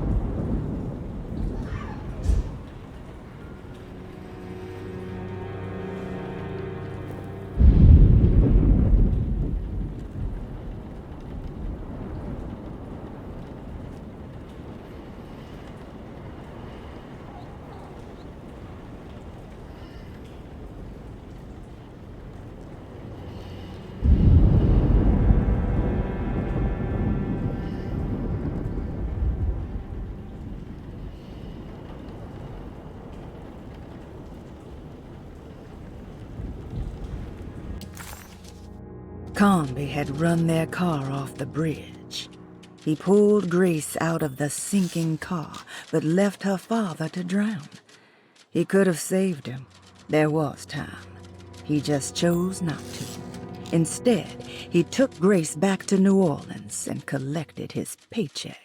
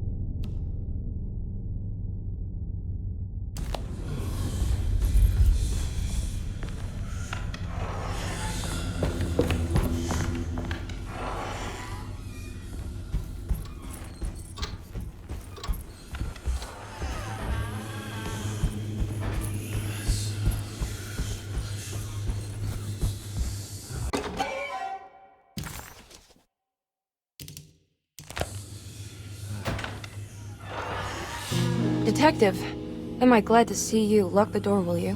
I don't think Dr. Gray would appreciate us snooping around. What's going on here? This feels so strange.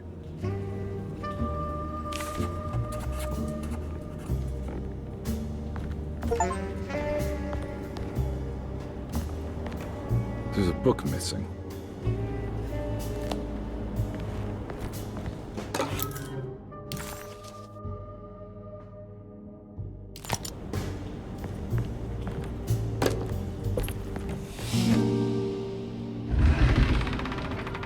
What did you do? I was just rearranging the books. Well, come on, let's check it out.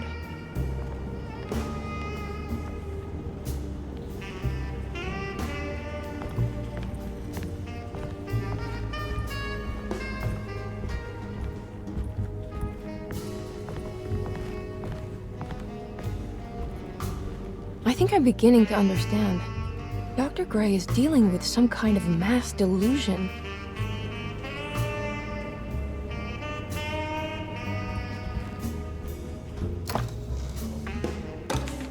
Good to finally meet you, Mr. Hartwood.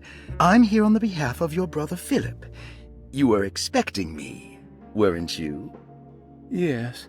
You're from DeSoto, no? That's right. I just wanted to ask you a few questions to see if there is anything I can do to help you and your family. Okay. I understand you're full of imagination. You make up a lot of things. I suppose. And you obsess over them, blurring reality and fiction. Sometimes. Do you want to tell me about the Dark Man? No, I don't. That's all right. Perhaps there is something else you can tell me. Something you know to be made up, but you hold dear. Juan? John? Who's John? No, Juan Luis Jorge. Oh, wait there a moment. Here, take a look. Is he... Oh, he is the author. It's a magnificent book. Life-changing even. The real Juan is long dead, but I like to think of him as my friend. My most beloved friend. I see. Do you often do this? Fantasize about people you read about? No. Well, there is Jacob. Who is Jacob? Turn to the last page. Oh, it's a newspaper article. The Prisoner of Ice, Jacob van Ostad. Is he also your beloved friend? Oh, no, Doctor. Not at all. He is the fire that fights fire. Yes, I think it's clear your overstimulated imagination, this mania, needs to be tempered for you to live a normal life. I know your family calls it the Hartwood curse, but I want you to know that there is nothing supernatural about your condition. It's all inside your head. And with that, I'm very qualified to deal with. In time, you will be cured. In time. Yes, in time we will exorcise all your demons, all the dark men. Yeah! Please, Mr. Hartwood, calm yourself. What happened? Oh, don't you worry your little head about it, Miss Hartwood. Your uncle and I just had our first breakthrough.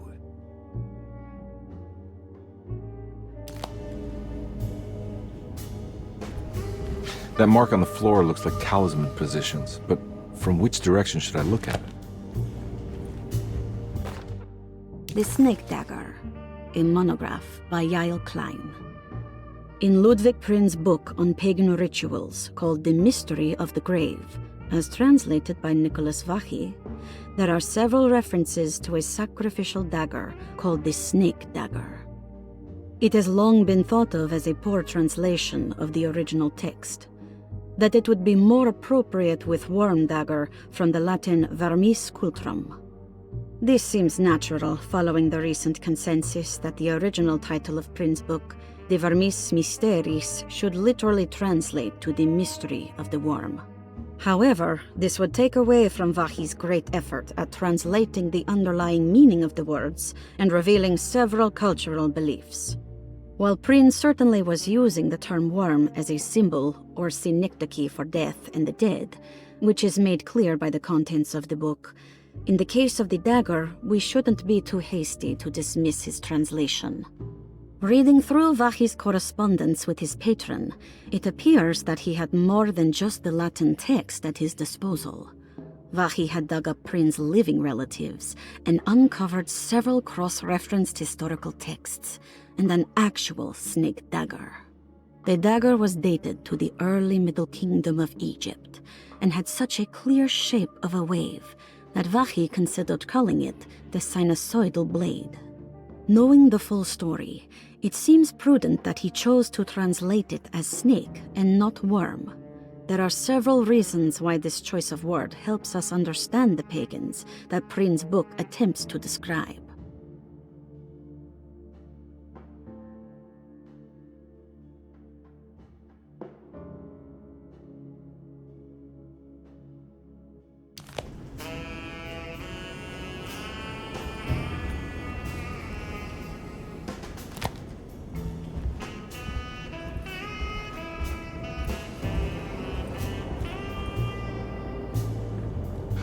What were you saying about mass delusion?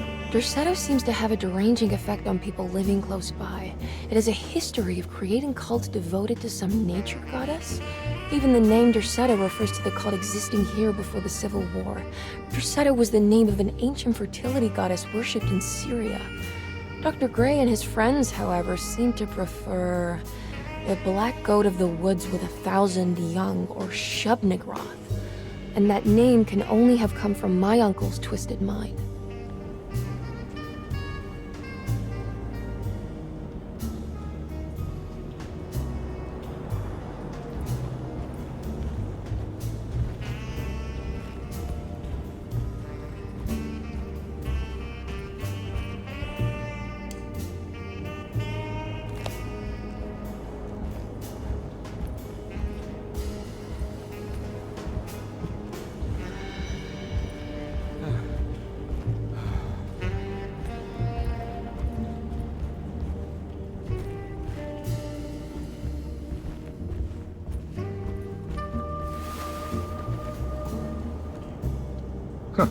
Has that been there this whole time?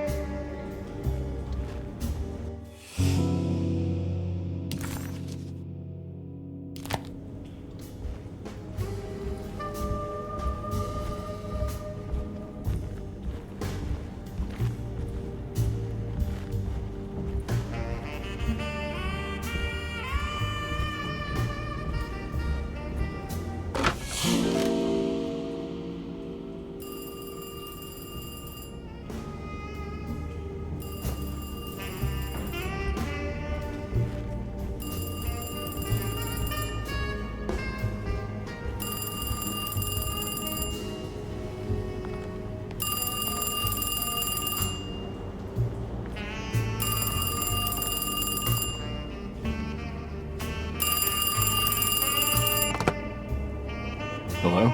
Detective Carnby? Who is this? Jeremy? Jeremy is with the Dark Man. You can't save him. Well, I've done everything he wanted so far, and there's just one more thing on the list. I expect him to keep his promise and return Jeremy unharmed. Get out, Detective, while you still can.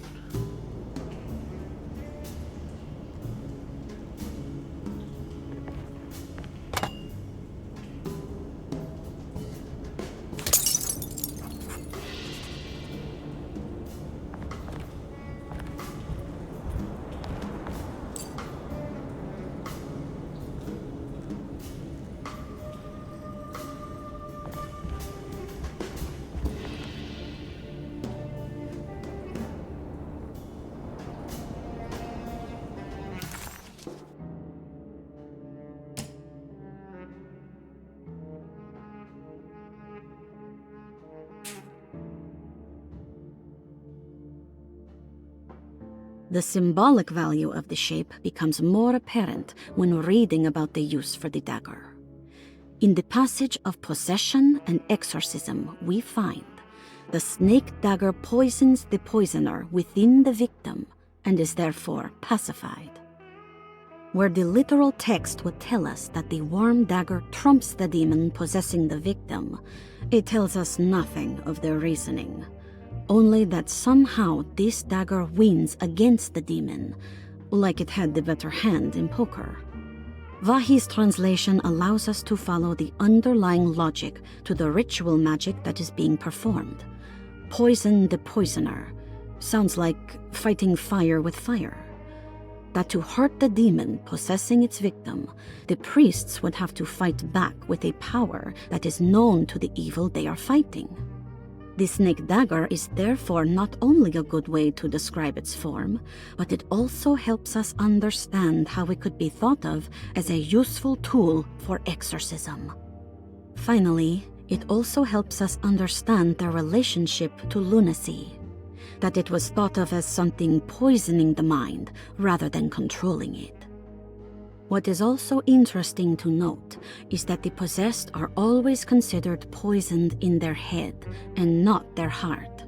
The snake dagger always went to the eye of the possessed, leaving them partially blind, if they had the good luck to survive.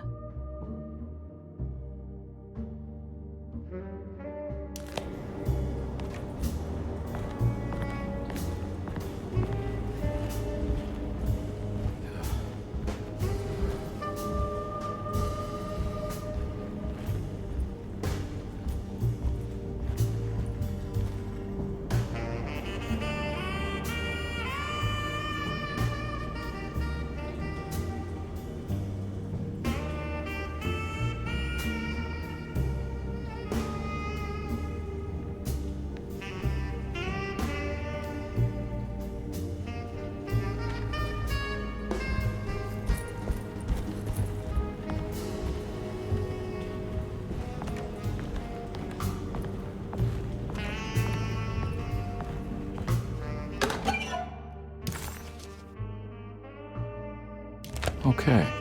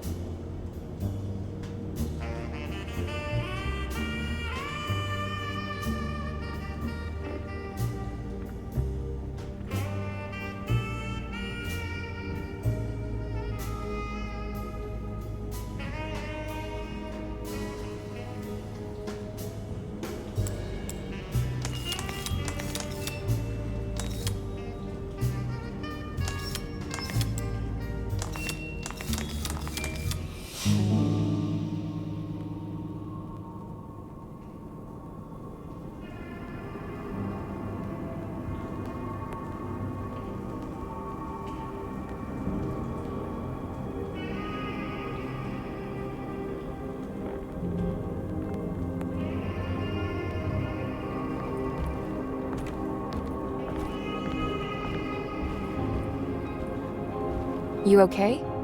You look a little frazzled. Just stupid telephone. I know. I tried calling the police earlier. The telephone is completely dead. It's not... Yeah, no, the telephone isn't working.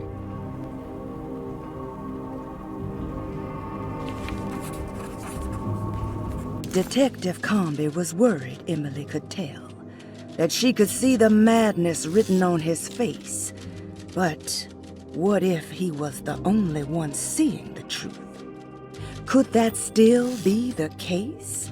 If only he could find evidence that would make her understand that he had seen beyond the veil, or at least something that would show her he was worth the money she was paying him. Miss Hartwood, I think you're gonna want to see this. Is there something in the closet? Yeah, there is. You don't see the very obvious gate leading to whatever Jeremy's madness is serving up next? I don't understand. Are you making some kind of fashion metaphor? I'm sorry, I don't have time for this. Can you just tell me what you're doing? You don't see this! It's fine. It's fine. Catch you later. Are you going inside the closet? Yeah. You got a problem with that? No. Do what you think is right, Detective. Sorry, I didn't mean to. Goodbye, Miss Hartwood.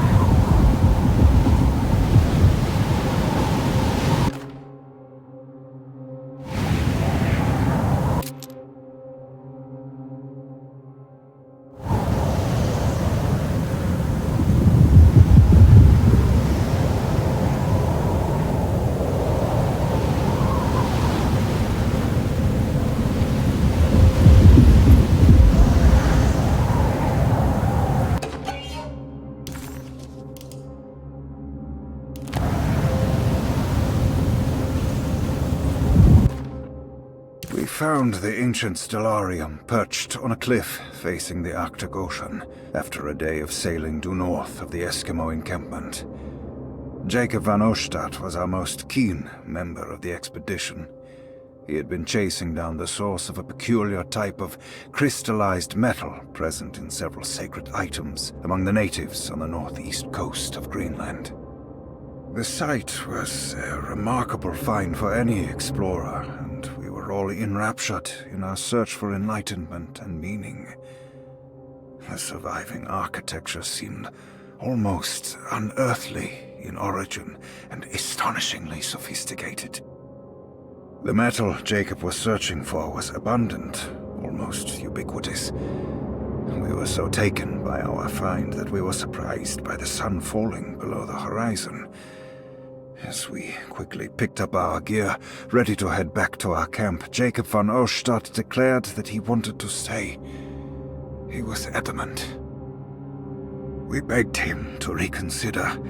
The night would be getting colder by the hour, and we feared for all our safety.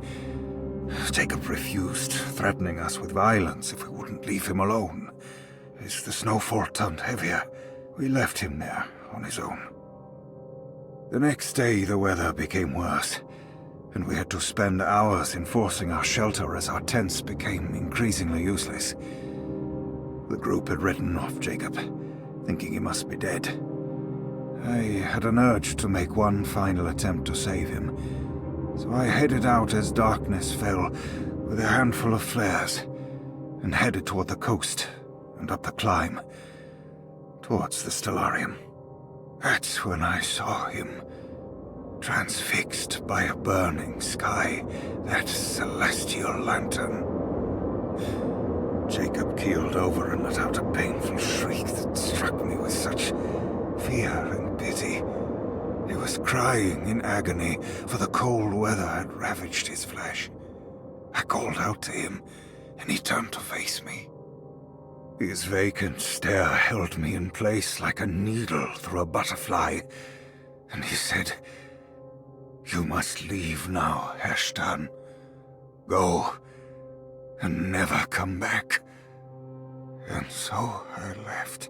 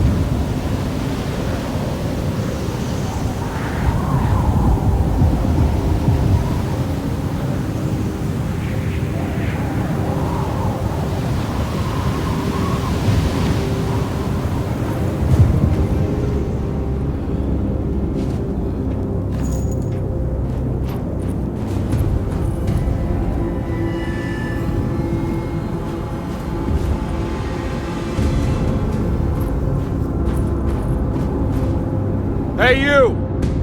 What are you doing here? What is this place? Turn back, detective. You're not wanted here. Whoa, take it easy. I'm not your enemy. Oh, you're wrong, detective. You're wrong.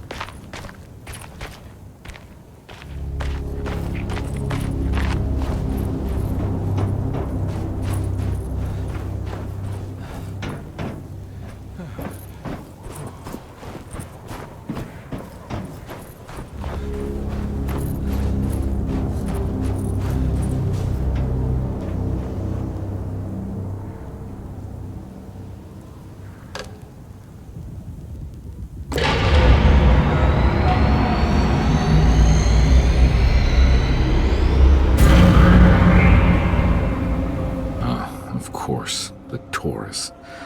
I figured you wouldn't want your stars aligned, Jeremy, or maybe that is what you need to temper that mania of yours.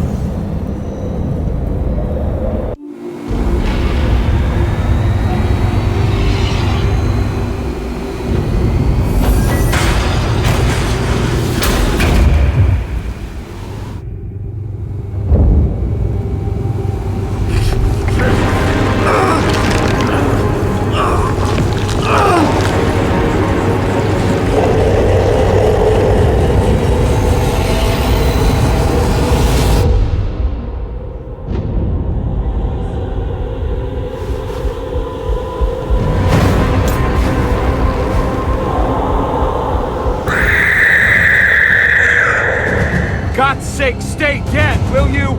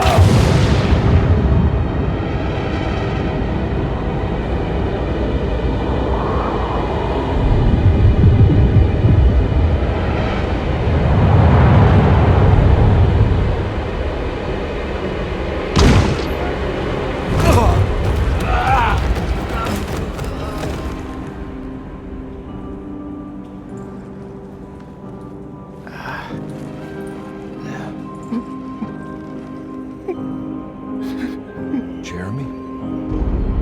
I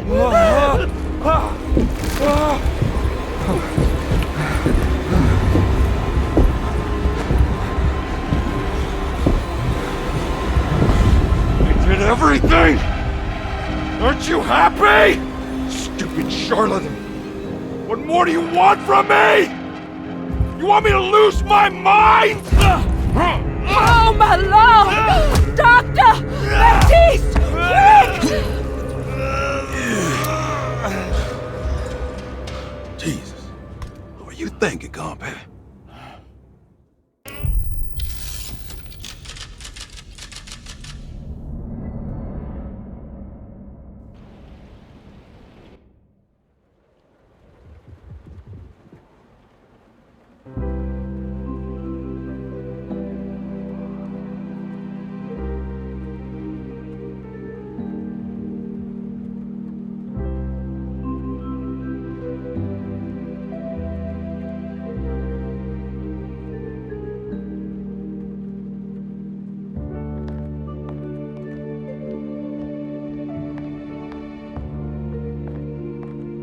awake?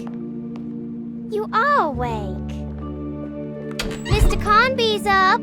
Hey, buddy! I thought you'd be knocked out for the rest of the night.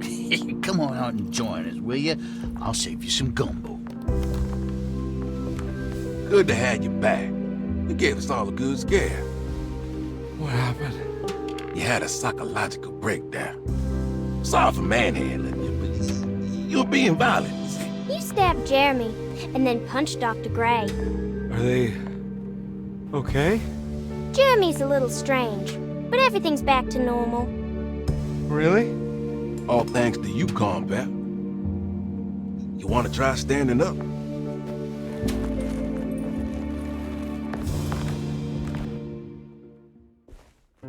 Well, if it isn't the hero of the day. How are you feeling, Detective? Never better.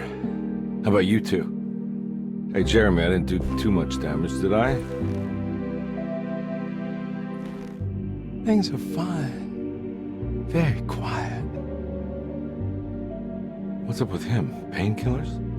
No. You see, despite you having the finesse of a one-eyed butcher, you managed to lobotomize dear Jeremy. I did what? It's actually quite impressive. It's not like I hadn't considered it myself. I just wish Jeremy could have been helped without reducing his personality to that of an oyster. But he's gonna live. Of course. As long as someone keeps feeding him, he'll outlive the best of us.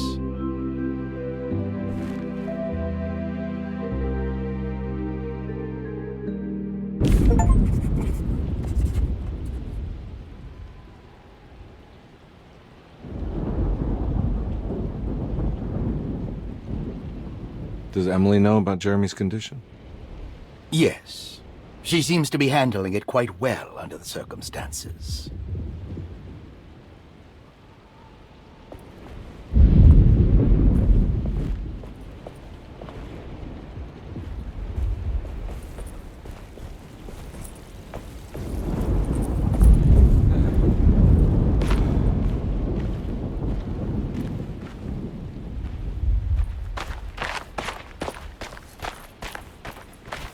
What is it? What do you want? Don't worry. I'll remember. You should have them.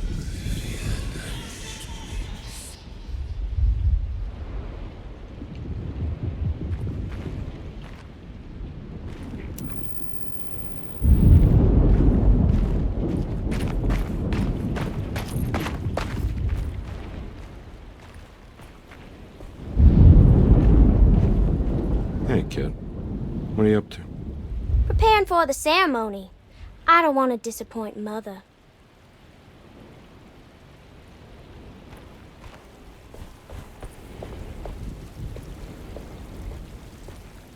All right, tell me, what the hell's about to happen here? Every year we have a little turn the page ceremony by the tree. It's symbolical. It's like life has its cycles of grief and happiness. You know? Just like a tree facing the seasons. Things change, but remain the same.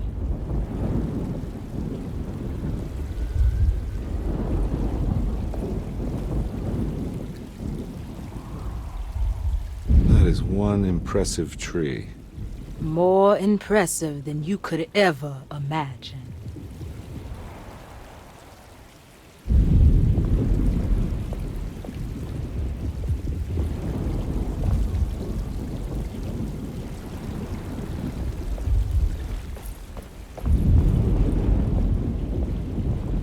Good to see you back on your feet, Detective.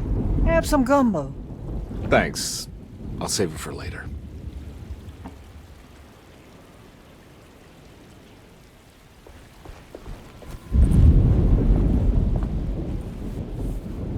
What are you looking for? Just keeping an eye out for the storm. Radio says it could be a wild one.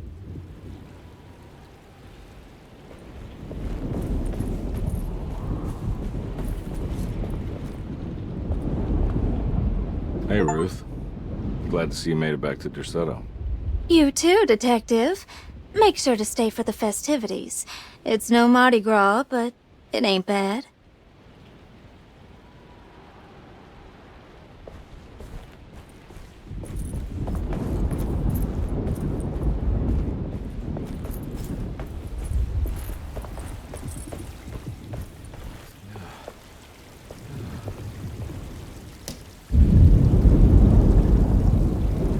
Everyone knows what to do?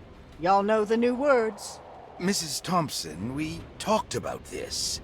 I'm not sure everyone is comfortable. Doctor, I insist. This is important. We've waited for so long, Doctor. Let's just go with the old song. Not every change is an improvement. Boss, good or bad, we need to move forward. All in, Doc. Let's bet it all. But we don't know what we're dealing with. It'll be okay, Doctor. Better even.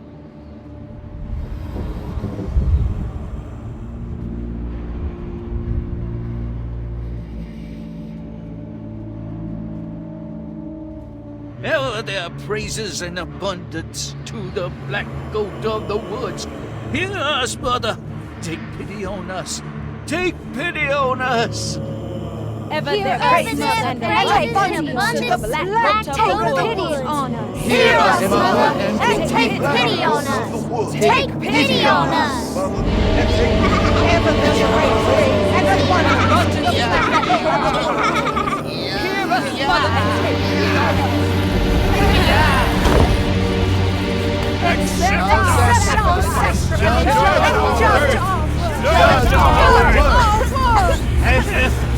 Stop! Are you crazy? This here's what needs to happen, Carpet. Grace!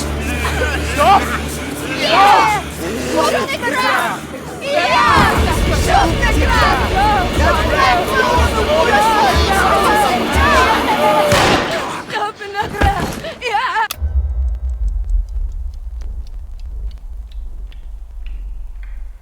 Detective, get my uncle out of here. Jeremy, come with me! Get over here! Jeremy, come with me! Jeremy, come here! No! There has to be another one! We're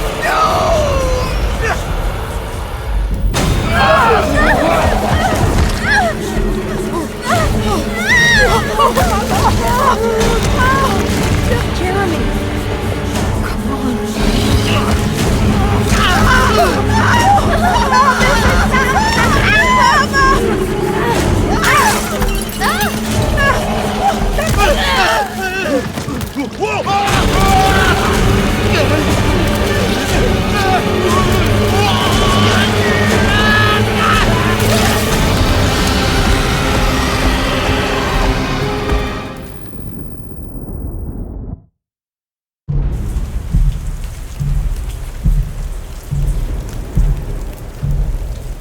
I can't let that monster leave Derceto. I have to stop it.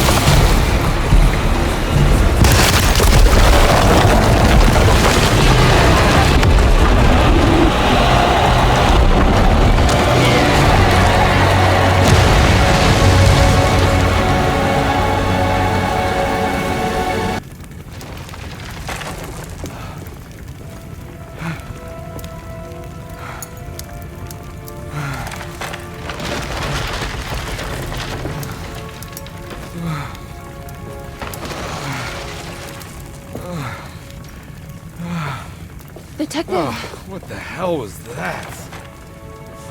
I tried to tell you. There was so much evidence. Their devotion to the Black Goat was like nothing I've ever seen before. I felt so dumb believing any of it, but I'm glad I did. Are you okay? Everything is out of order. This isn't the way the story goes. I shouldn't be alive. Yeah. Oh, you're welcome, buddy. How are you doing, sweetie? I kinda like it. You ruined everything, but I'm not mad.